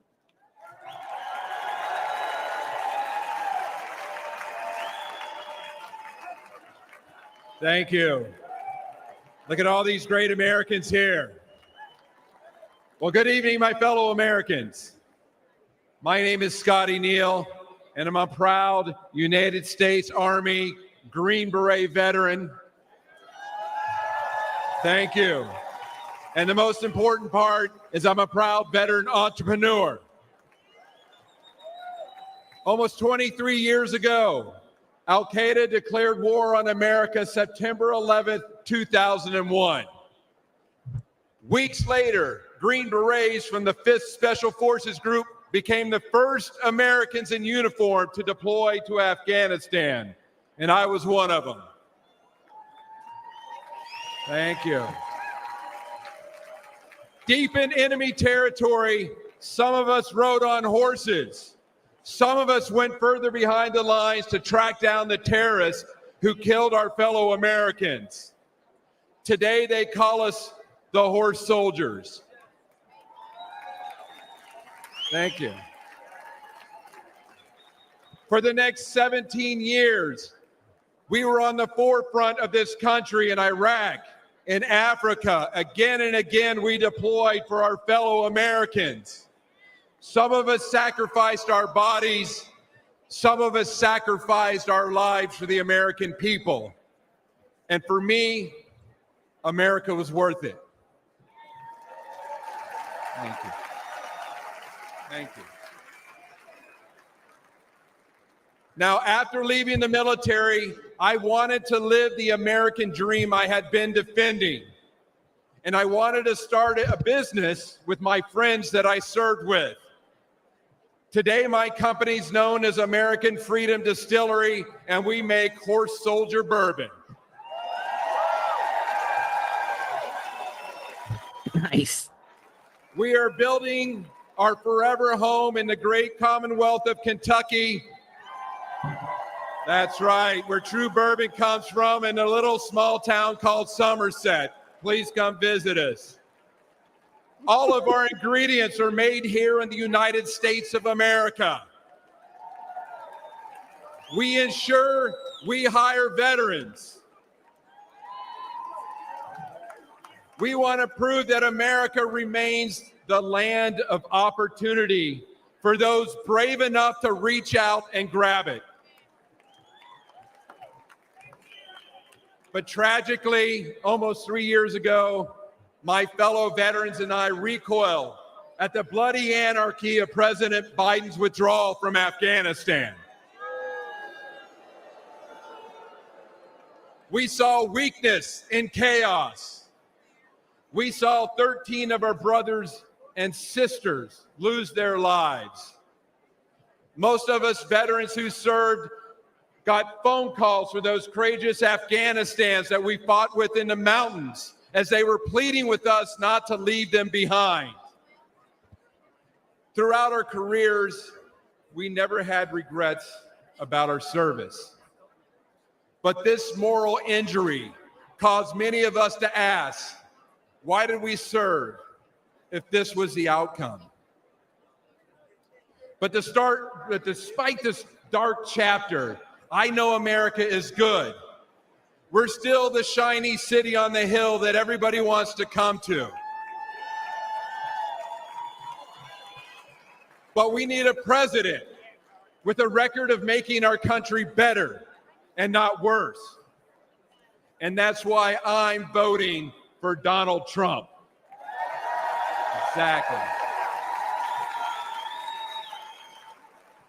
He encourages patriotic Americans to celebrate the country they love. He supports anyone brave enough to reach out for the American dream and to fight for it. And he's the only candidate in this race who embodies the American determination and decisiveness. Let's make America strong again.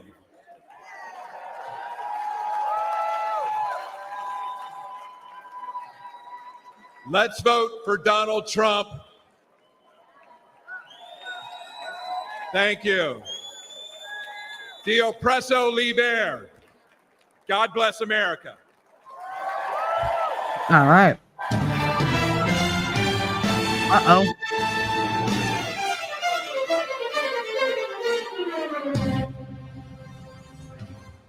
This is a man's world. That's what it is. Can though.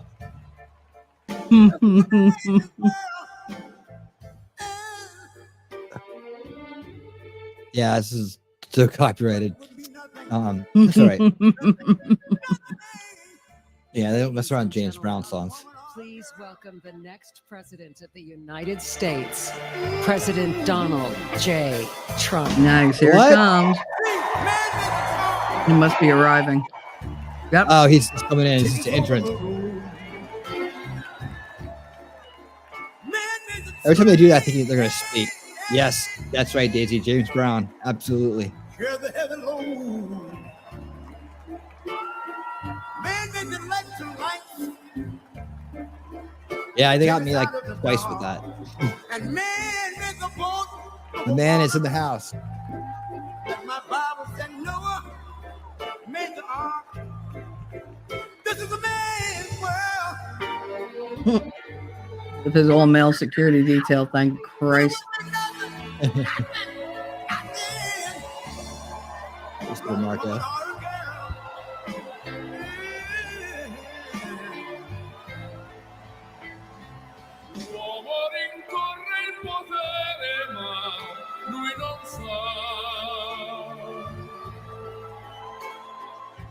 I said yesterday, the only women I trust to guard him are Xena, Wonder Woman, and I can't remember the third one. It was some badass. Black Problem Widow? is they're all freaking fictional.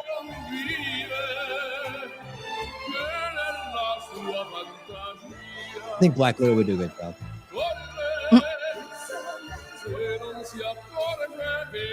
I mean, I'd give him Rhea Ripley.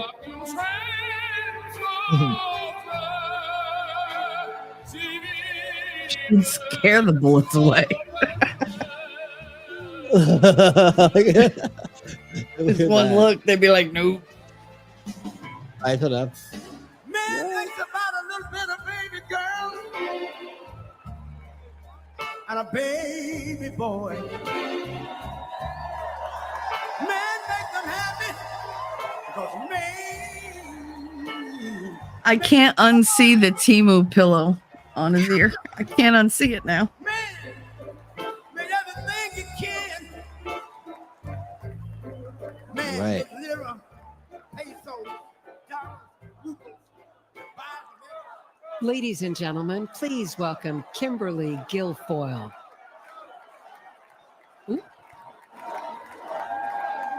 Yeah. He looks much better than he did even 2 days ago. Ah, okay. Good evening, ladies and gentlemen. Like you, I have spent much of my time the last few days in prayer. And I know that God has put an armor of protection over Donald Trump.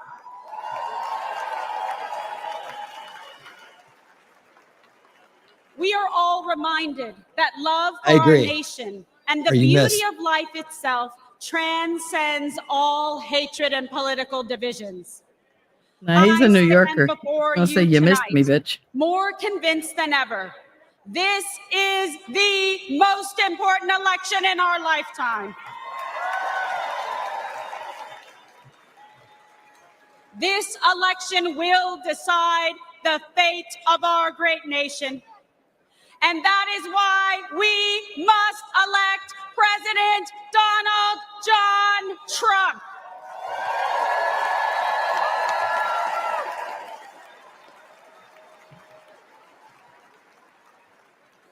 This is not just a choice between Republicans and Democrats. This is a choice between safety or chaos, wealth or poverty, national sovereignty or open borders. This election is a choice between Joe Biden's vision for American weakness and Donald Trump's vision of American greatness.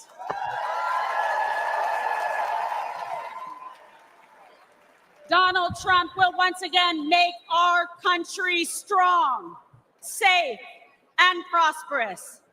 He will make America feared by our adversaries and respected by our friends. And most importantly, he will always put America first.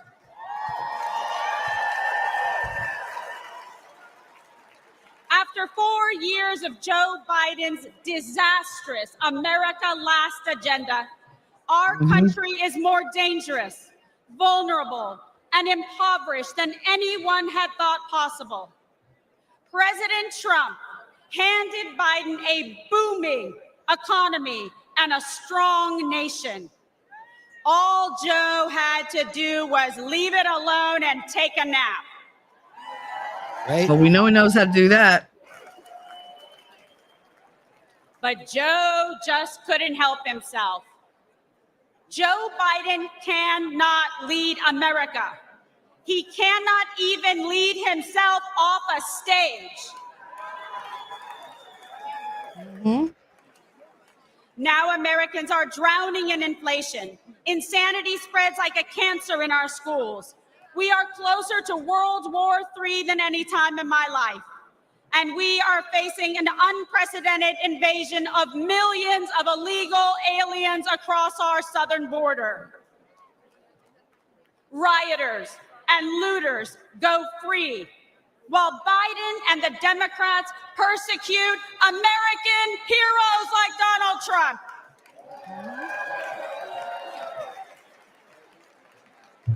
Tens of millions of Americans are made to feel like enemies in our own country. An enemy for wanting to defend our border, for not wanting our children indoctrinated in school, for not wanting to erase our history, for praying to our God, saying what we think, and fighting for what we believe. It is no wonder that the heroes who stormed the beaches of Normandy and faced down communism sadly say they don't recognize our country anymore. This is not an accident. The powerful elites in the swamp will say anything to crush and destroy the America First movement. But we will never give up, and neither will Donald J. Trump.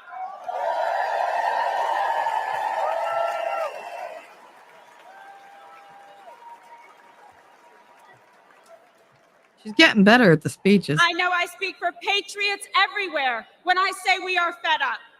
We are outraged about sex trafficking and drug trafficking across our southern border. We are fed up with the forever wars. We are done being told by the radical left to sit down, shut up, and obey. The Democrat vision for America is governed by fear, hatred, and political oppression. Our vision is defined by a love of our country, love for our fellow citizens, and our love of freedom.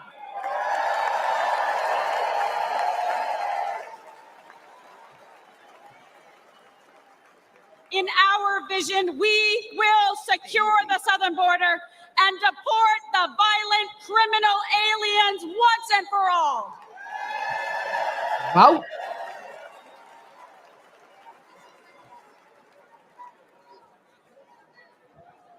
In our vision, America will combat foreign aggressors and ensure our service members are protected, not abandoned as they carry out their dangerous missions abroad.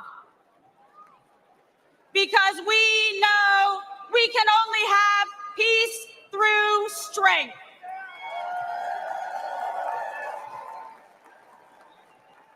We will restore an era of national pride where freedom of speech is respected and cancel culture is ended. Where high school girls only compete with other girls, not biological men. Yep.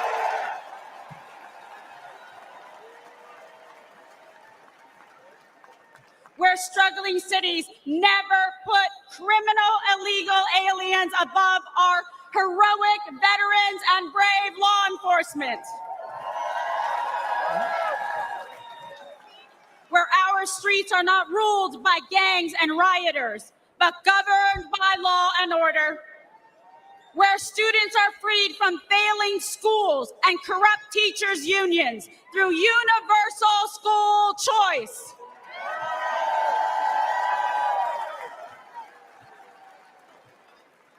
Where our most sacred institutions are not weaponized against political opponents, but are fair, equal, and just. And where we teach our children to love our country, learn our history, and respect our American flag.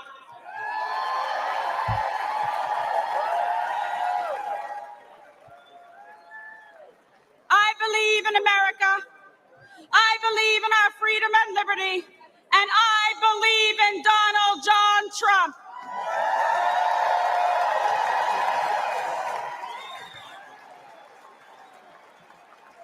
And I want Joe Biden, Kamala Harris, and all of the radical Democrats to know this. We will not be bullied into obedience. We will not cower in silence. We will fight for America because we love America.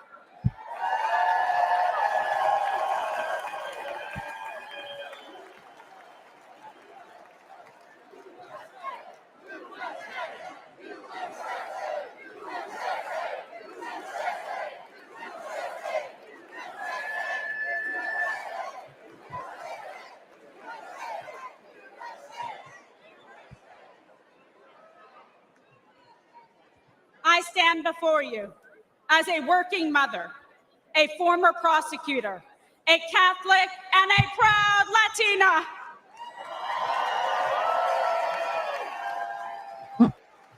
I know personally what every American has now seen with their own eyes. I know the measure of the man that stands before us. Donald Trump will never stop fighting for you.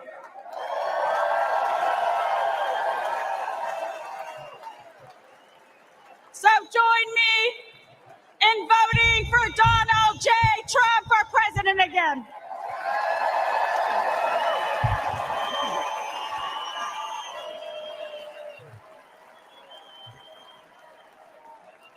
Victory is in our sights. America's future is in our hands. America's destiny is in our control. And America's prosperity is in our hearts and souls. America, this is your moment. Will you stand for President Trump? Rise up! Rise up! Ladies and gentlemen, lovers of liberty and freedom and the American dream, this is our last chance to make America great again. God bless you. God bless President Trump, and may God bless America.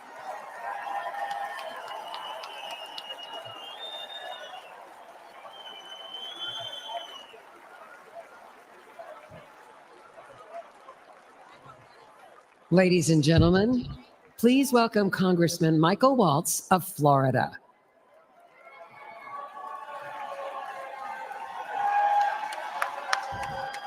Ooh, he's tiny. I am so honored.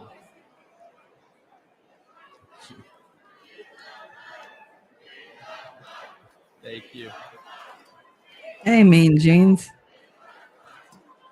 Thank you. Thank you. Hello, Patriots. I am so honored to stand before you as a 27-year Army veteran and the first Green Beret ever elected to Congress. And I'm joined tonight by my beautiful wife, Julia, who, oh, by the way, has more combat tours than I do. Look, folks, we have deployed all over the Middle East, all over Africa, all over Afghanistan, and I have never in my lifetime seen the world falling apart like it is under Joe Biden. And that's because under President Trump, we had a president who defeated ISIS, broke Iran, stood with Israel, always stood with our allies, made China pay. You didn't see any spy balloons under President Trump, did you? He deterred Russia. You know what he told Putin? You try anything, and I'll take the tops off the Kremlin. And he didn't dare, did he? He did under Obama. He did under Biden, but not under Donald J. Trump. He diffused North Korea. And importantly, he got our hostages home and didn't pay billions of dollars to get our Americans back. And here's my favorite part about Donald Trump, the commander-in-chief. He sat across the table from the bureaucrats and the generals and said, if you don't give our troops what they need, you know what he told the generals? You're fired. You're out of here. We're cleaning house. Everything takes too long, costs twice as much, and delivers half of what our troops need. And what do we have today? What do we have today with President Biden? What's he focused on? He's focused on pronouns. He's focused on renaming bases. He's focused on DEI. And here's my favorite. He's focused on building electric tanks. Has anybody seen any charging stations in the Middle East for the Biden's electric tanks? And here's what I can tell you straight up in combat.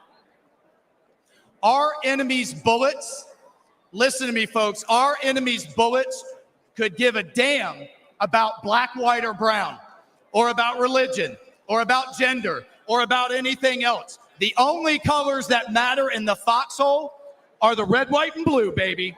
That's the only thing that matters. That's the only thing our military should care about. And that's the only thing our fellow soldiers care about. And that's the only thing President Trump cares about.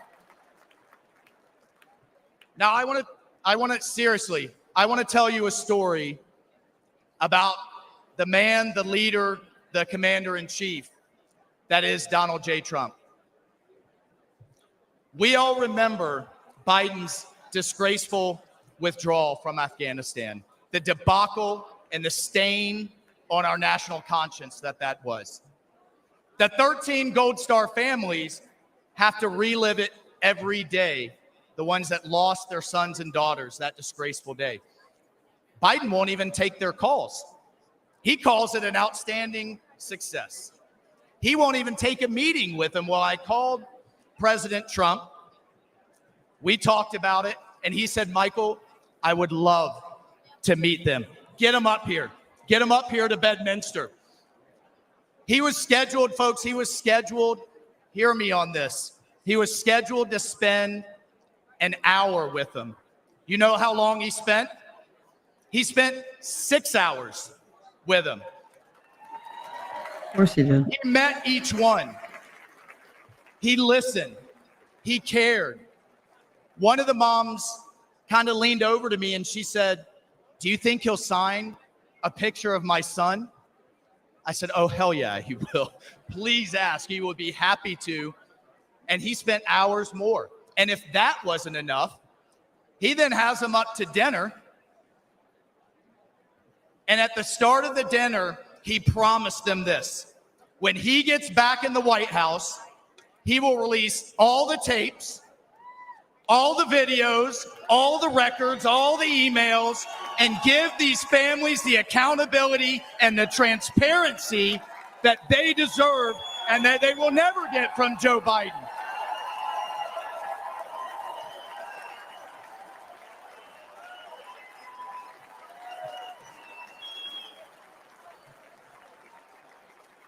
Hell and yeah. then God bless this man. This is why I love this man so much. He had them laughing. He had these moms that have been through so much crying. He had them, I love this. We saw DJ Trump in action playing Sinatra, playing Phantom of the Opera. He had these moms dancing with their husbands.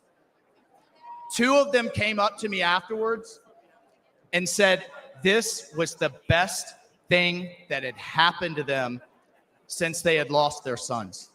That night with President Trump. Mr. President,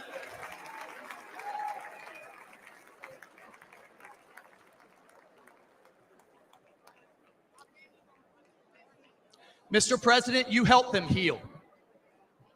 And I will forever, and they will be forever, and America will forever be grateful to you for that.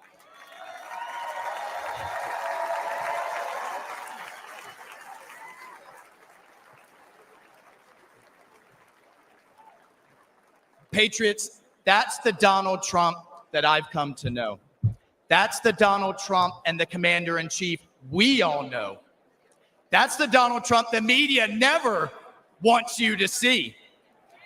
That is the Donald Trump we must have as commander-in-chief back in the White House this November.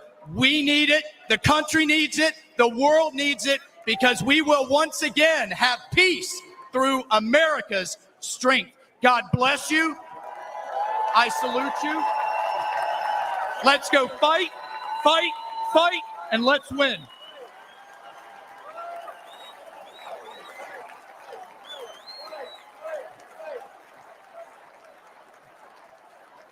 Ladies and gentlemen, please give your solemn attention to the following video presentation honoring our nation's Gold Star families.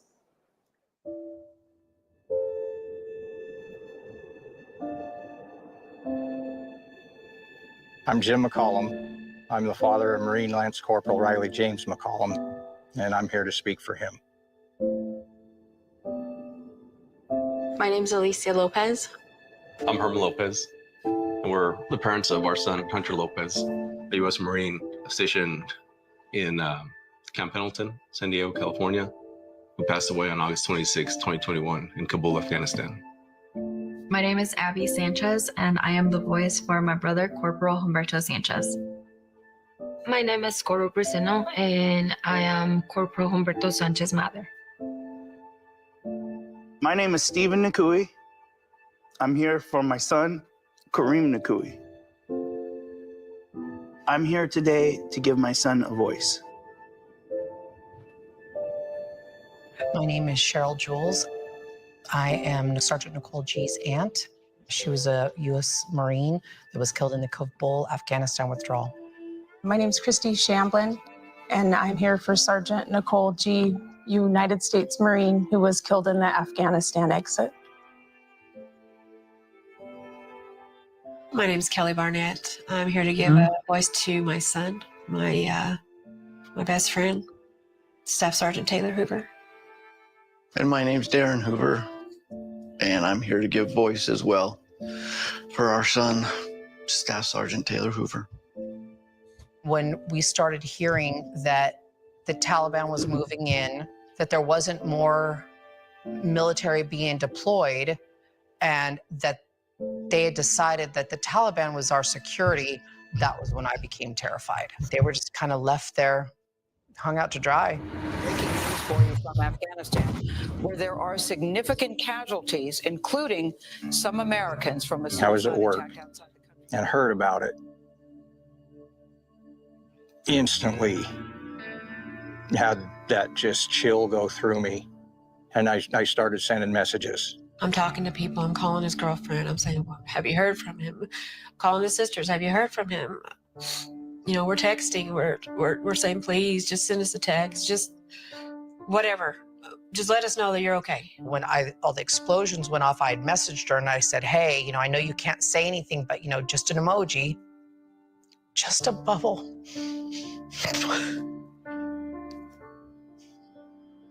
And then 3:30 in the morning that night, I got the knock on the door. You know, there's no other reason 2 Marines are standing on your door. Right away, they told you, we have news about your son, and he just passed away.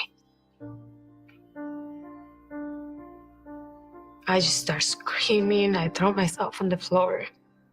I pull up the street and I see a white van. And once I saw them, I knew. No, he did not. T-Rex. It's surreal. Seeing all those flag-draped coffins in the back of a C-17 is something you'll never forget. Oh, is that him there? It really drives home that I think so. these young men and women gave the ultimate sacrifice. They had all the families within this large room. The president showed up, and that was, it wasn't what I was expecting. You know, this guy's sitting across from me on that tarmac, and he keeps looking at his watch. Biden That's did not right. want to be there. I don't know what he wanted to do, but he did not want to be there. He looked at his watch multiple times. I saw it 3 times. He didn't say anything about Riley. And to this day, he has yet to say those 13 kids' names. And that makes me so upset because those kids were serving their country. Those kids, they were giving their life for this country. And I always said they were thinking that their commander-in-chief was gonna have their back because they were fighting for this country, and that didn't happen. The administration, the White House, our president has never once mentioned their names, not one of them. Honestly, I don't feel like Joe Biden cared. He just had no empathy for us at all. I do think incompetence played a huge factor in what happened. Bad decision, bad leadership, and it all starts at the top. Joe Biden should not be leading this country. There was Fuck no Joe point Biden. in making that hard deadline August 31st. It was 100% a political stunt. He let my son down. He let the 13 down. He let the 45 wounded down. He let those 174 civilians down. He let our country down. And then what it hurts the most is that they could be here.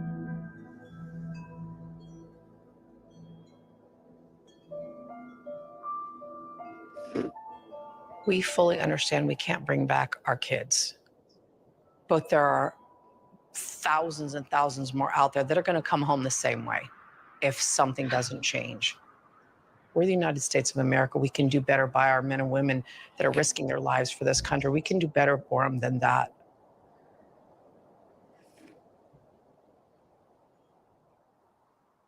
To this day, Joe Biden and Kamala Harris have never mentioned these fallen soldiers' names. President Trump will never forget them.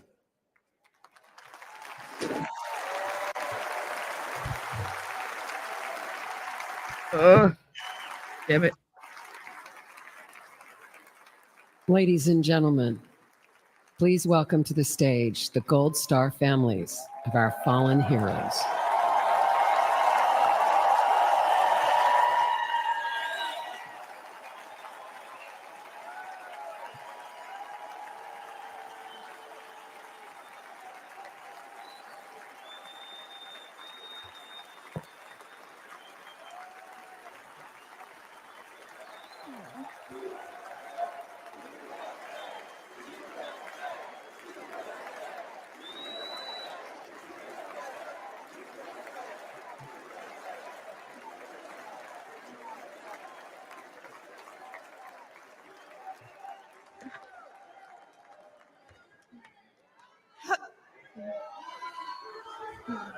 Hello, America.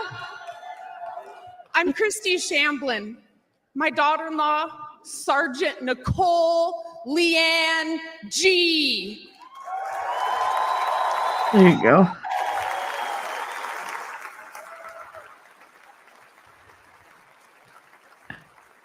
Was a United States Marine, and she was killed at Abbey Gate in Afghanistan, alongside 12 of her brothers and sister in arms.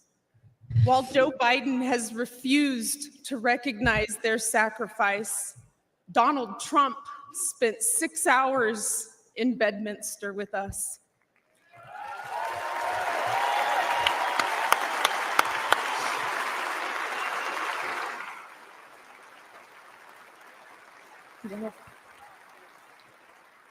He allowed us to grieve. He allowed us to remember our heroes. Donald Trump knew all of our children's names. He knew their stories, and he spoke to us in a way that made us feel understood, like he knew our kids. Donald Trump carried the weight for a few hours with me.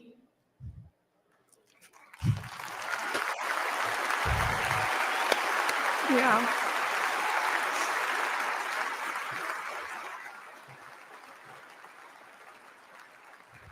And for the first time since Nicole's death, I felt I wasn't alone in my grief. Thank you.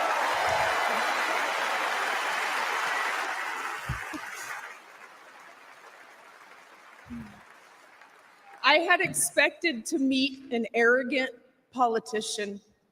Instead, I met a man who had empathy for us. He was compassionate and he spent time with us because he knew it would make us feel better. Thank you, President Trump.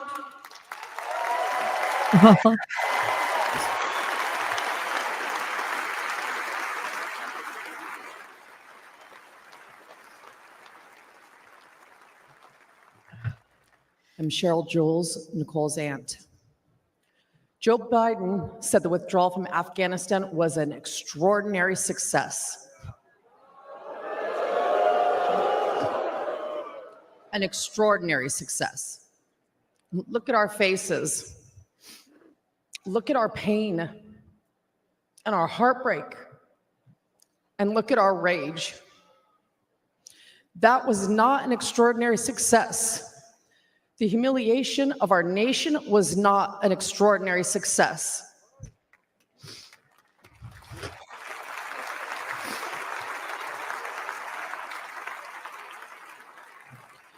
Joe Biden may have forgotten that our children died, but we have not forgotten. Donald Trump has not forgotten.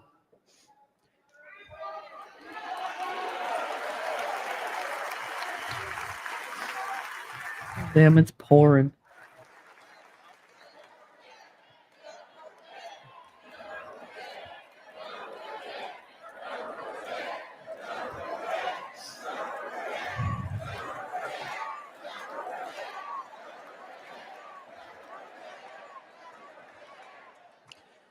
Joe Biden Right, owes Wolfram? the men and women that served in Afghanistan a debt of gratitude and an apology.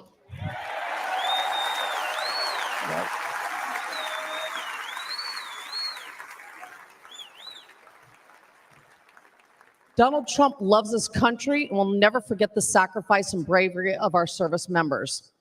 Join us in putting him back in the White House.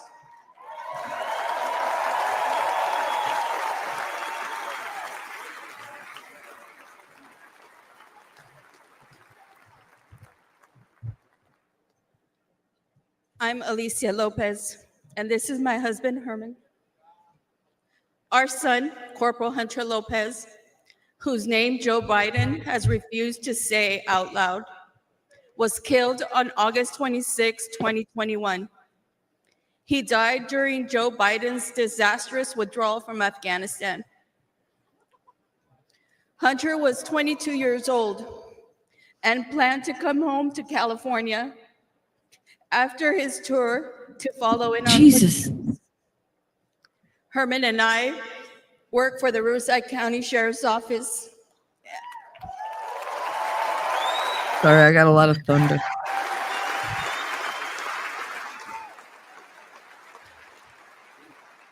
And our family has a tradition of service in law enforcement.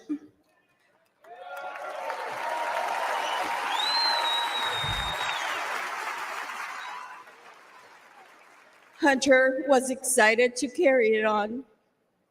Instead, in the nearly 3 years since Hunter's been gone, there has been silence. Silence from that empty space at the dinner table, where Hunter would have joined his brothers and sister and us for family gatherings. And there has been a deafening silence from the Biden and Harris administration.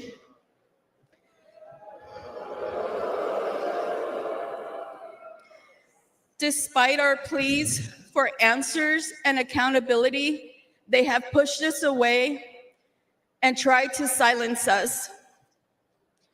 The Biden administration has not owned up to the bad decisions. They have not been transparent about their failures.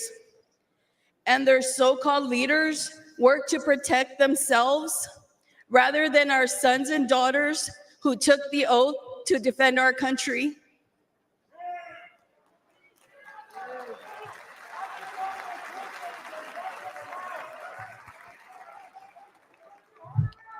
Thank you.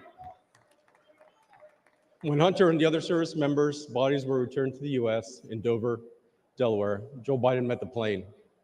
But he made the occasion more about his son, lost to cancer, than our sons and daughters, lost on his watch. Worse than that, he has never said their names out loud. And during last month's debate, he claimed no service members have died during his administration. That's right, he did. None. That hurt us all deeply. So Alicia and I are here to say the names of all 13 service members who lost their lives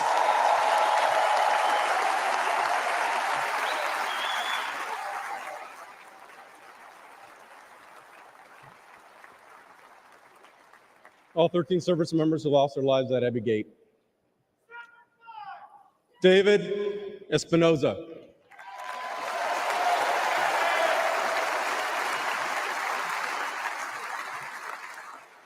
Nicole G.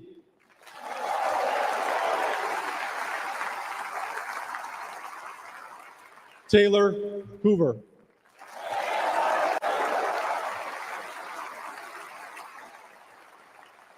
Ryan C. Knaus.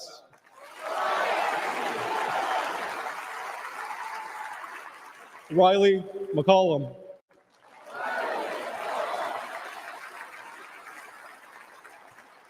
Dylan Marola.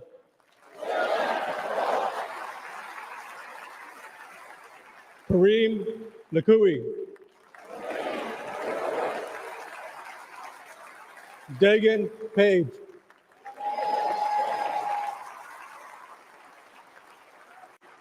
Johanny Pichardo.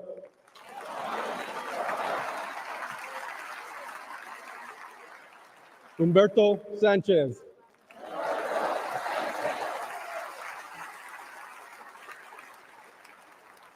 Jared Schmitz.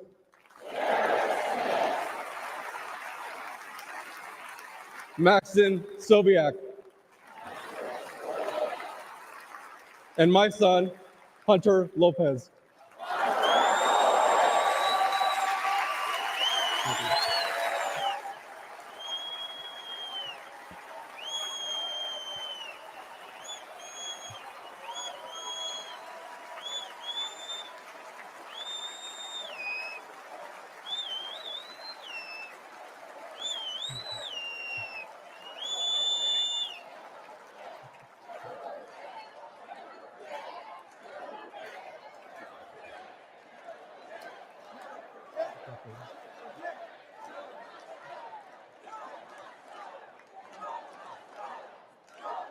Joe Biden has to go.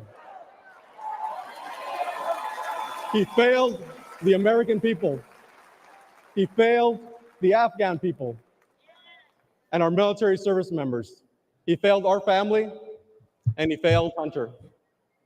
Donald Trump has a proven record of keeping the peace and honoring those in uniform.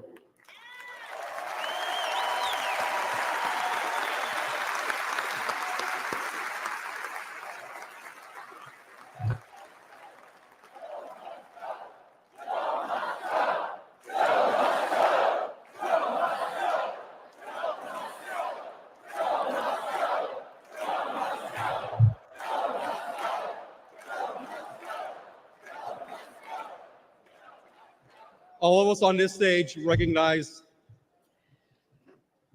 the efforts of Mr. Trump. We know this firsthand. We've experienced it. Whenever we've met with him, he has demonstrated compassion. He has joined us on our mission for answers, and he has given hope to our extended Gold Star family.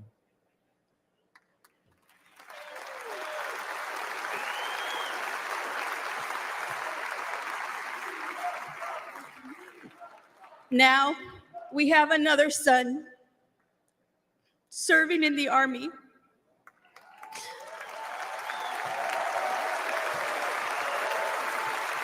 Oh God, her life must be And hell. we do not trust Joe Biden with his life. We have faith that Donald Trump to lead our military. Please join us in supporting Donald Trump for President and Commander-in-Chief.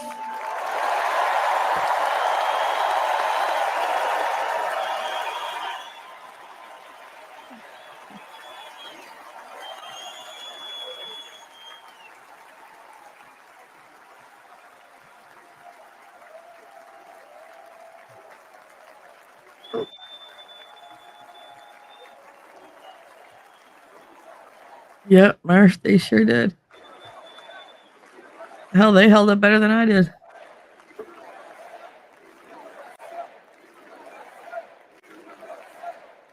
Y'all notice he gets this real tender look from time to time?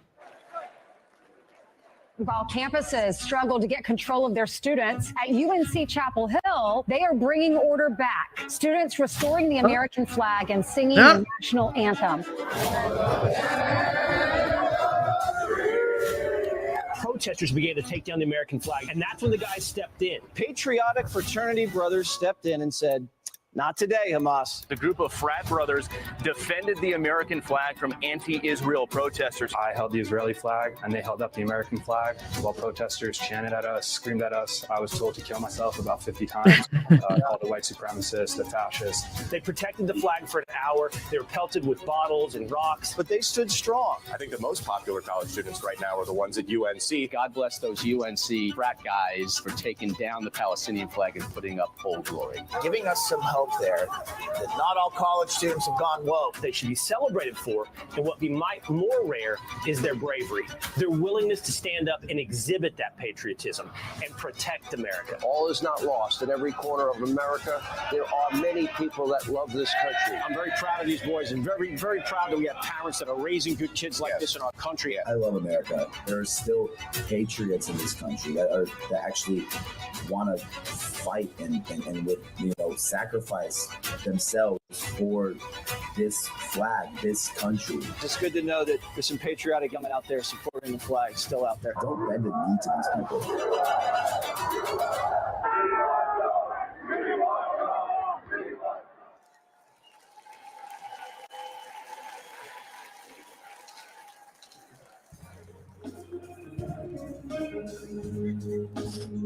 Ladies and gentlemen, please welcome country music star Brian Kelly and Anthony McGahee and Praise Motivated Choir. Granddaddy came back from home with a purple heart and a couple scars. A lot more like him out there never made it home. I'm sure it's a wonderful song. But it's country, and I'm sure it's like this. We're sure You be nice. Stealing our melody. Be nice. That red, white, and blue. It's flying for freedom. Well, it's got the choir in it, so I messed up. It's what I believe. Well, you have to talk here for a minute too. Yeah. Unless there's any who's this guy? Alan Jackson? No idea. Good for him. Ladies and gentlemen, please welcome the fraternity brothers from the University of North Carolina, Chapel Hill. Oh, look at these guys. who protected our You're like, American what? flag. Where's the footy, man?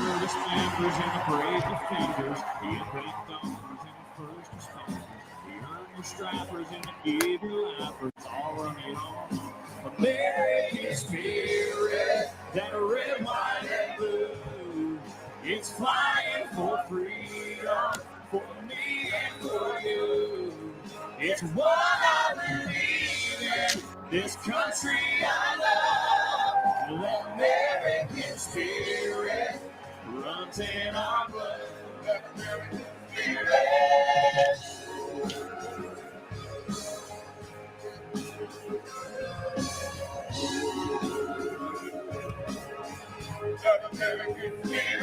Born in every big city and all the small towns. Hats come off when the flags come out. Every mom and pop shop flying them proud. You can't take down American spirit. That red, white, and blue.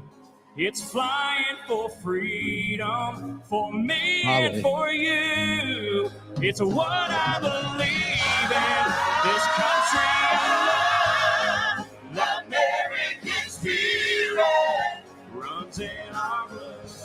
Come on.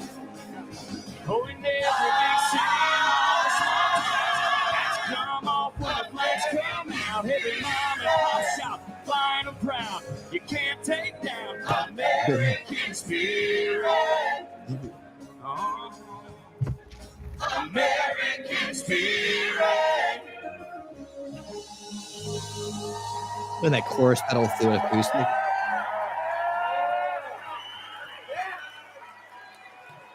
When a mob tried to take down the American flag on our campus, we knew we couldn't let that happen. We stood guard, we held it up, and we did not let it fall. It was all about respect, not just for the cloth, but for everything that the flag stands for. Too many people have sacrificed everything for it. The least we can do was keep it flying. And tonight, we are proud to honor our flag again.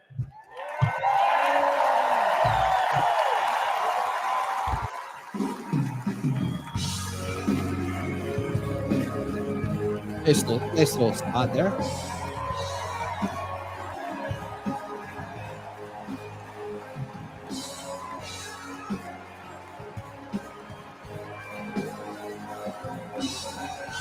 First day that we take back the White House from crooked Joe Biden, the worst president in the history of our country.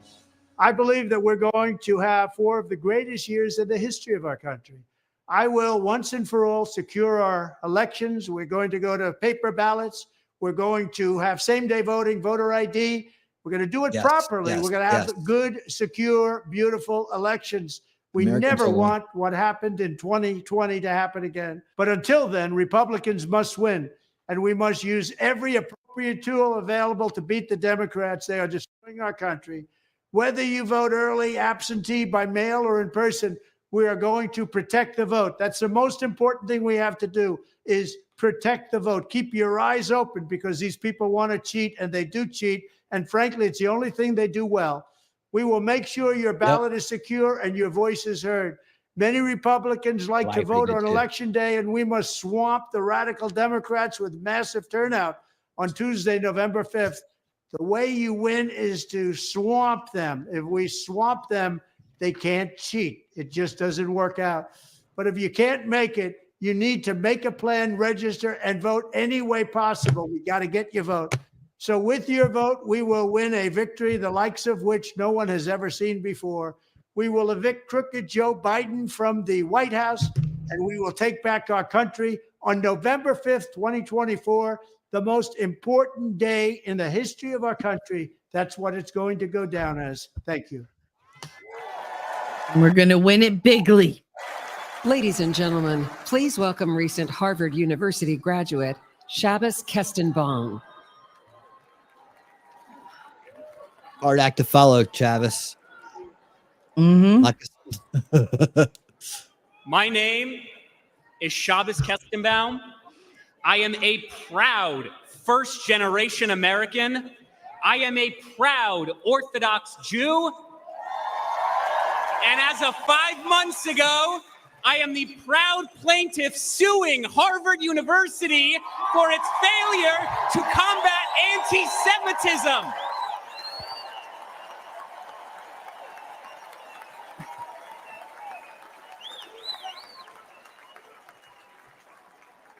I came to Harvard to study religion, the foundation of Western civilization. What I found was not theology, but a contempt for it. My problem with Harvard is not its liberalism, but its illiberalism.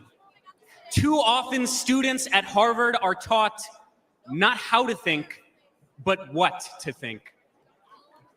I found myself immersed in a culture that is anti-Western, that is anti-American, and that is anti-Semitic.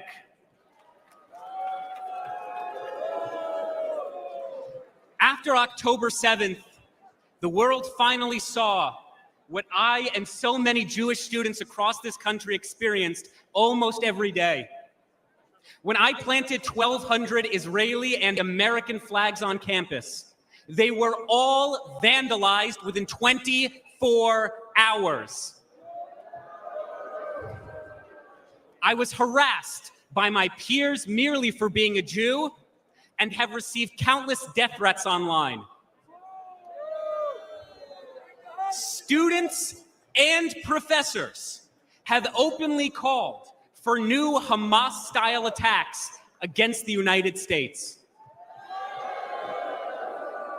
And perhaps most damning, when Hamas terrorists butchered 45 American citizens on October 7th, when they took 12 Americans hostage, Harvard refused to immediately and unequivocally condemn this atrocity. My fellow Americans, the anti-Semitic bigotry, unfortunately, extends far beyond the universities. Although I once voted for Bernie Sanders, I now recognize that the far left has not only abandoned the Jewish people, but the American people.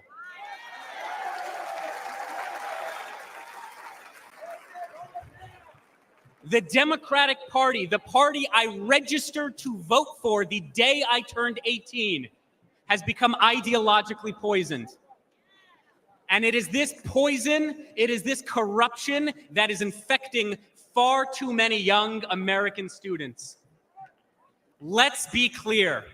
The far left's anti-Semitic extremism has no virtue, and the radicalism on our campuses and on our streets has no moral legitimacy.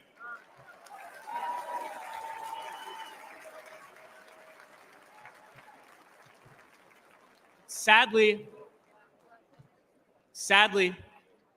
the far left-wing tide of anti-Semitism is rising. But tonight we fight back. I am proud to support President Trump's policies to expel foreign students who violate our laws, harass our Jewish classmates, and desecrate our freedoms.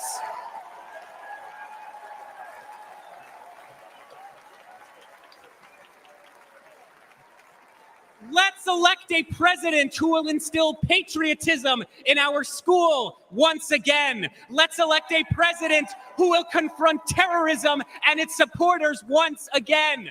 Let's elect a president who recognizes that although Harvard and the Ivy Leagues have long abandoned the United States of America, the Jewish people never will, because Jewish values are American values, and American values are Jewish values. God bless the United States. God bless the land of Israel. God bless, protect, and return the American hostages in Gaza now.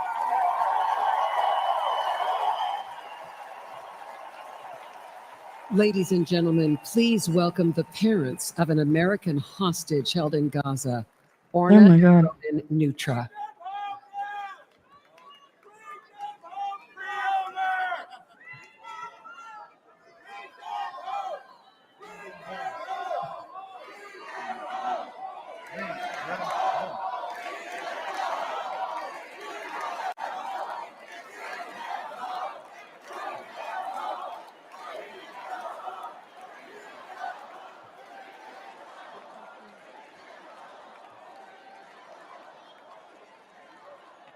I don't know, nerd, but it's not like he ever tells the truth, so it's not but lip service. Omer is an American citizen. For 285 long days and nights, Hamas terrorists have been holding Omer imprisoned in tunnels underneath Gaza. Omer, which is a biblical name and means in Hebrew the first crop, is our firstborn.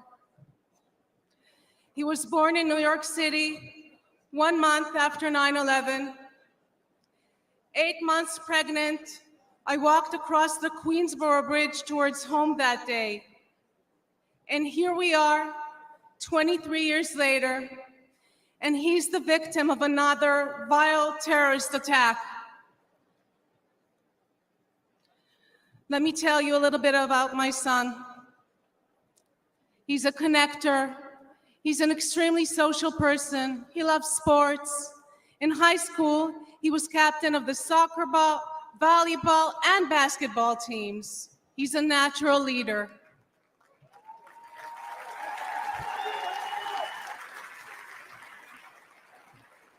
And he cares deeply about others and about helping them grow. He turned 22 on October 14th, 2023. And instead of celebrating with us and with his friends, he spent his birthday as a hostage of Hamas terrorists. Imagine, over 9 months, not knowing whether your son is alive, waking up every morning, praying that he too is still waking up every morning, that he is strong and is surviving. I recite Psalm 23 in his merit every single day. Gam ki elech begei tzal mavet, lo erara ki ata imadi. I walk through the shadow of the valley of the shadow of the death. I will fear no evil. For thou art with me. Thy rod and thy staff, they comfort me. Bring them home. Bring them home. Bring them home. Bring them home. Bring them home.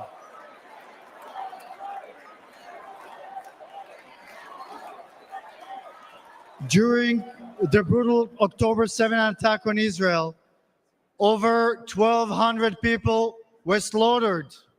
Of them, 45 were American citizens.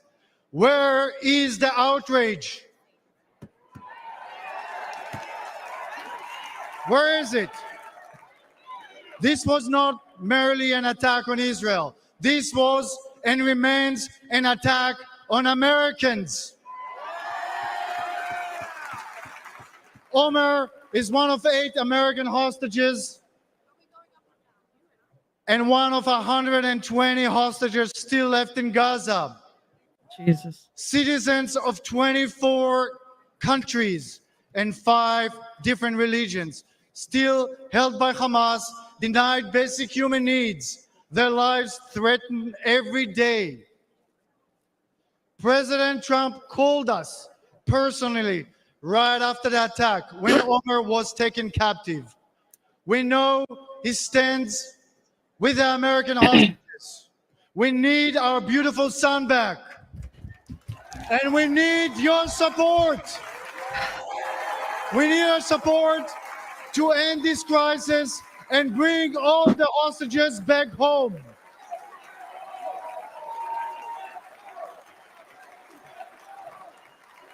Them home. Bring them home. Bring them home. Bring them home. Bring them home. Omer, we love you. We won't stop fighting for you. Say it with us. Bring them home. Bring them home. Bring them home. Thank you, everybody. God bless Israel and God bless America.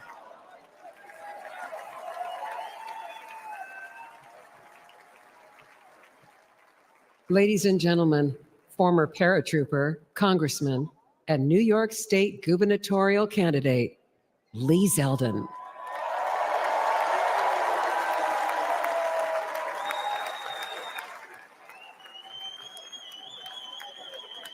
Hello, Wisconsin. I'm Lee Zeldin from New York.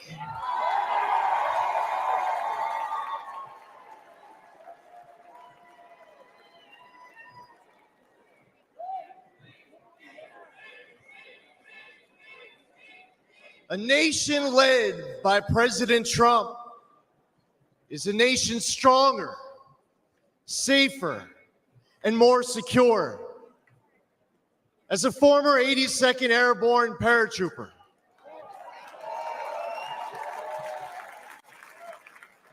I want a military focused on being the world's greatest fighting force, not its biggest social experiment.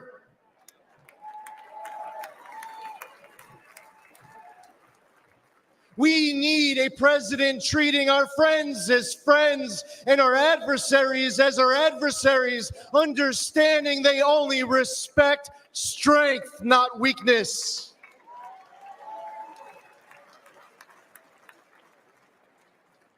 I was on the House Foreign Affairs Committee under 3 presidents, but only one ended wars without starting new ones. President Donald Trump.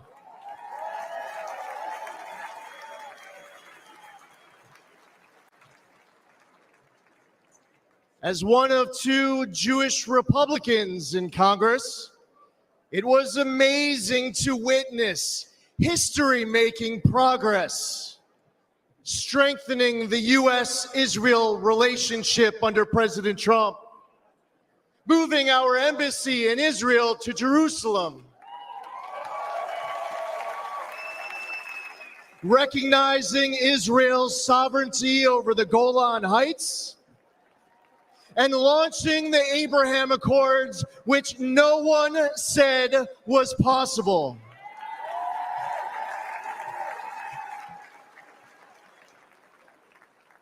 Soleimani and the ISIS Caliphate were eliminated.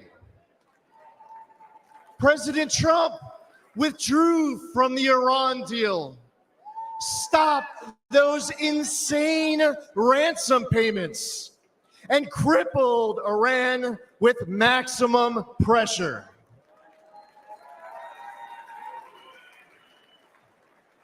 But then everything went downhill under Biden.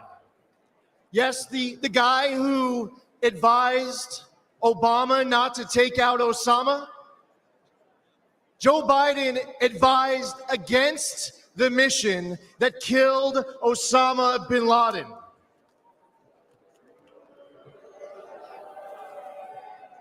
As an American, and especially as a New Yorker, that's unforgivable. Even in his prime, he had bad judgment. And it's only gotten worse with age. We cannot count on Biden to make this kind of crucial 3 a.m. decision. Heck, we can't rely on him at 3 in the afternoon.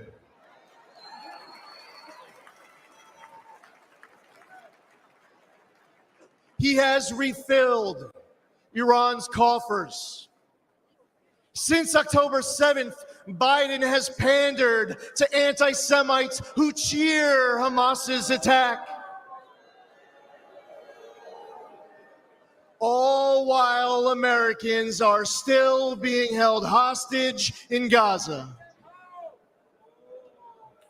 Biden turned 13 Blue Star families into Gold Star families with his fatal withdrawal from Afghanistan, and then he lied about it during last month's debate, claiming that no service members had died under his watch.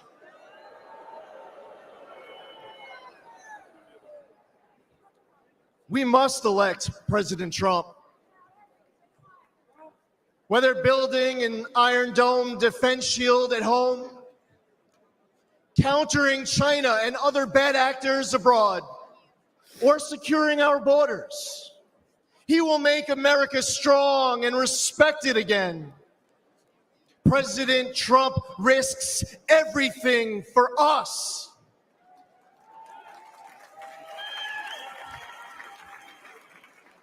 We need him back in the White House now more than ever before.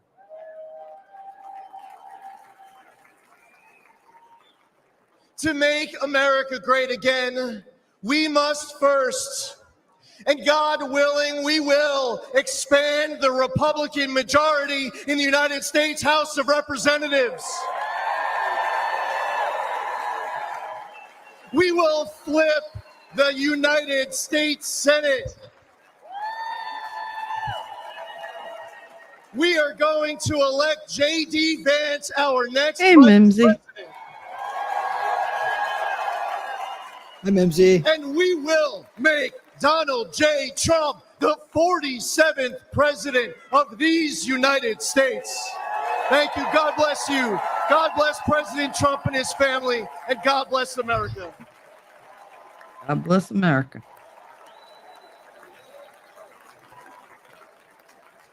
We are gathered here on freedom's altar, on these shores, on these bluffs, on this day 75 years ago.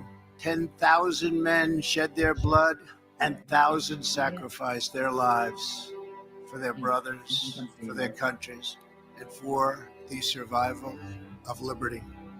Those who fought here won a future for our nation. They won the survival of our civilization. These men ran through the fires of hell, moved by a force no weapon could destroy. The fierce patriotism of a free, proud, and sovereign people. And they showed us the way to love, cherish, and defend our way of life for many centuries to come. And our children and their children will forever and always be free.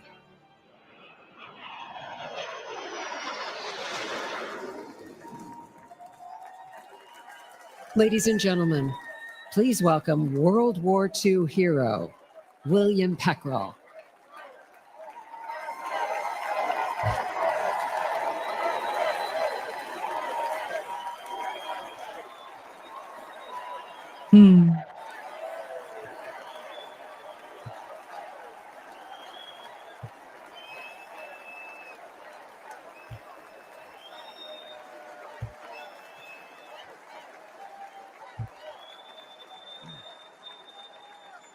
Thank you very much.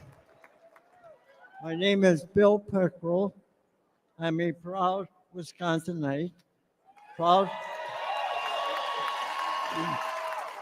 a proud husband of 76 years old to my wife, Rosemary. I'm a father of 11 children. Damn. 6 girls, 5 boys. Our family across 5 generations and a proud World War II veteran.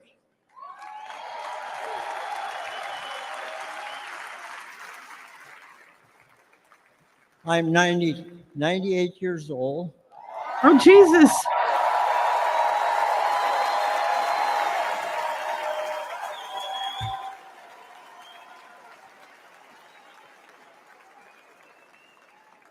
Some call us the greatest generation.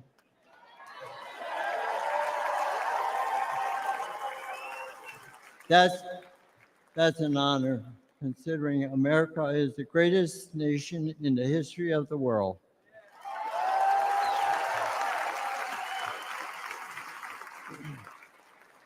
I will never forget and witness the horror of the Nazis' war camps. In the Battle of the Bulge, my friends and I fought to stop the Nazis' last major push in the Western Front. Go.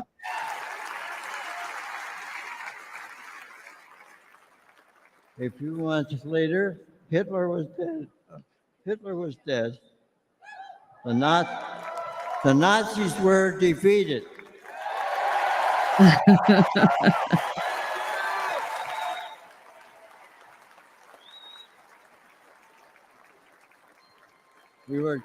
We gave thanks to Almighty God for delivering us from evil. There we go.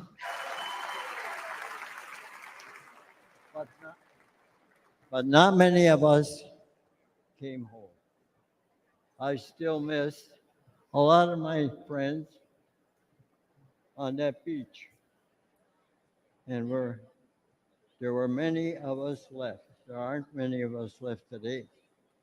But for us, those of us who are here, that America is still worth fighting for. There you go. Aw, he's so cute.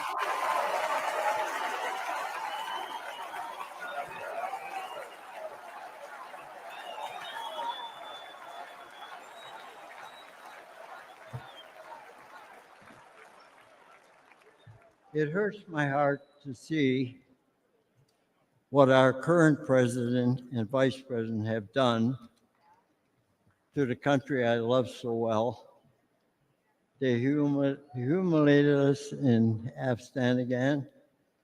We pushed around in China. Terrorists run wild in the Middle East. And they let our own southern border get overrun.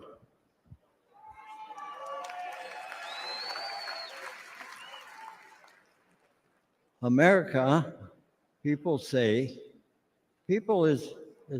America is an idea, but I believe America is much more than that. America is our home. That's right.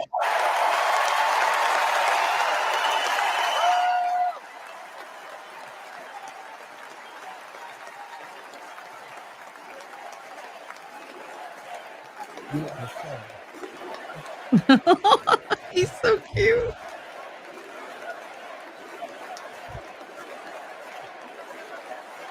Oh, bless him.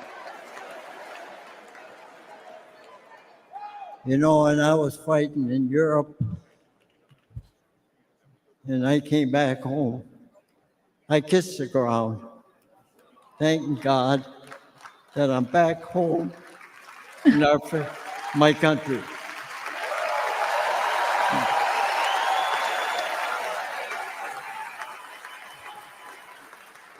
And where I come from, when somebody comes for me or my home, you dig in your boots in the ground and never look back. That's right. That's the attitude that saved the free world. And those years ago. And President Trump, back in Commander-in-Chief, I would go back to re-enlist today. Aww.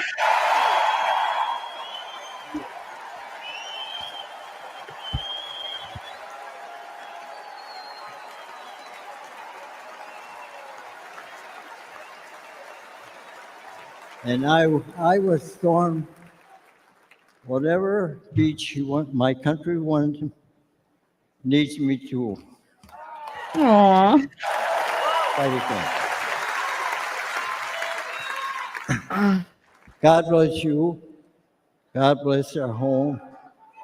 And the United States of America. That's right. Oh, you sweetheart.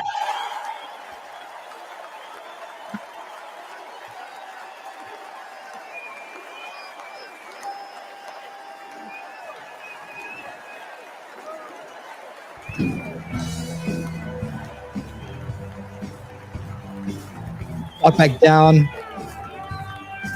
I'm petty, right? I get it?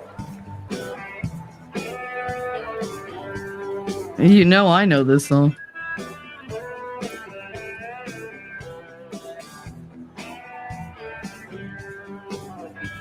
All right. That guy's awesome. I hope you guys are having a great time out there. We are too. So happy that you're all here with us. This great event. Probably one of the most important and special RNCs in history, for sure.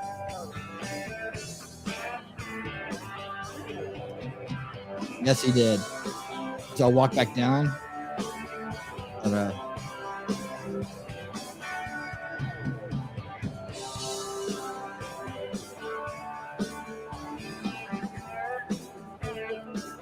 stand my ground, and I walk back down. Okay, I don't know the exact name of the song. I think it's one of those things.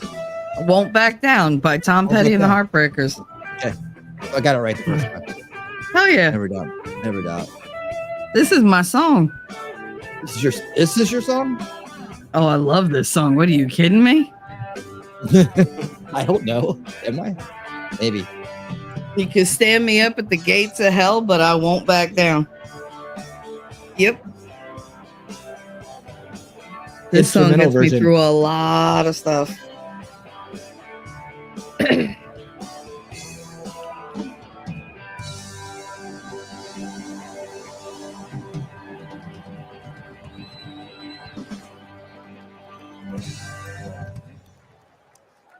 It's one of my all-time favorite songs. Please welcome businessman and executive vice president of the Trump Organization, Donald J. Trump Jr.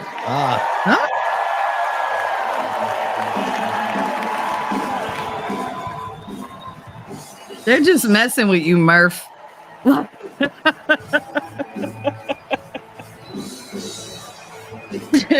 trying to throw you off. Playing Stranglehold out. Good evening, America. Before I begin my remarks, I'm going to do something a little uncharacteristic. A Trump is going to give up the microphone. Oh, shit. Doesn't happen often. You may never see it again. But I got a call on Monday morning from a young lady who said, "Dad, I want to speak at the RNC." All right. I want to speak at the RNC because I want America to know what my grandpa is actually like.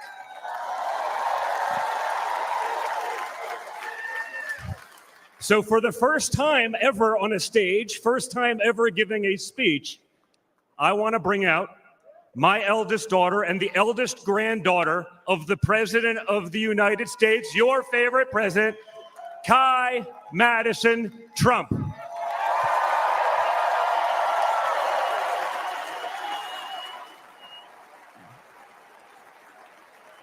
Aww.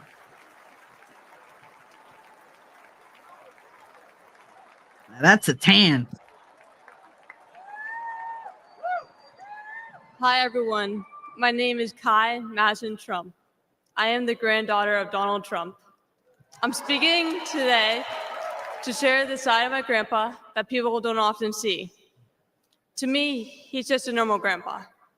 He gives us candy and soda when our parents aren't looking. He always wants to know how we're doing in school. When I made the high honor roll, he printed it out to show his friends how proud he was of me. Aww. I know. He calls me during the middle of the school day to ask how my golf game is going and tells me all about his. But then I have to remind him that I'm in school and I'll have to call him back later. When we play golf together, if I'm not on his team, he'll try to get inside of my head. And he's always surprised that I don't let him get to me. But I have to remind him, I'm a Trump too.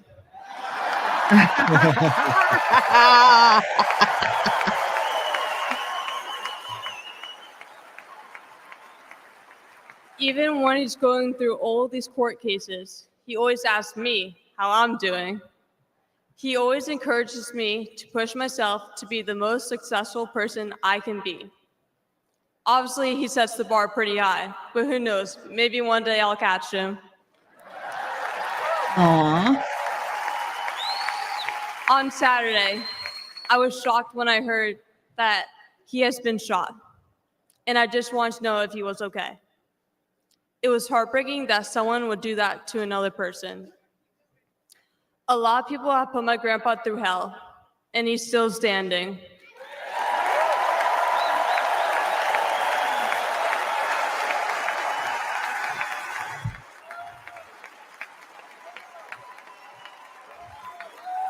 Grandpa, You are such an inspiration, and I love you.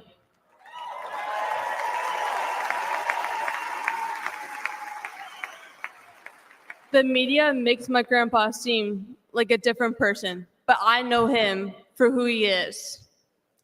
He's very caring and loving. He truly wants the best for this country, and he will fight every single day to make America great again. Thank you very much.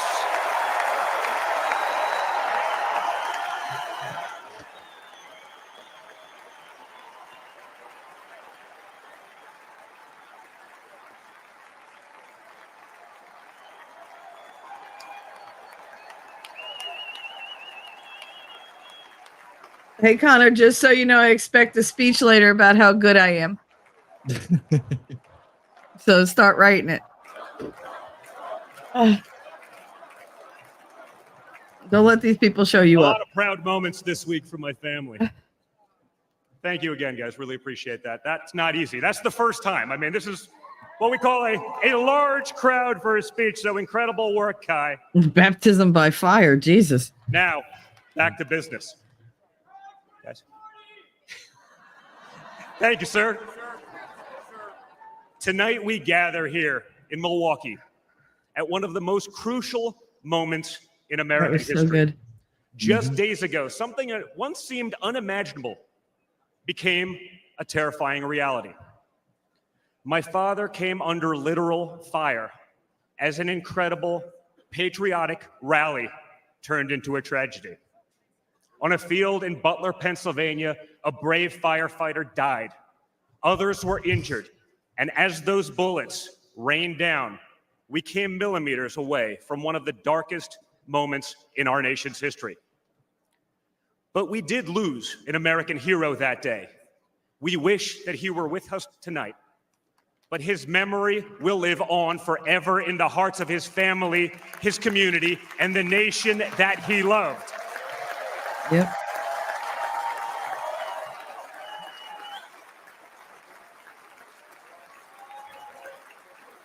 So I would like to take just a moment tonight to express our gratitude for the life and service of American hero Corey Comparator.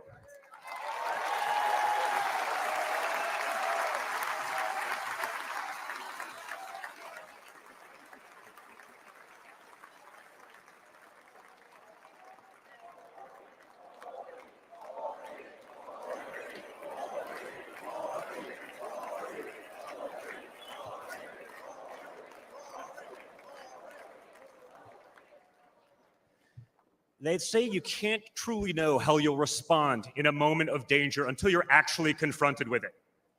So what was my father's instinct as his life was on the line? Not to cower, not to surrender, but to show for all the world to see that the next American president has the heart of a lion. And balls of steel. Yes.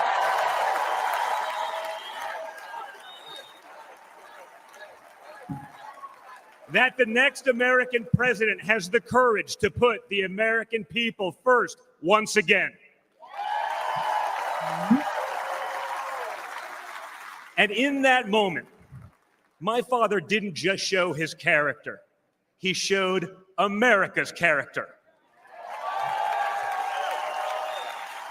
Yeah, I do too. When he stood up with blood on his face and the flag at his back, the world saw a spirit that could never be broken.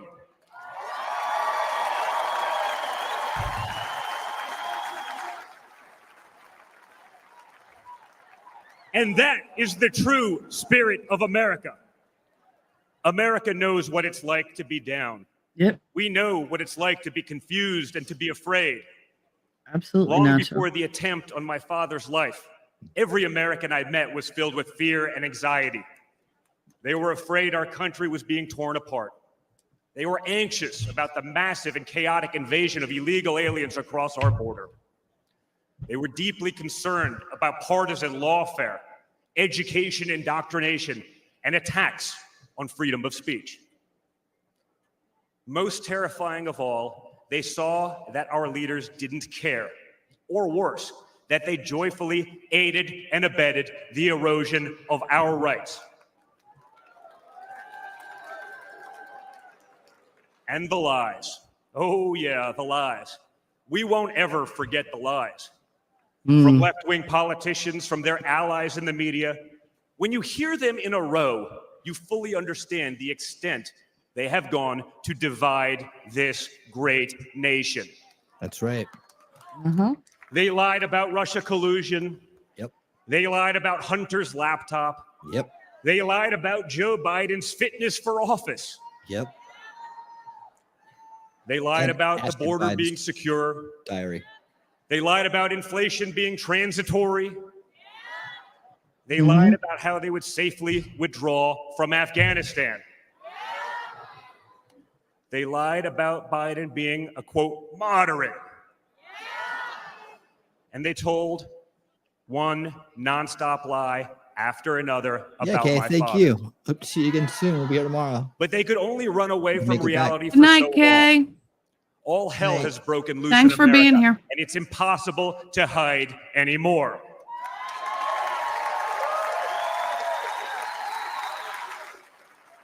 Remember Build Back Better? Instead, we got broke, bumbling Biden. Nothing is built, nothing is back, and nothing is better. You're absolutely right.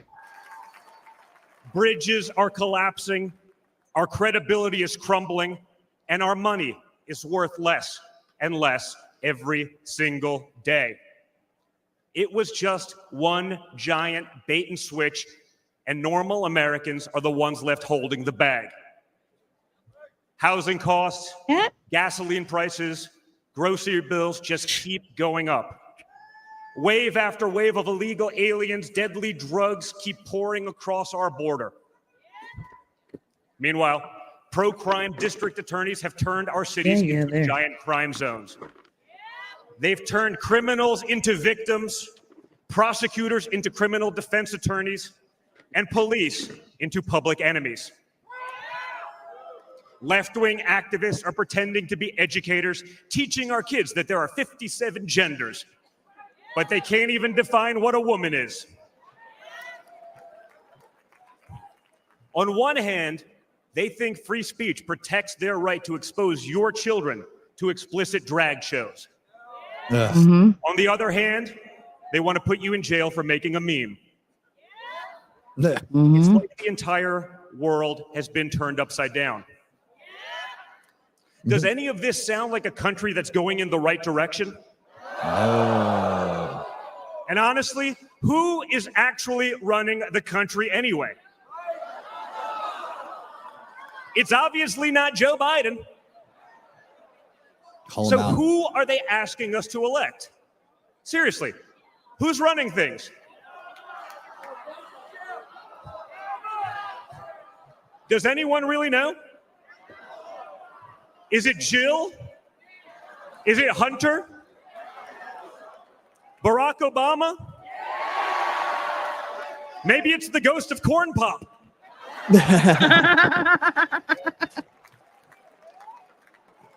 Whoever is running the show, the only thing they are effective at is persecuting my father. They twisted, contorted, and corrupted the criminal code to turn bookkeeping errors into felonies. They concocted new legal theories out of thin air. They imposed gag orders on my father because the last thing a defendant should be able to do is defend himself, right? They punished him for where's that merely written? speaking the truth. Oh, in the Constitution. They say they hate Vladimir Putin, but it sure seems like they spent a lot of time copying his playbook.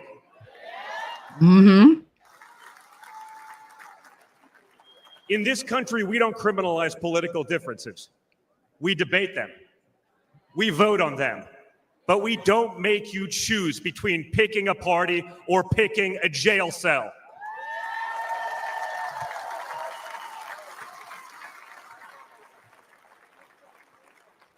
There was a time when the Democrats really wanted what was best for America, even if they had a different way of getting there.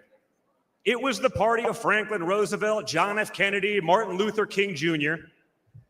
You may have disagreed with that party, but at least you could respect it. But this new extreme Democrat Party, they want us to somehow believe that the only way forward is going backwards, where hiring decisions are based solely on race, where justice is only for those with the right opinions, where streets are a luxury only for the elite, where economic opportunity exists only when you know the right people. Right now, the America we all grew up with, the America that we love, feels like an old photograph where you sit down with your children and tell them what life used to be like. You look back at that America and remember a country that was confident and proud, an America that knew who it was and what it stood for. And it could all feel like a distant memory. Somewhere along the way we stumbled. Somewhere along the way we lost ourselves. But we can't live on nostalgia. Yes, America was great, but our greatest days are yet to come.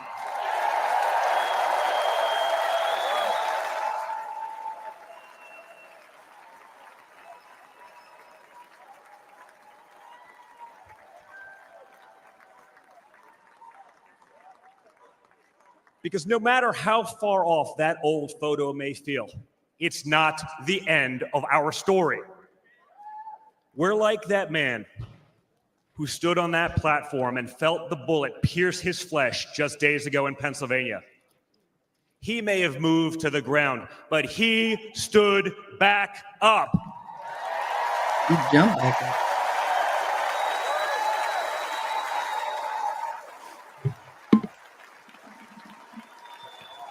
And when he did, my father raised his fist into the air. He looked out at the crowd. And what did he say?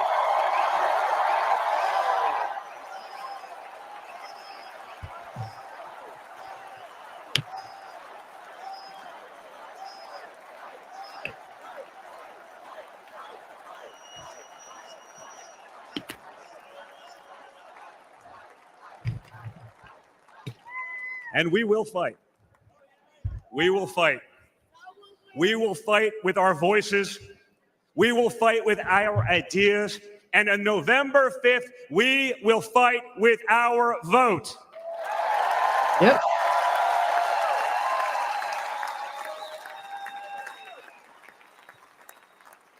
I've always been proud of him, but I've never been prouder of my father than I was in that moment. That's when the world found out that there is tough, and then there's Trump tough. Mm-hmm. Oh, that bumper sticker's going to show up. Trump tough. And the good news is, America is Trump tough.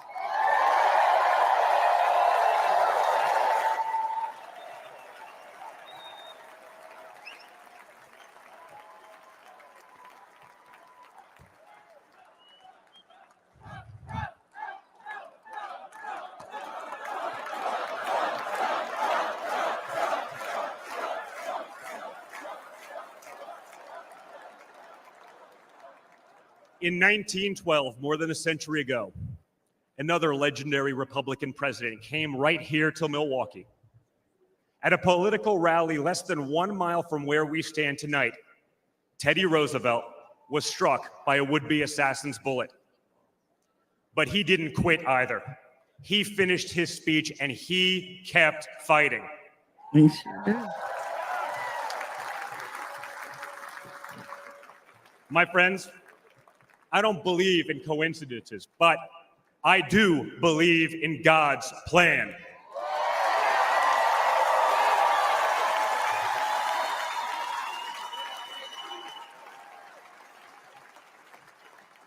Today, Teddy Roosevelt's man in the arena has a name, and it's Donald J. Trump.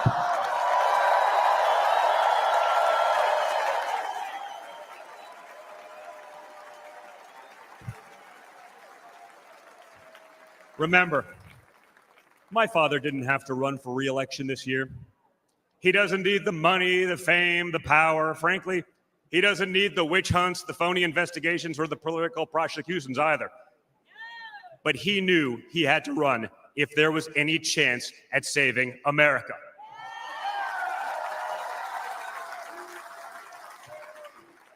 He's not doing it for himself. He's doing it for everyone here tonight, for everyone watching at home.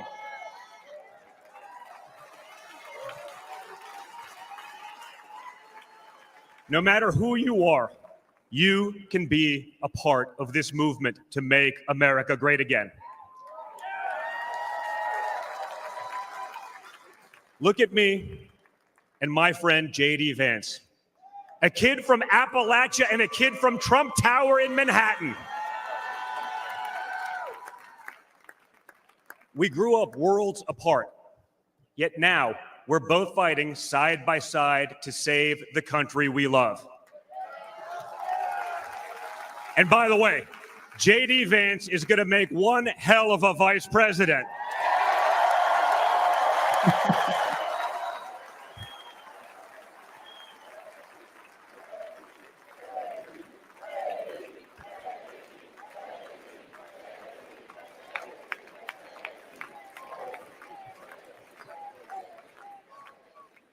For those of you who have tuned out politics or have never even voted, I want you to know, if you're looking for a better life, a more prosperous future, a safer, more wholesome and patriotic place to call home, there's room for you in this party and in this movement.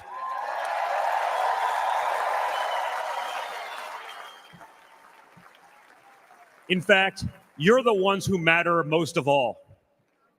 My father has always said that the people he gets along with best are the people who really work for a living.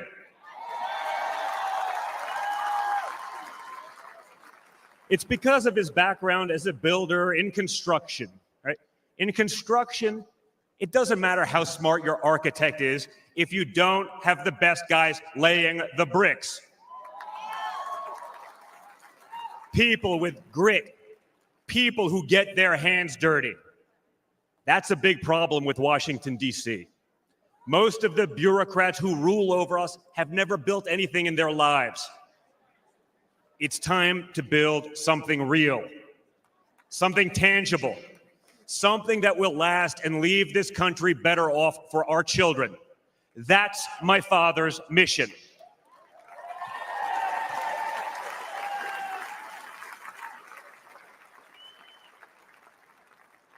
This November, we have a choice. It's a choice between one team that wants to build this country up and another that wants to tear this country down. It's a choice between people who are proud of America and people who are ashamed of America. And ultimately, it's a choice between America last and America first.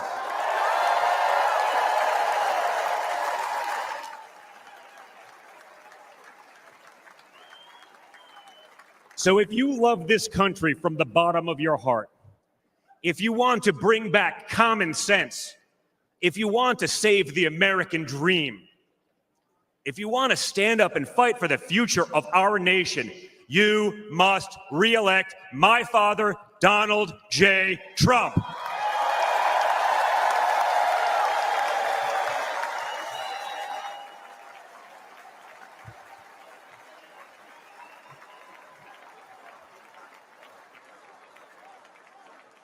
Together, we will make America great once again. Thank you. Thank you, Wisconsin.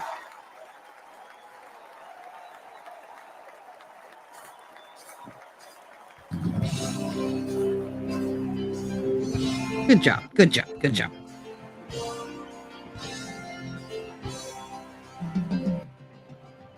That kid was something else. Are you a Speedwagon? Am I right? As soon as you are able, and I am willing to make I got it.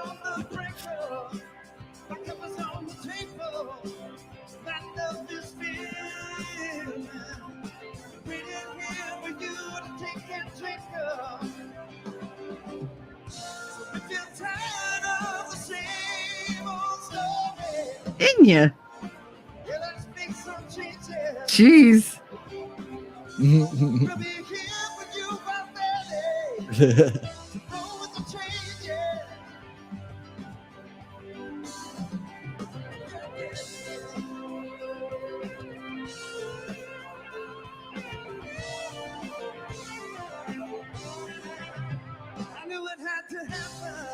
Yep. It's all right. I have a little time during the day where I go back and dispute all the copyright claims. I have a cut and paste thing going on. And of course, I'm using the Ricada method. We'll see how they work out. See how it works out. It's not 100%, but it works a lot of the times, especially with music. Video. At least you got something out of it.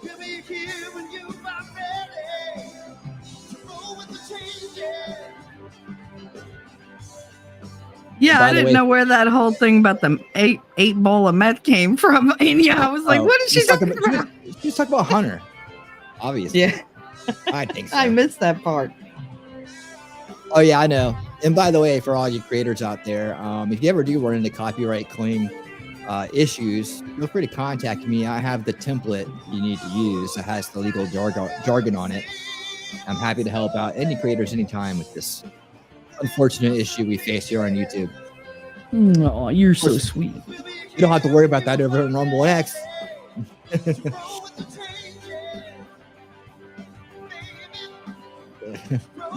Oh, Tim Pool was trashing Rumble today. I'll send it to you. Tim Pool was trashing Rumble.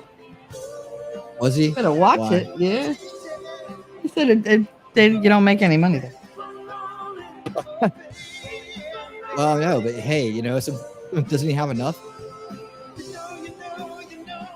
You know, I would be very happy with a quarter of what he's making right now. But I think it was. Don't hold me to that. It might have been the lead attorney. I'm having a recall issue.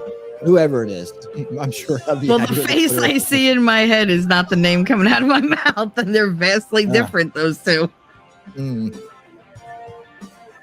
Oh, God. My brain keeps flashing bright teeth, so I know it's not Tim. Got to be lead. Yeah, I think he's at Rumble's trash.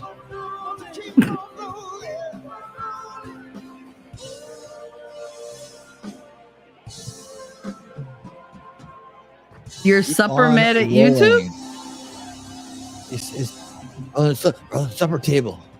He's supper mad at YouTube and he's lunch mad at Rumble.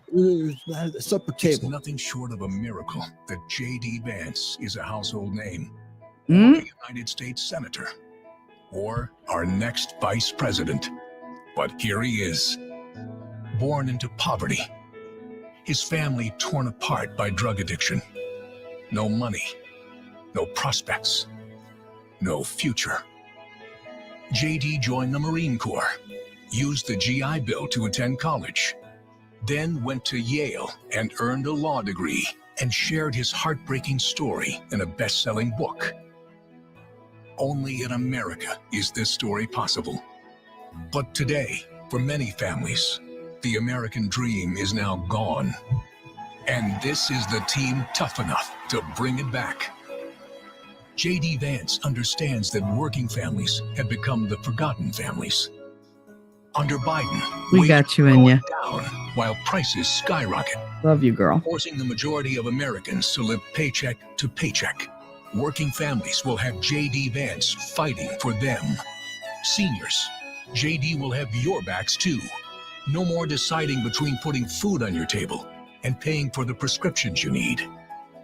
As a husband and father, J.D. knows the importance of fighting for a parent's right to protect their children. And you can count on this Marine to stand up for our soldiers who put their lives on the line for their country every day. J.D. Vance's story is one of perseverance, of duty, of commitment to what's right. It's an American story, and it's just getting started.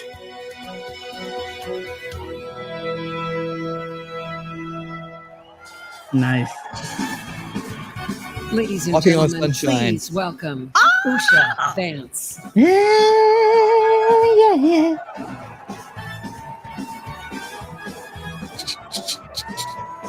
Who's she walking on sunshine?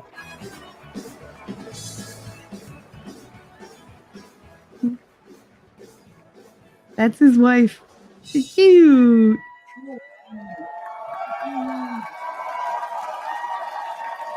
Aw. Good evening. Good evening. She looks humble. When I was Or, asked well, to introduce modest. my husband, JD Vance, to all of you, I was at a loss. What could I say that hasn't already been said before? After all, the man was already the subject of a Ron Howard movie. JD has shared much of his life through his own eloquent words. In his book, Hillbilly Elegy, during his Senate campaign, and now as a sitting United States Senator. It occurred to me that there was only one thing to do: to explain from the heart why I love and admire JD and stand here beside him today, and why he will make a great Vice President of the United States.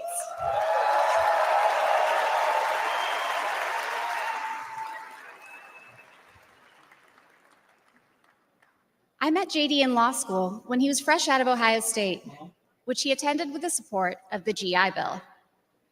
We were friends first because, who wouldn't want to be friends with JD? He was then, as now, the most interesting person I knew. A working class guy who had overcome childhood traumas that I could barely fathom to end up at Yale Law School. A tough Marine who had served in Iraq, but whose idea of a good time was playing with puppies and watching the movie Babe. That'll do, pig. The most determined person I knew with one overriding ambition: to become a husband and a father, and to build the kind of tight-knit family that he had longed for as a child. My background is very different from JD's. I grew up in San Diego, in a middle-class community. She's like, oh my God, there's non-communists from California here. With two loving parents, both immigrants from India, and a wonderful sister. That JD and I could meet at all, let alone fall in love and marry, is a testament to this great country. Yes, you must mean Sunday night. Sunday night. It is also a testament to JD, and it tells you something about who he is. Yeah, I found it on Netflix. When JD met me, he approached our differences with curiosity and enthusiasm. He wanted to know everything about me, where I came from, what my life had been like. Although he's a meat and potatoes kind of guy, he adapted to my vegetarian diet and learned to cook food from my mother, Indian food. Before I knew it, that ain't easy. he'd become an integral part of my family, a person I could not imagine living without. The JD I knew then is the same JD you see today, except for that beard. And his goals in this new role are the same that he has pursued for our family. So she's not a fan of the beard. To create opportunities, to build a better life, and to solve problems with an open mind. It's safe to say that neither JD nor I expected to find ourselves in this position, but it's hard to imagine a more powerful example of the American dream. A boy from Middletown, Ohio.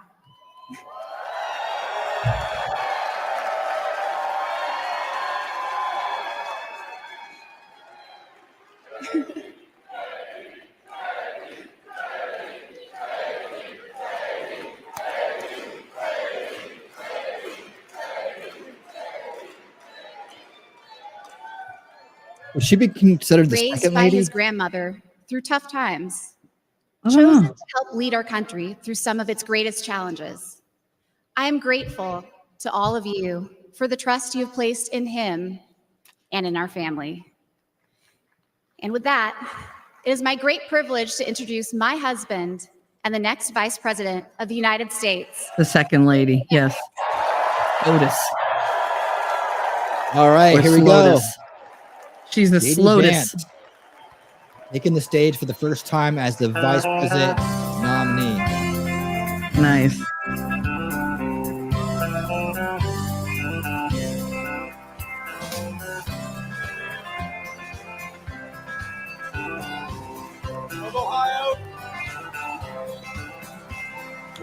T-Rex, he's doing it to respect her religion. Hindus don't usually eat meat as a rule. I mean, a lot of it is, sacred or off limits. Is he really? Oh, no idea. Mm-hmm. Thank you. They love copywriting America First, I'll tell you what. They love doing it.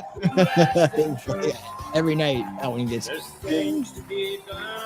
But they don't eat like vegans. Thank you. Thank you. Please. Wow. Wow.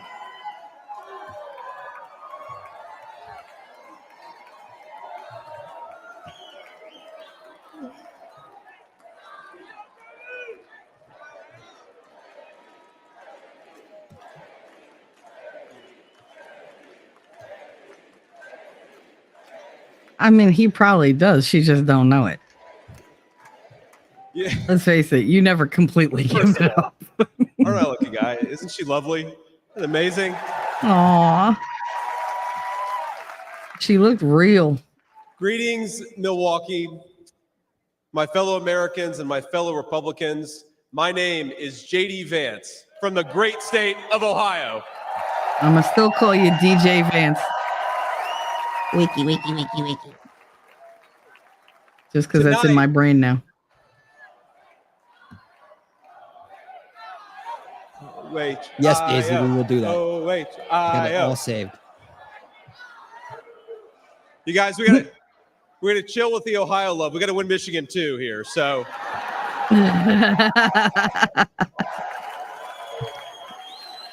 Man, I could reface T-Rex on him pretty good. My friends, it won't take much. Is a night of hope, a celebration of what America once was, and with God's grace, what it will soon be again.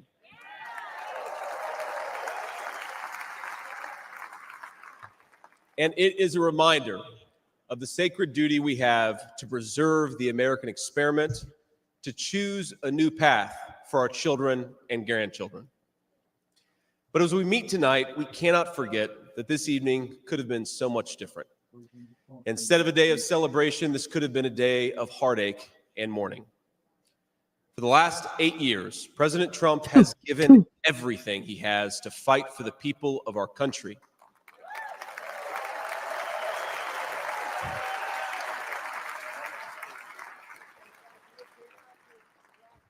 He didn't need politics, but the country needed him.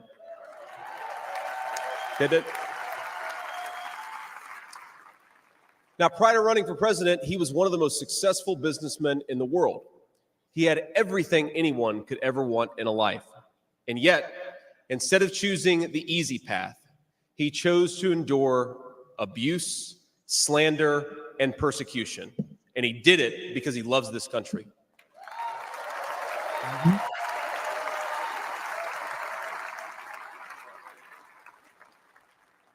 want all Americans to go and watch the video of a would-be assassin coming a quarter of an inch from taking his life. Consider the lies they told you about Donald Trump, and then look at that photo of him, defiant, fist in the air. When Donald Trump rose to his feet in that Pennsylvania field, all of America stood with him.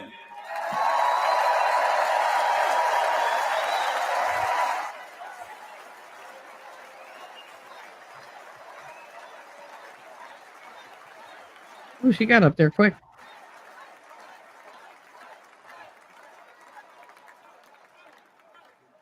And what did he call us to do for our country? To fight for America. Even in his most perilous moment, we were on his mind. His instinct was for us, for our country. to call us to something higher, to something greater, to once again be citizens who ask what our country needs of us. Now consider what they said. They said he was a tyrant. They said he must be stopped at all costs. But how did he respond? He called for national unity, for national calm, literally right after an assassin nearly took his life. Rump Vance.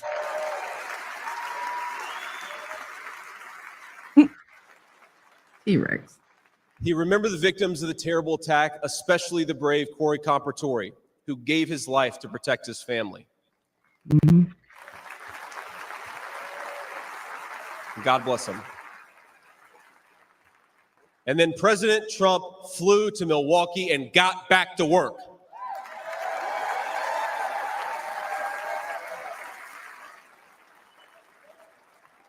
Now that's the man I've gotten to know personally over the last few years. He is tough, and he is, but he cares about people. He can stand defiant against an assassin one moment and call for national healing the next. He is a beloved father and grandfather, and of course, a once-in-a-generation business leader. He's the man who is feared by America's adversaries, but 2 nights ago, and I'll share a moment, said goodnight to his 2 boys, told them he loved them, and made sure to give each of them a kiss on the cheek. And I will say, Don and Eric squirmed the same way my 4-year-old does when his daddy tries to give him a kiss on the cheek. Sorry, guys. He is all those things, but tonight we celebrate he is our once and future President of the United States of America. It reminds him of his sons. Mm-hmm.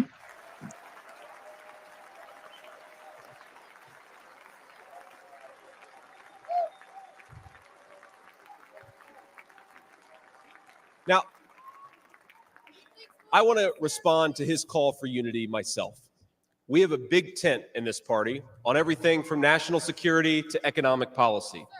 But my message to you, my fellow Republicans, is we love this country and we are united to win.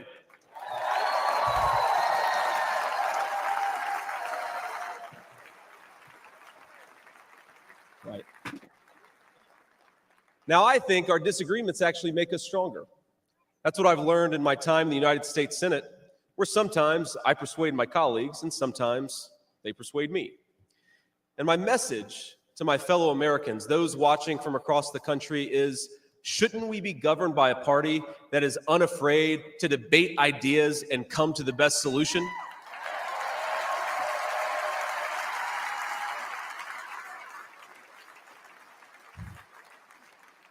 That's the Republican Party of the next 4 years, united in our love for this country and committed to free speech and the open exchange of ideas.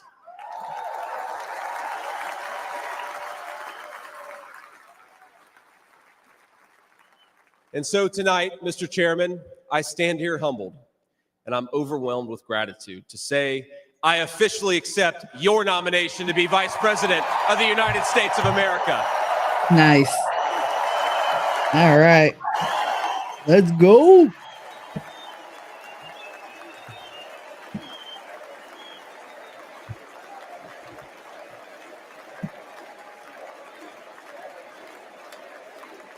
So the crowd's getting hungry.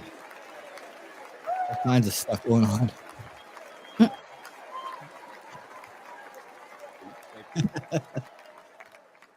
Now, never in my wildest imagination could I have believed that I'd be standing here tonight. I grew up in Middletown, Ohio. A small town where people spoke their minds, built with their hands, and loved their God, their family, their community, and their country with their whole hearts. But it was also a place that had been cast aside and forgotten by America's ruling class in Washington. When I was in the 4th grade, a career politician by the name of Joe Biden supported NAFTA, a bad trade deal that sent countless good jobs to Mexico. When I was a sophomore in high school, that same career politician named Joe Biden gave China a sweetheart trade deal that destroyed even more good American middle-class manufacturing jobs. When I was a senior in high school, that same Joe Biden supported the disastrous invasion of Iraq, and at each step of the way, in small towns like mine in Ohio or next door in Pennsylvania or Michigan, in states all across our country, jobs were sent overseas and our children were sent to war. And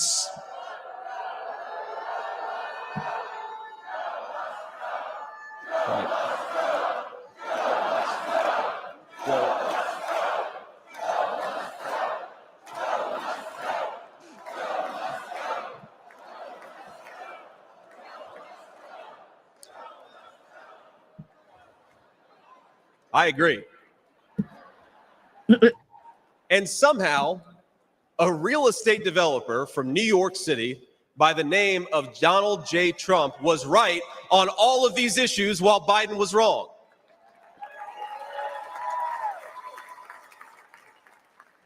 President Trump knew even then that we needed leaders who would put America first.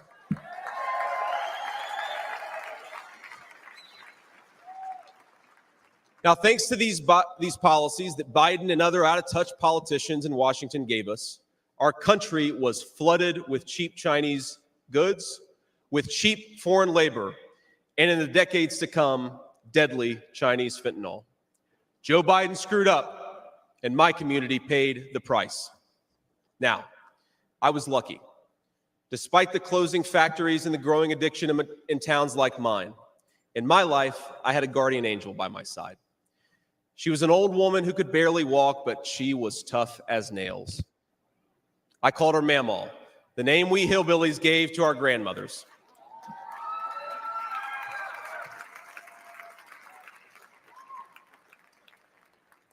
Mamaw raised me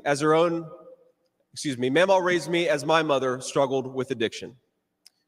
Mamaw was in so many ways a woman of contradiction. She loved the Lord, ladies and gentlemen. She was a woman of very deep Christian faith.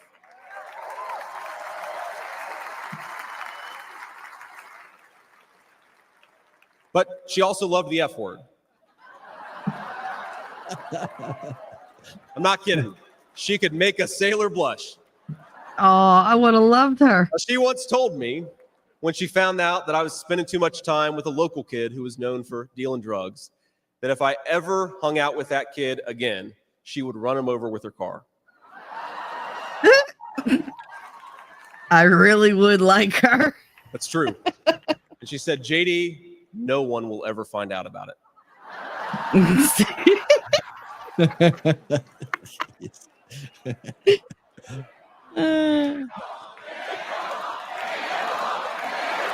That's my kind of woman. Shit. Now, thanks to that Mamaw, things worked out for me. After 9/11, I did what thousands of other young men my age did in that time of soaring patriotism and love of country. I enlisted in the United States Marines.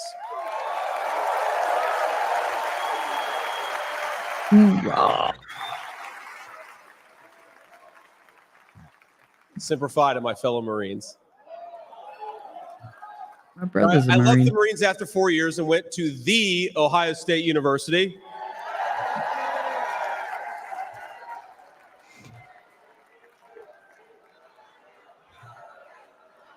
I'm sorry, Michigan. I had to get that in there.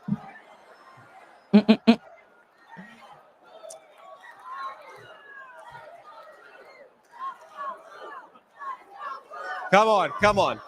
We've had enough political violence. Let's. Now, after Ohio State, I Oh my went God, to what a Yale difference Law from School, where I met Pence. my beautiful Jesus. wife. And then I started businesses to Yeah. create jobs in the kind of places that I grew up in. Now, my work taught me that there is still so much talent and grit in the American heartland. There really is. But for these places to thrive, my friends, we need a leader who fights for the people who built this country.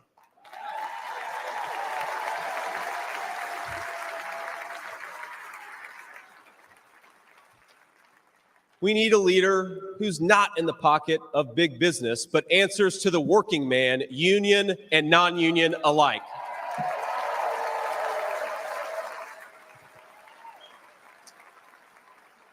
A leader who won't sell out to multinational corporations, but will stand up for American companies and American industry.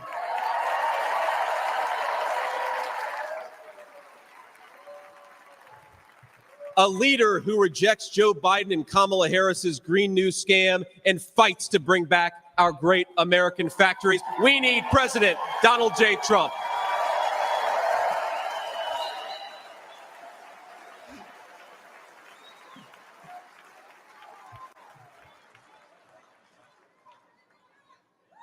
Some people tell me I've lived the American dream, and of course they're right, and I'm so grateful for it.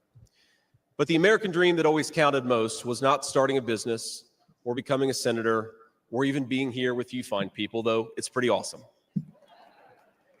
My most important American dream was becoming a good husband and a good dad, of being able to give.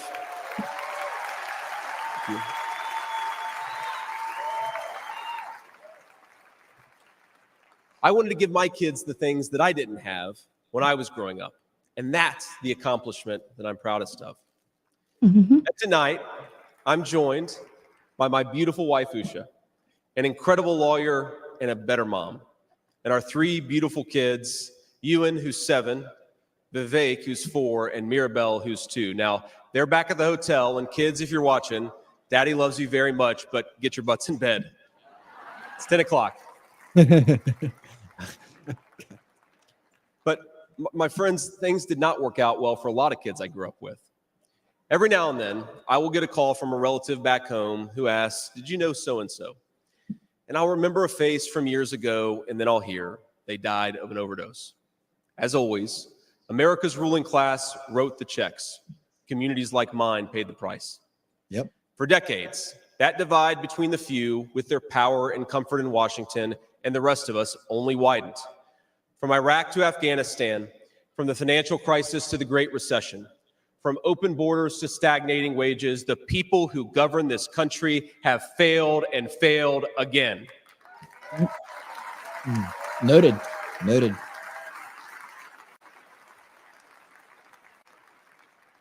That is, of course, until a guy named Donald J. Trump came along.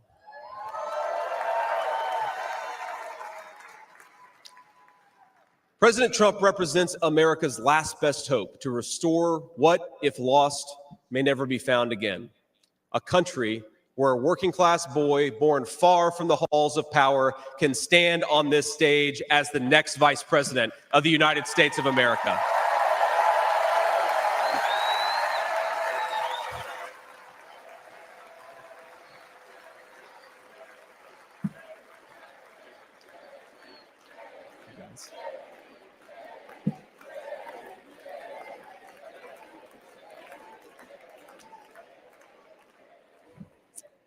But my fellow Americans here in this stage and watching at home, this moment is not about me. It's about all of us, and it's about who we're fighting for.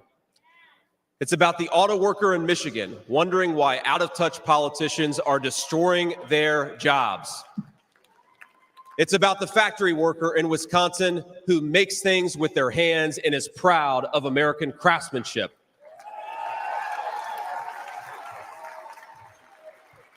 It's about the energy worker in Pennsylvania and Ohio who doesn't understand why Joe Biden is willing to buy energy from tin pot dictators across the world when he could buy it from his own citizens right here in our own country.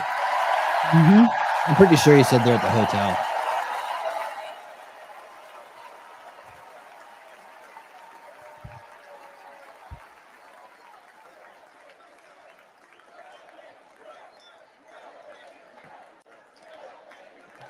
Yeah, he said they're at the hotel. He was walking around with them today.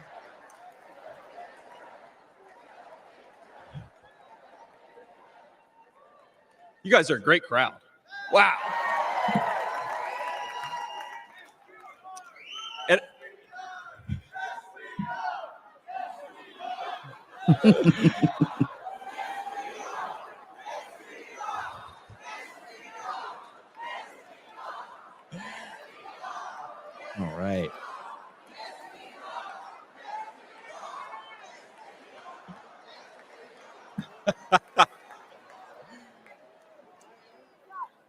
And it's about, our movement is about single moms like mine who struggled with money and addiction, but never gave up. And I'm proud to say that tonight my mom is here, 10 years clean and sober. I love you, Mom. Yes, we are.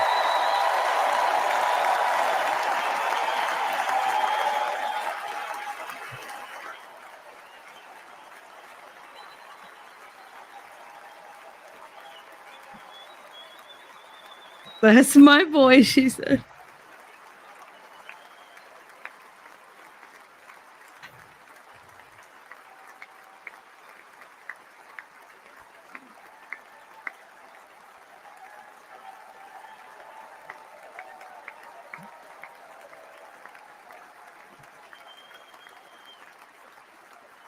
Aw. And then she dialed herself. I hate you.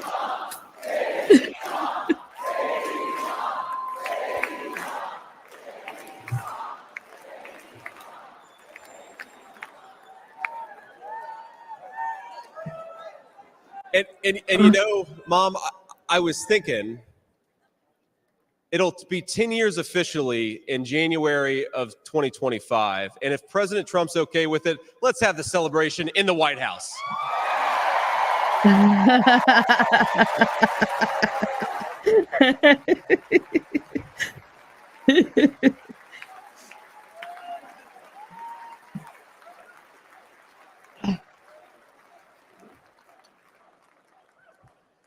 And our movement, ladies and gentlemen, it's about grandparents all across this country who are living on Social Security and raising grandchildren they didn't expect to raise. And while we're on the topic of grandparents, let me tell you another Mamaw story. Now, my Mamaw died shortly before I left for Iraq in 2005.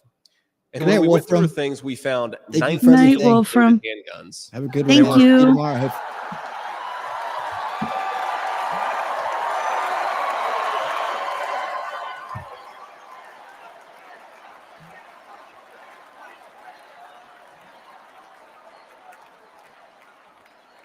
Now, the thing is, they were stashed all over her house, under her bed, in her closet, in the silverware drawer.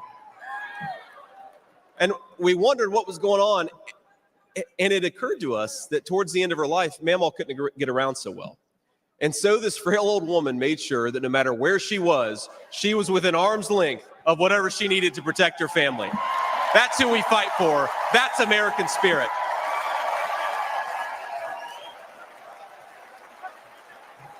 That's hilarious.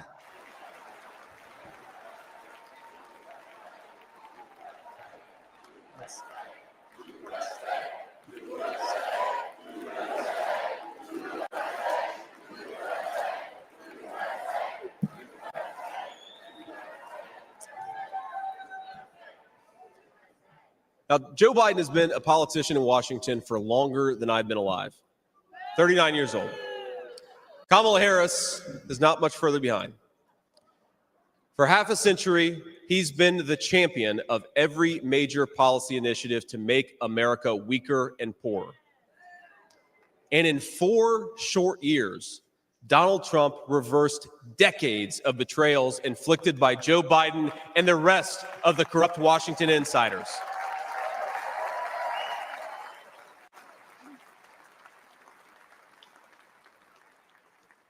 He created the greatest economy in history for workers.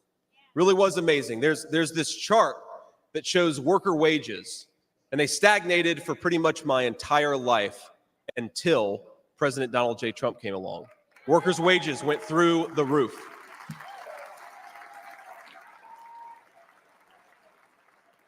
And just imagine what he's going to do when we give him 4 more years.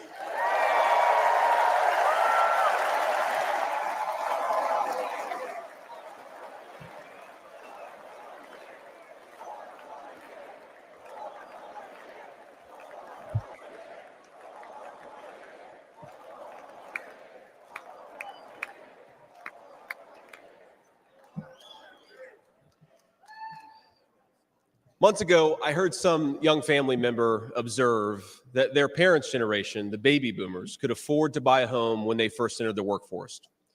But I don't know, this person observed, if I'll ever be able to afford a home.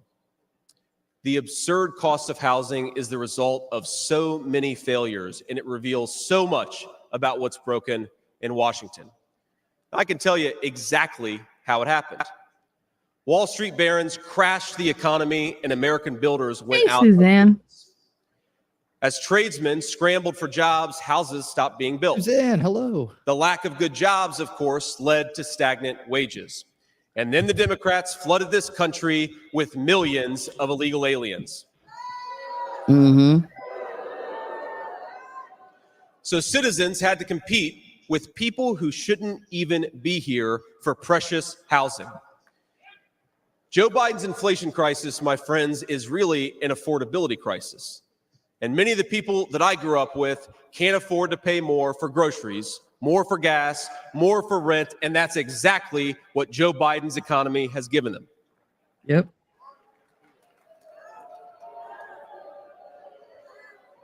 He's killing me, Smalls. He's killing me.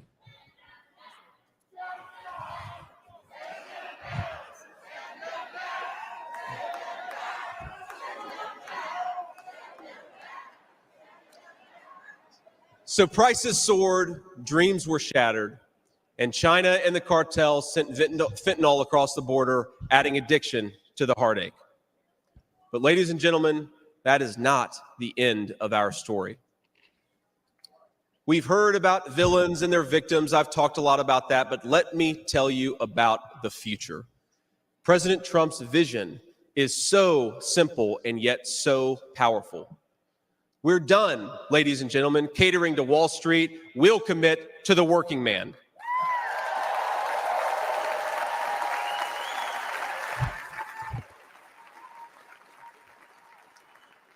We're done importing foreign labor. We're going to fight for American citizens and their good jobs and their good wages.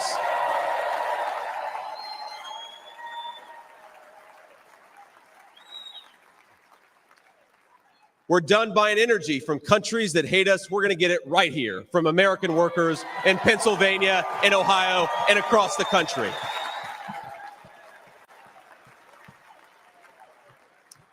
We're done sacrificing supply chains to unlimited global trade, and we're going to stamp more and more products with that beautiful label, made in the USA.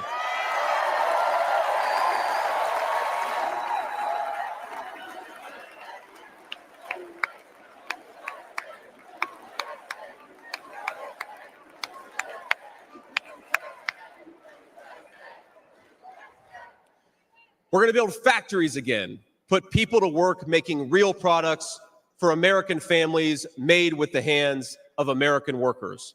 Together,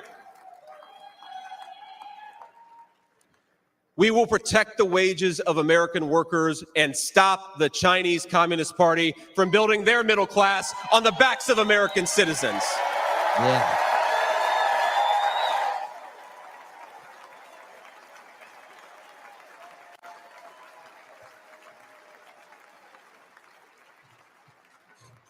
Together, we will make sure our allies share in the burden of securing world peace. No more free rides for nations that betray the generosity of the American taxpayer.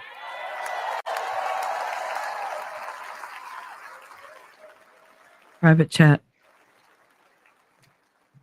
Together, we will send our kids to war only when we must. But as President Trump showed with the elimination of ISIS and so much more, when we punch, we're going to punch hard.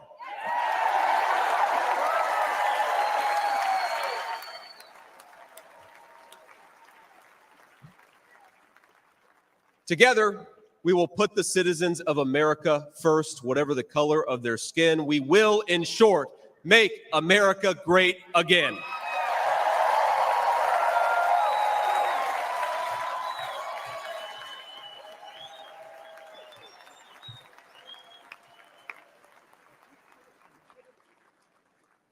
You know, one of the things that you hear people say sometimes is that America is an idea.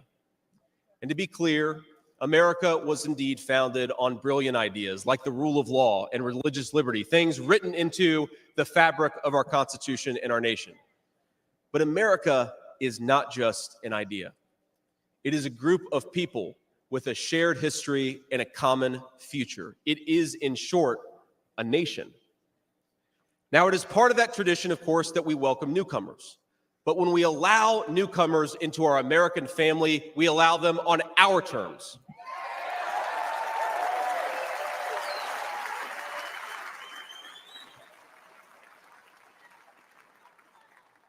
That's the way we preserve the continuity of this project from 250 years past to hopefully 250 years in the future.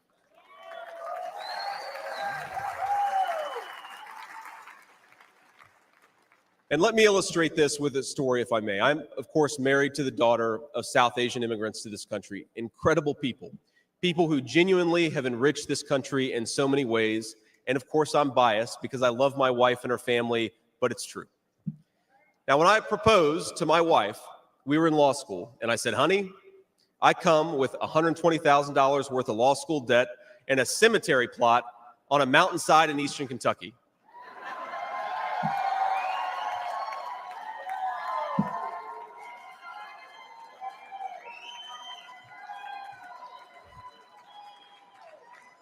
And I guess standing here tonight, it's just gotten weirder and weirder, honey.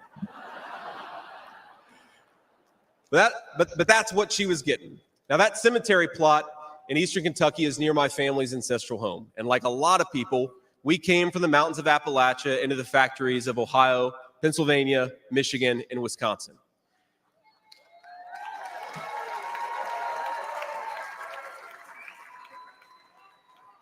Now, that's Kentucky coal country, one of the 10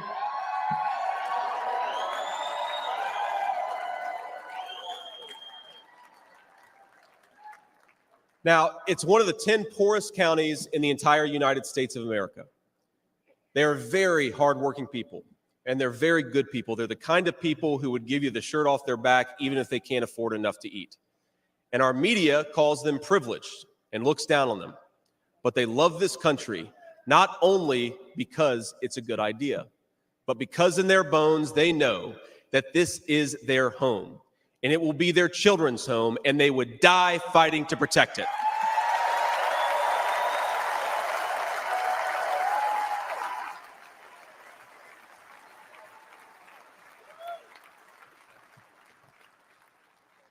That is the source of America's greatness.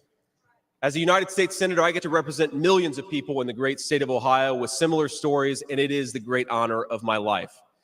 Now, in that cemetery, there are people who were born around the time of the Civil War. And if, as I hope, my wife and I are eventually laid to rest there, and our kids follow us, there will be 7 generations just in that small mountain cemetery plot in eastern Kentucky. 7 generations of people who have fought for this country, who have built this country, who have made things in this country, and who would fight and die to protect this country if they were asked to.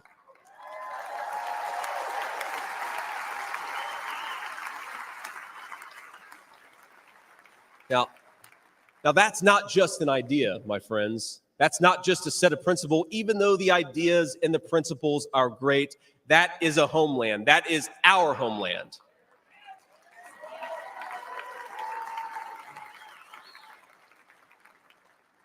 People will not fight for abstractions, but they will fight for their home.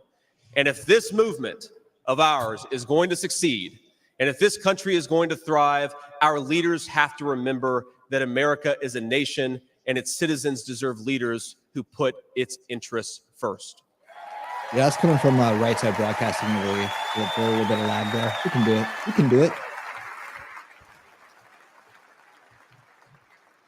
Now, we won't agree on every issue, of course, not even in this room. We may disagree from time to time about how best to reinvigorate American industry and renew American family. That's fine. In fact, it's more than fine. It's good. But never forget that the reason why this united Republican Party exists, why we do this, why we care about those great ideas and that great history is that we want this nation to thrive for centuries to come. Skull and Bones is a senior society. You have to be a senior in college to get into it. Now, eventually in that mountain cemetery, my children will lay me to rest. And when they do, I would like them to know that thanks to the work of this Republican Party, the United States of America is as strong and as proud and as great as ever.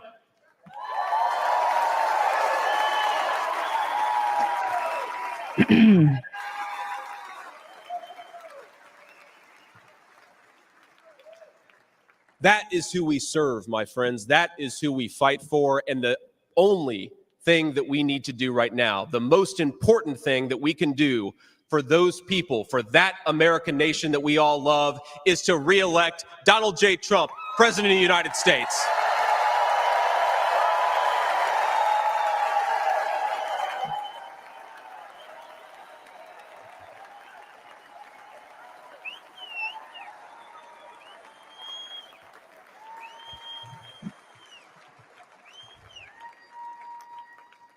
Mr. President, I will never take for granted the trust you have put in me. And what an honor it is to help achieve the extraordinary vision that you have for this country. Now, I pledge to every American, no matter your party, I will give you everything I have to serve you and to make this country a place where every dream you have for yourself, your family, and your country will be possible once again. Nice. Very nice. And I promise you one more thing. To the people of Middletown, Ohio, and all the forgotten communities in Michigan, Wisconsin, Pennsylvania, and Ohio, and every corner of our nation, I promise you this: I will be a vice president who never forgets where he came from.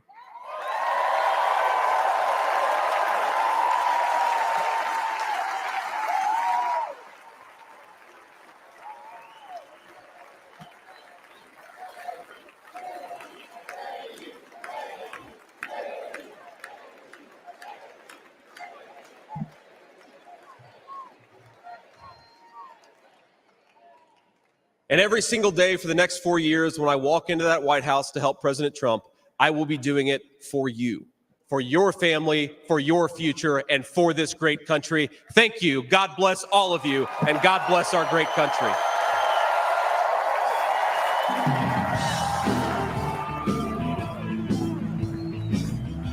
J.D. Vance, Vice Presidential nominee. Very nice.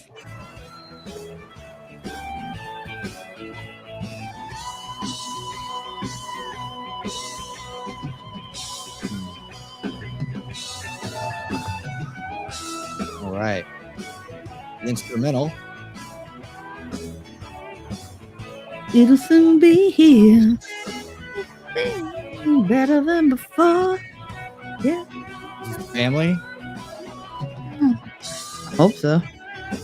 Otherwise, he's overly friendly.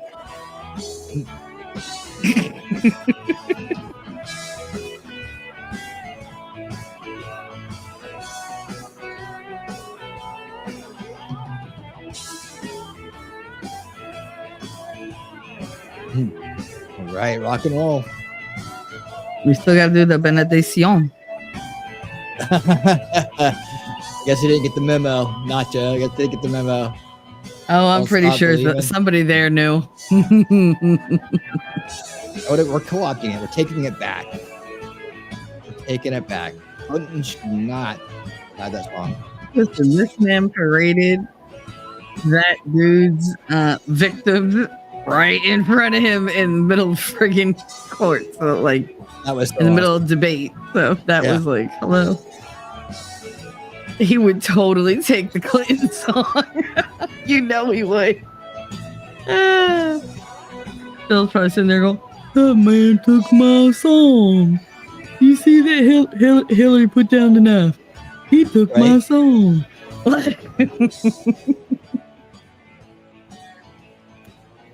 All right. Peace Dang, and love. nabbit. T-Rex Yep. is heading to bed. He's going to miss the funny video, too. Yep. That Daisy really wants you to see. Daisy said stay, so now you gotta. Don't worry, they're gonna do we got 2 more things. They're gonna do the gavel, close it out for the night, and then they're gonna do a Ladies benediction. and gentlemen, please welcome back the chairman of the Republican National Committee, Michael Whatley of North Carolina. I got the flow down now. I know how it goes.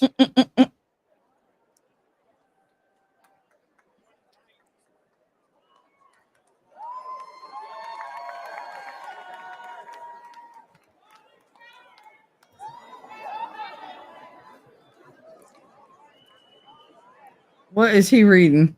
Damn it. Delegates and alternates, Republicans around the world, tonight in this hall, we had a chance to see what strength is like. Strength looks like heartbroken Gold Star families talking about their loved ones and talking about their loss. Strength looks like fraternity brothers facing down a hostile crowd to save the American flag. Strength looks like thousands of law enforcement officers from all across the country here to protect us tonight. Strength tonight looks like all of the soldiers and the sailors and the airmen and the Marines around the world keeping America safe home and abroad. Strength looks like a teenage daughter standing on this stage and talking to America about the love that she has for her grandfather.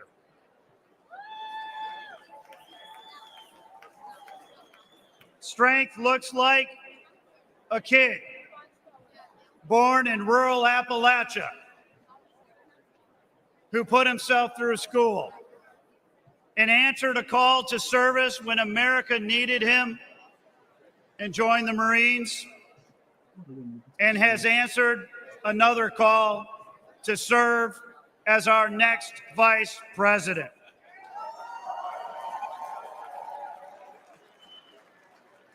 And strength looks like a man who gave up a successful business career and a comfortable life to fight every single day for the American people, who has suffered hoax after hoax after hoax, who has endured politically motivated prosecutions and lawsuits all across the country,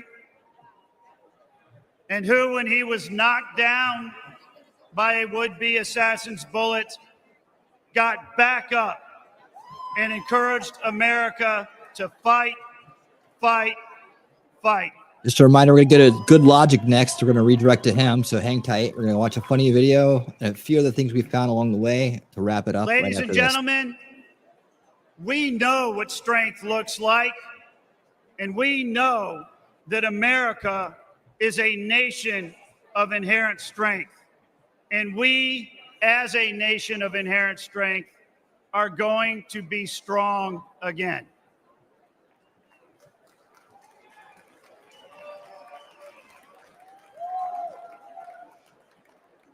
For tonight's benediction, please welcome the lead pastor at Bayou Blue Assembly in Houma, Louisiana, Pastor Packy Thompson.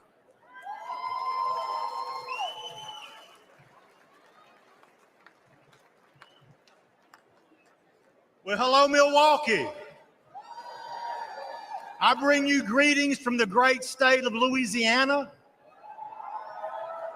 from my church, Bayou Blue Assembly of God in Houma, Louisiana, and from the small town I grew up in Gina, Louisiana. I am proud to be with all of you here tonight for this historic convention, and I thank my Lord and Savior, Jesus Christ, for his blessings. I would like to thank the RNC for allowing me to be here. And I would like to thank President Trump for all that he has done for our country. I want you to know, sir, that you are loved and respected in my state of Louisiana. Nice. Would y'all stand and pray with me, please? Heavenly Father, we are grateful for your mercy and your protection here tonight. Father, we give you glory and honor because you alone deserve to be honored. Father, I thank you for giving us a man to stand in the gap for us, a man who has made up the hedge for the American people, a man who has protected our nation from those who would harm us. Father, we thank you for raising up President Donald J. Trump to be the 47th President of the United States of America. And I also thank you for protecting him from the evil that was perpetrated last Saturday. Father, I ask that you would unite our country once again, a nation, Lord God, under your leadership. Father God, help us to elect leaders that will help us to become the lead country in the world, to hold the values that our forefathers intended for us when they drafted the Declaration of Independence and the Bill of Rights. Father, I ask that you would help us to elect men and women of God who will protect the rights that were promised to every American, protect us from tyranny, and restore truth back to the public square. Father, I pray for the Donald J. Trump and J.D. Vance tonight, that you would give them grace, strength, and wisdom to guide our country once again. And Father God, help make America great. Once again, I ask it in Jesus' name. And everybody said, amen. Yeah. Amen.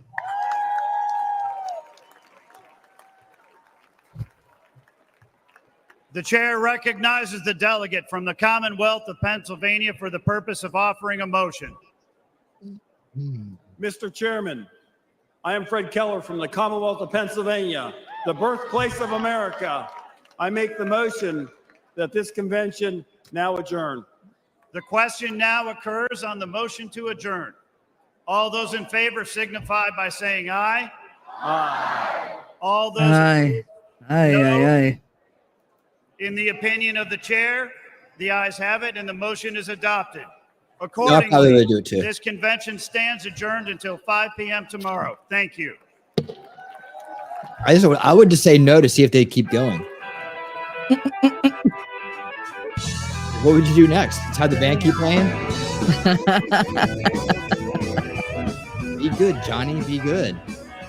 Well, there you go. All Day right. 3 of the Republican National Convention live here on. All right. There you go. All right. Thank you guys so Now much at Right Daisy's Side clip. Broadcasting. Yeah, we're gonna do Daisy's clip. Thank you so much at Right Side Broadcasting. I've been watching the Right Side Broadcasting for years. They're awesome. They go to all the events. I mean, I think back since 2016, they go to all the events, and they always turn the cameras around and show the crowd. It's just a great thing that started on a shoestring, a great little channel that started on the shoestring, and now they are where they are.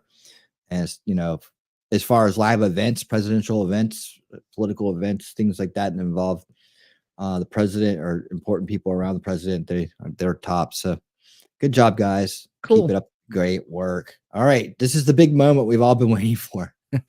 So, hold on. Daisy Girl Williams. Trump rally interview they don't want you to see. Okay. It's coming. Daisy said that, not me. It just sounded like me. Okay. Mm-hmm. All right, here we go. Let's bring it on up here. And yeah, my eyes aren't the best. They told me not to drive at night, but I'll tell you exactly what the shooter looked like. I saw him plain as day. He was up there, and he had a hat on that said Democrat on it, and he was laying down, but you could tell the shirt said Biden Harris 2024, and he had bedazzled capri pants, and they had little teeny tiny abortion coat hangers all over, and he had a rainbow pair of socks, and I think there were custom Nikes, but I for sure saw Barack Obama and Joe Biden. They were 69ing on the shoes. Oh, Christ. laying down like this, but he was also eating like an Impossible burger. And, you know, my eyes aren't the best looking into the sun, but that's exactly what I saw. Yeah, we tried to warn him. We said, look, he's got a gun. He's got a gun. And I don't know if they outsourced some of the security. Must have been some of the guys from Uvalde because they were a little slow on the uptake. We said, children, it's the president. It's the president. And the shooting started. It was just pop, pop, pop, pop, pop, pop, pop, pew, pew, pew, pew, zing, boom, bing, bing, bing, bing, bing, bing, bing, bing. And that's when I knew something wasn't right. And just had a flag gun grab, because that's just what I do when I see people shoot. And it's like Trump seen the whole thing. He was 10 steps ahead of everybody because the shooter was there. And then he started doing the Matrix type thing, and then that's when the Secret Service and all their wives jumped up. I think it was Take Your Wife to Work Day. And he said, get behind me, boys, I'll protect you. And he just started snatching the bullets out of the air, and he caught a few in his teeth. He said, hop to it, hop to it. You couldn't see it because Trump is so muscular, but right behind him was a kid in a wheelchair. They said the kid was terminally ill, and his last wish was just to go to a Trump rally, and he was just hoping that maybe he could touch the hem of Trump's garment and maybe be healed. But the kid was holding a puppy who was in a wheelchair too, and the puppy was terminally ill, and the puppy was holding a little teddy bear, and that was terminally ill too. And Trump said, I'll protect the kid. And he just kind of did one of these, and the bullet bounced off his ear. Pow! And ting! I don't know if it was a pow or a ting, but it was in that calamity that some of the bullet, I don't know if it was the ear bullet or one of the Hawk 2s, but they flew back and shot the shooter right in the head, and his brain just went everywhere. And he was wearing a Democrat hat, so it wasn't a lot of brains to go around, but he was laying up there dead, and I just yelled out. I said, PSYOP, MK Ultra, because that's just what I do out of habit when people start shooting. And he was laying up there, and then I heard there was like a grassy knoll off to the side, and somebody said, malarkey. All right, let's get in the car, Kamala. And I don't know who that was, but there was somebody over there. So then Trump was helping all the Secret Service and their wives up, and he just stuck his fist in the air, and he said, fight. And it was in that moment that I just started printing T-shirts because I was inspired to make some money on the way out of the rally. He said, fight. And I said, T-shirt. And he said, fight. I said, T-shirt. And then he moved him on along the stage. And there was a flag behind him. He had blood. Good night, Murph. Thanks for coming by. And I said, other T-shirt. And it was beautiful. He carried all the Secret Service guys and their wives, and he put them in a SUV, and I'm pretty sure he drove them off to the hospital. Yeah, the cops are up there now. They're a little late, so that's Uvalde for sure. But I just want to say that there's no place, no matter where you stand, there's no place for political violence against any candidate that I like and agree with. And it's truly just a dark day in our nation's history. And I just hope that we can come together and buy a T-shirt. There you go. Brought to you by our very own Daisy Williams. Yep, you got the story straight. All right. She found it. That's hilarious.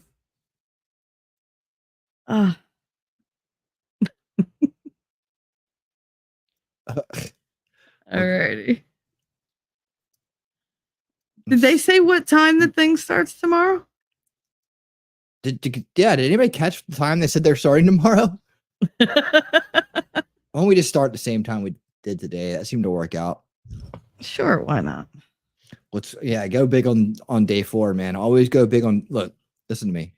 Believe this. Always go big on day 4. Right? Nice.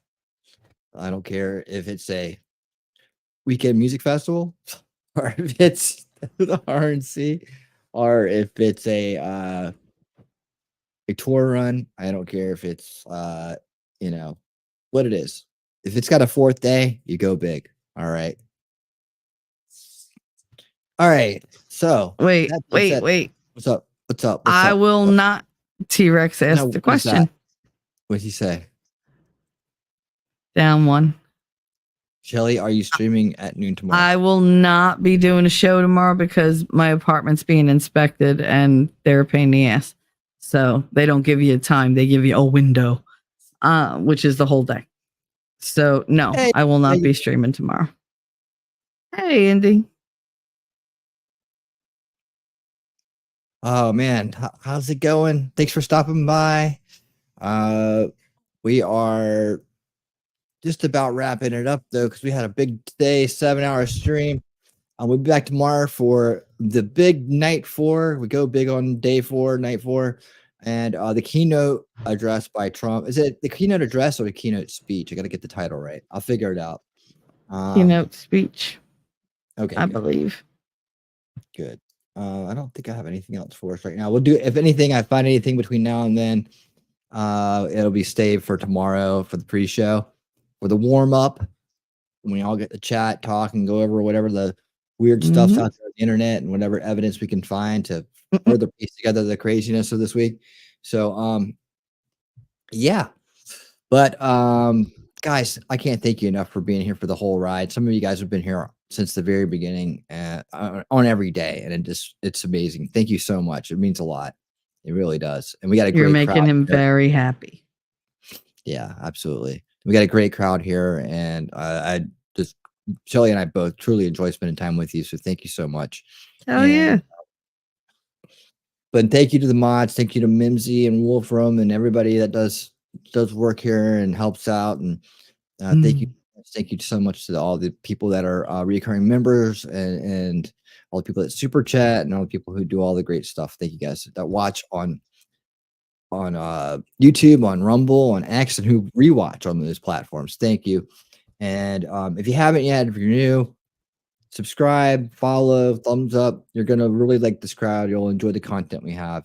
And I appreciate this, again, appreciate the support like you wouldn't believe. So tomorrow we'll be back for Go Big on night 4, like I said, the keynote, and we're looking forward to hearing Trump speak for the first time since the incident. Well, he did actually speak a little bit, but it was in private. But the first public speech since the incident. And I'll see you at 4:30 tomorrow, 4:30 Eastern tomorrow, guys. And until that time, everyone, keep on winning.